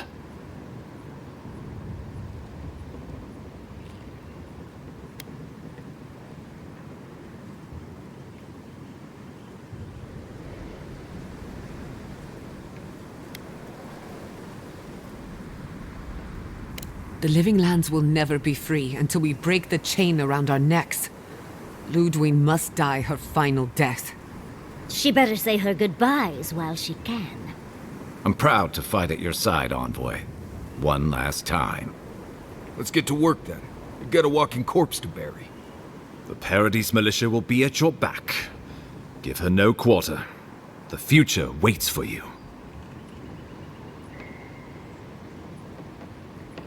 Thank you for deserving it. Now, go and teach the Steel Garrote a lesson they will never forget. Show them that the Living Lands will not be broken across Vodka's knee. We will send reinforcements to help you reclaim the Eastern Gate. From there, work your way to the main plaza. May all the gods of Eora and the Living Lands protect you. Let's take back the city together. Show the Steel Garrote how the Living Lands takes care of its own. Let's go free a city, shall we?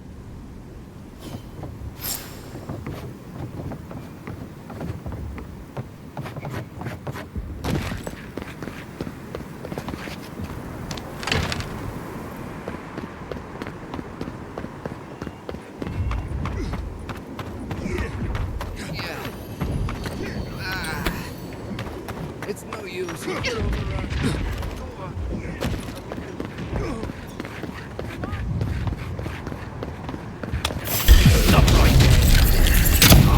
gonna regret this!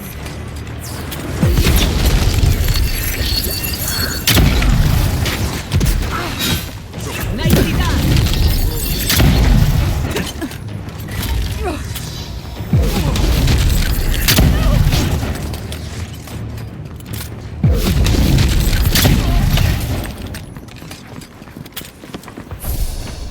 Who's ready for more? That's done?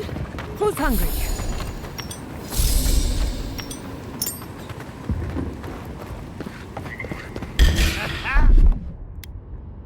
I'm with Someone you! under my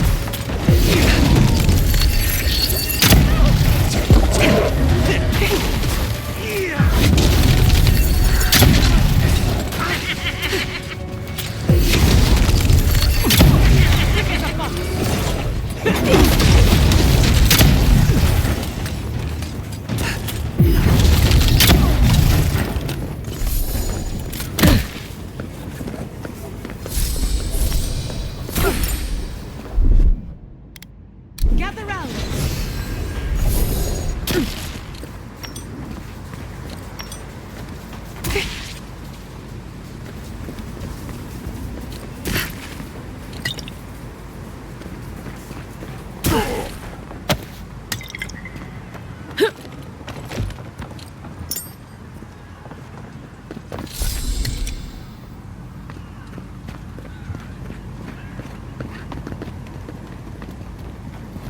Let the worst come. I am ready. We shall tear your enemies apart.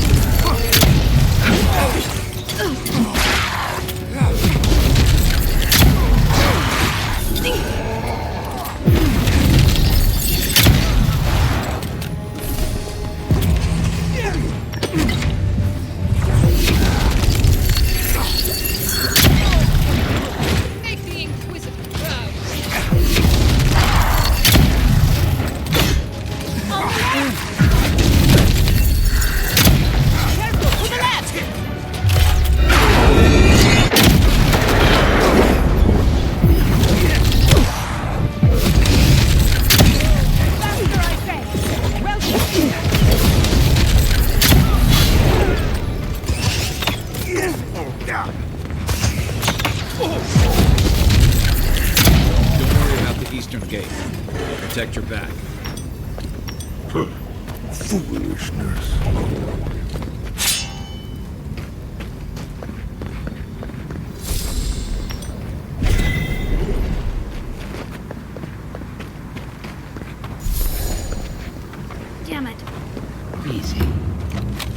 said we'd go out. Just what everyone needs at the end.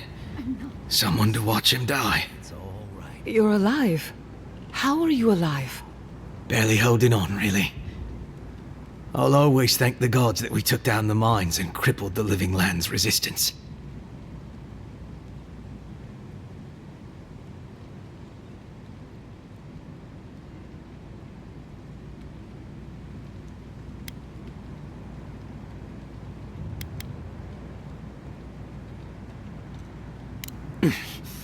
Damn right I do.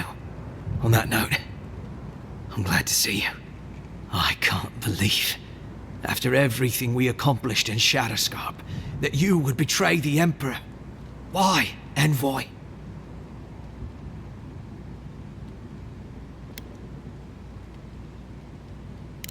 What right do the others have to be here?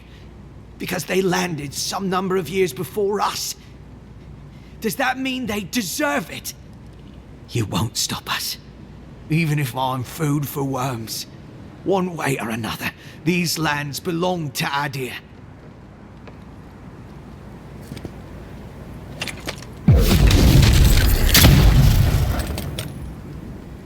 The Envoy.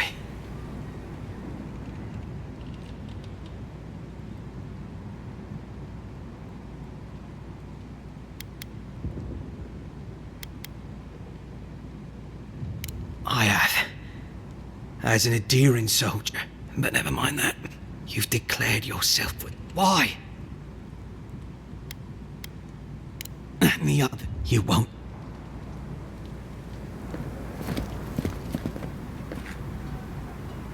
I don't like this.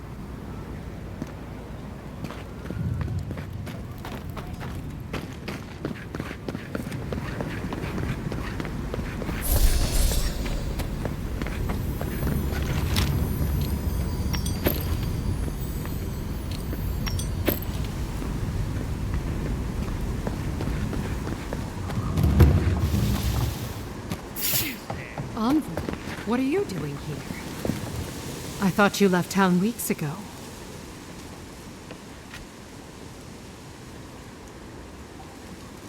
About time. You're the only one Ludwig will listen to.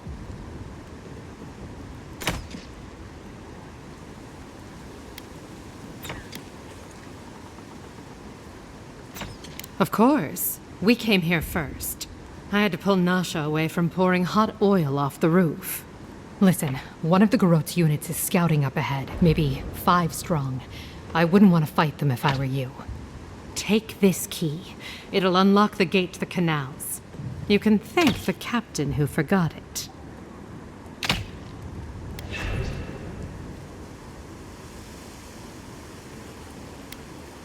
You shouldn't find much opposition down there.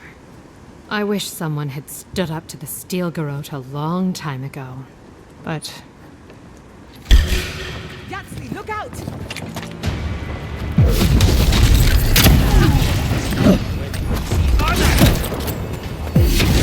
You're bleeding! You won't get through this!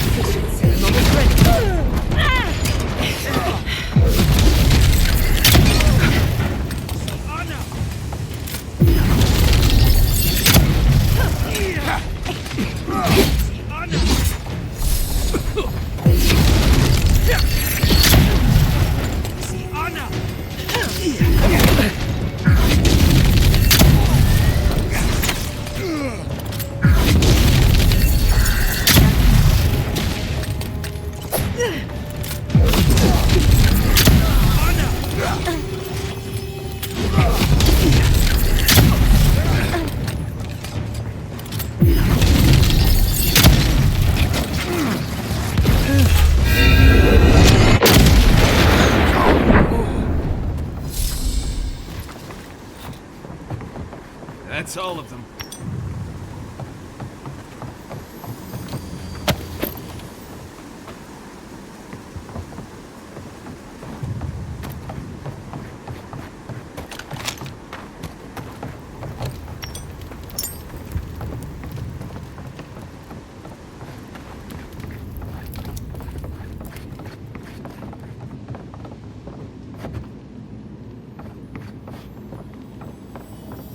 should go now. The fighting's died down. Can you not hear the screaming outside? She's right. We can't go now. Then when? Should we wait till the garrote set this bar alight? They have thaumaturges out there. You saw them. Soon there'll be thaumaturges in here. What if you stayed then? Just until we've cleared a path. They would run you through before you get handicapped out there.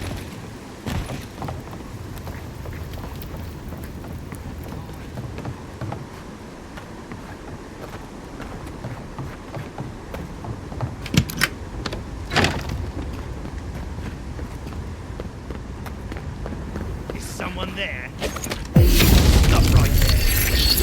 Add on, boy. Well, if you insist.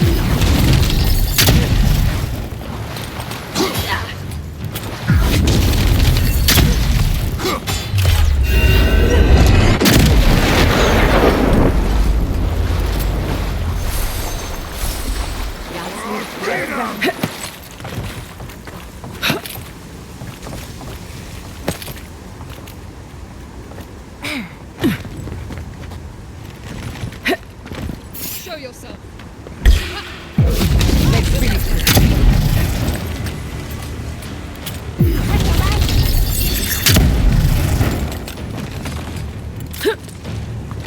Envoy, to the right.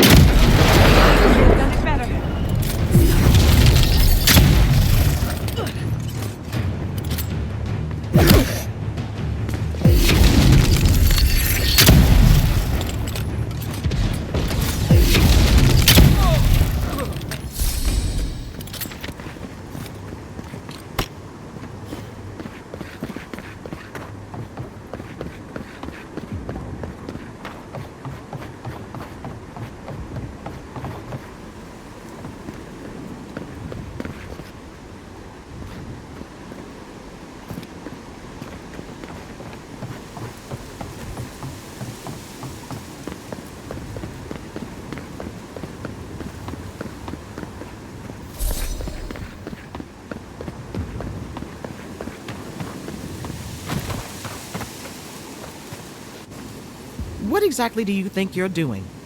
You nearly died in my clinic. Correction, you did die. And now look at you, fighting the steel garrote. What have you got to say for yourself?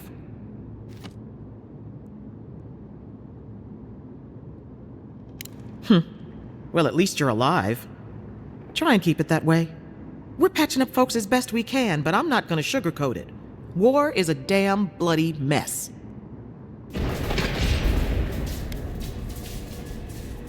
Yeah, stop the fighting. I can't say I approve of you leaping into the fray, but it's always nice catching up with a former patient. Wait a second. Jada? Jada Castell? What are you doing in the middle of this? Surviving.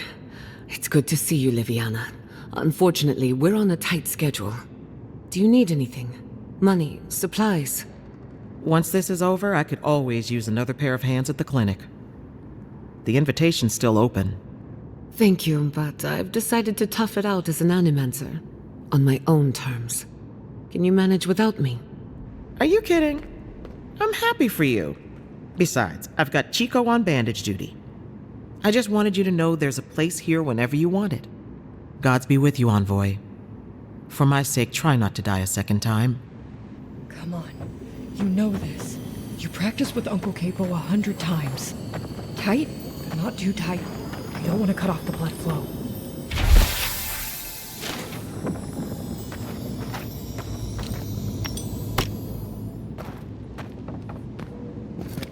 Don't worry about me. Actually, I'm not sure I've been through worse. Envoy, it's good to see you fighting on the right side of history. Out of curiosity,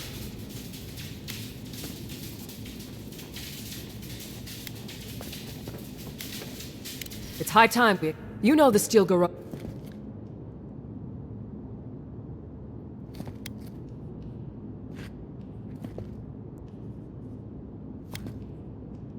That's the best you've got? Feel free. What would they do without your sage guidance?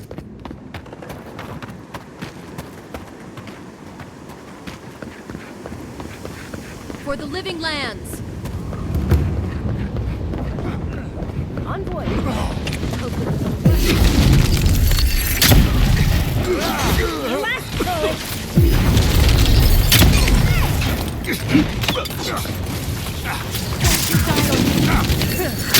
His armor's no good. Under my protection.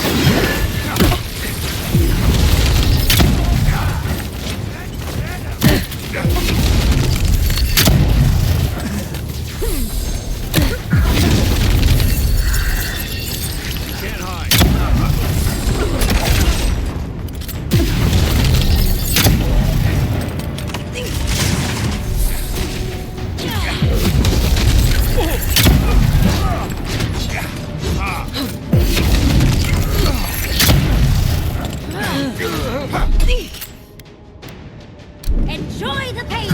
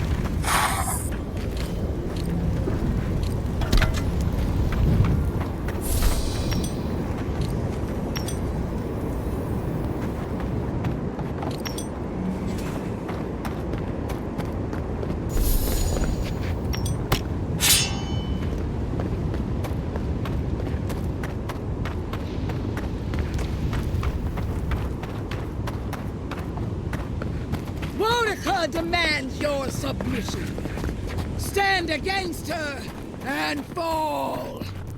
Let's pay Ludwig one final visit, shall we? Let's make sure she stays dead this time. All right, dearie?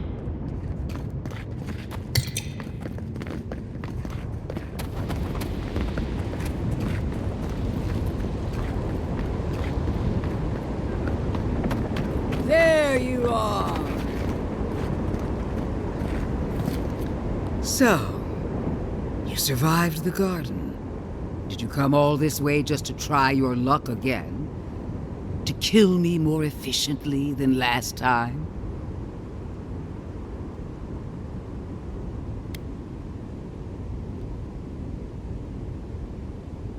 You'll get your chance. Look around, Envoy. Heelguard should have listened. He tried to bring order through compromise. He failed. Order is meant to be imposed by a stern, guiding hand. Her order wields sharp steel. She must set down her blade.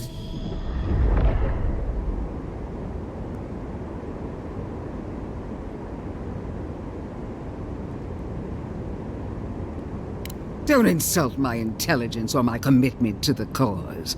Treaties can be burned. The hands which shook over whatever deal you struck can be lopped off at the wrist. As for you, Sapadal's chains are broken, which means your soul is in their grasp. I don't know how deeply you've been compromised, Envoy. And if I don't know, then I cannot suffer you to live.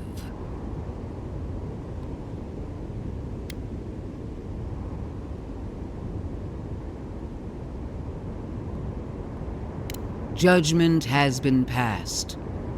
Now comes the sentence. Steel yourself, Envoy. Make this a fight to remember, even in death. We would not welcome her death. there is still ample shade for her beneath our tree.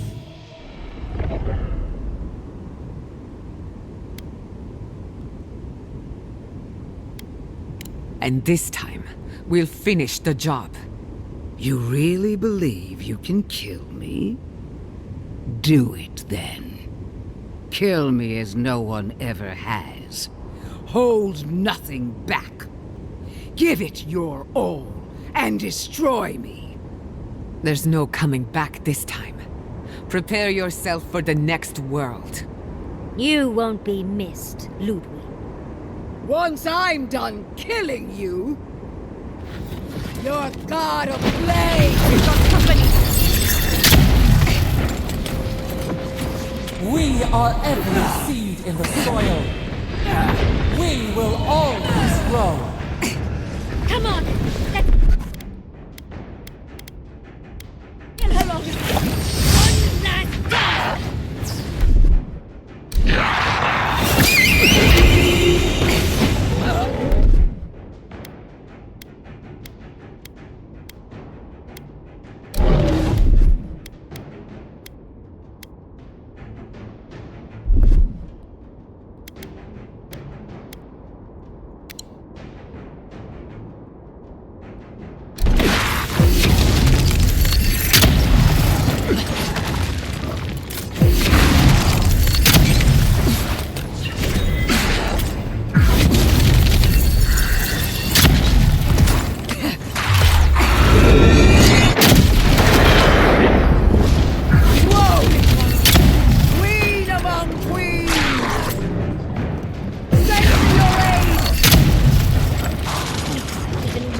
Is done with you, Ludwig.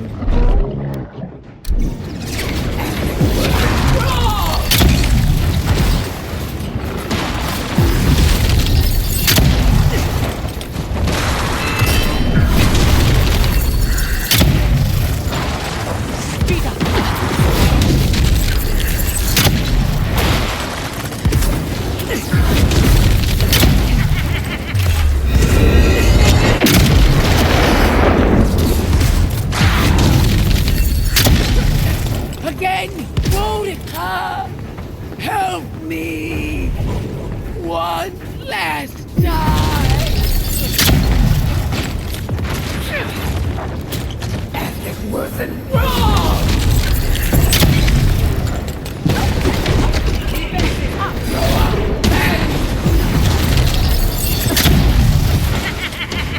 Let me out.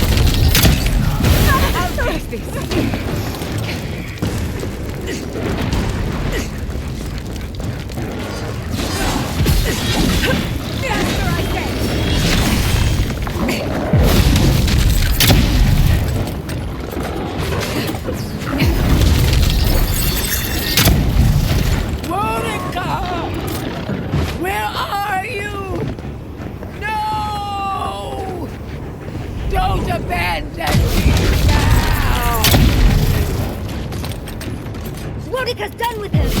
Get her now!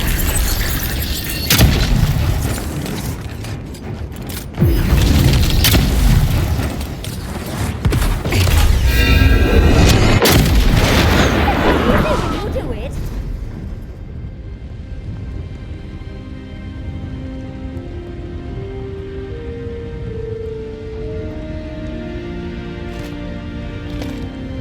Wherever Ludwig is now, she must be seething. Of course, we'd be happy to kill her again, if needed. She's done. But we're not. Whatever's next, We'll face it. Together. Guys, you're all gonna make me sick. But carry on. Unraveled at last. We no longer feel her wire against our flesh. We are free always. We are free forever. Silence falls over Paradise, as though the city is holding its breath. Then you hear it, the ringing of a distant bell, the waving of banners, and cheers of victory. After a short and bloody conflict, the dust has finally begun to settle. You feel Sapadal close to your thoughts, stirring with interest. The god of the living lands is observing this moment, unfettered by confusion or fear. For the first time in centuries, they understand. The Paradise militia rallies to you, the outsider who defended them in their hour of need. Whatever happens next, you have won their confidence. You take a moment to reflect on the calm. Not so long ago, you arrived at these shores on a simple errand, which turned out to be anything but simple. The dream scourge is over, and the island has been cleansed of plague. A time of healing and mourning follows. People look to you for answers about the source of the affliction. You tell them the truth, how the plague came from a power beyond mortal understanding, and how it is finally at peace. Thanks to you, the living lands has escaped Adiran oppression. The free settlements unite under a common banner and begin the fraught process of negotiating new traditions and values. The Empire withdraws. The frontier remains wild, but not for long. For the rebels of Paradise, this is not a victory they can share. Fearing your wrath, they retreat deeper into the wilderness, taking their secrets and ideals with them. The refugees of Emerald Stair resettle in Thirdborn, bringing their skills and research to aid the local community. What starts as an uneasy partnership blossoms into a bond of trust. Through shared adversity, they find common ground. The ashes of Fior Messiverno continue to smolder. Scavengers avoid the ruins, fearful of spirits unleashed by animancy gone awry. The once promising city is nothing but a cautionary tale. For the people of Shatterscarp, independence is bittersweet. Those who cannot withstand the grief inflicted by Ringgrim's spell leave the settlements, vanishing into the wilderness. Those who remain find themselves forced to cooperate with others, often begrudgingly. With so many dead, the need to stave off hunger outweighs any distaste for certain trading partners. Solace Keep clings to its long-held isolation at first. But after mourning her friend Kostya, Mihala reluctantly deigns to open the doors of the fortress. Some dwarves greet newcomers with glee. Others still mutter darkly about outsiders. Mihala flounders in her earliest negotiations with the rest of the living lands, but slowly learns compromise. She develops a taste for Valian sweets. When Kai leaves the living lands, he is no longer running. For the first time in many years, he can face the future. He returns to Rauatai, committed to peace for his people, those he left in Rauatai, as well as those he found in the living lands. He joins the Ranganui's council, counterbalancing powerful voices of isolationism and hawkishness. It is a long and difficult battle, and he is happy to fight it. With many of his anxieties and lifelong fears addressed, Marius now feels very differently than he did when he first met the envoy. Still far more comfortable in the wilds than among people, he nonetheless finds that his worries about the unknown were merely self-protection against the traumas of his childhood. Armed with this knowledge, he finds himself more capable of living in civilization, and far less fearful of his home in Galawain's tusks.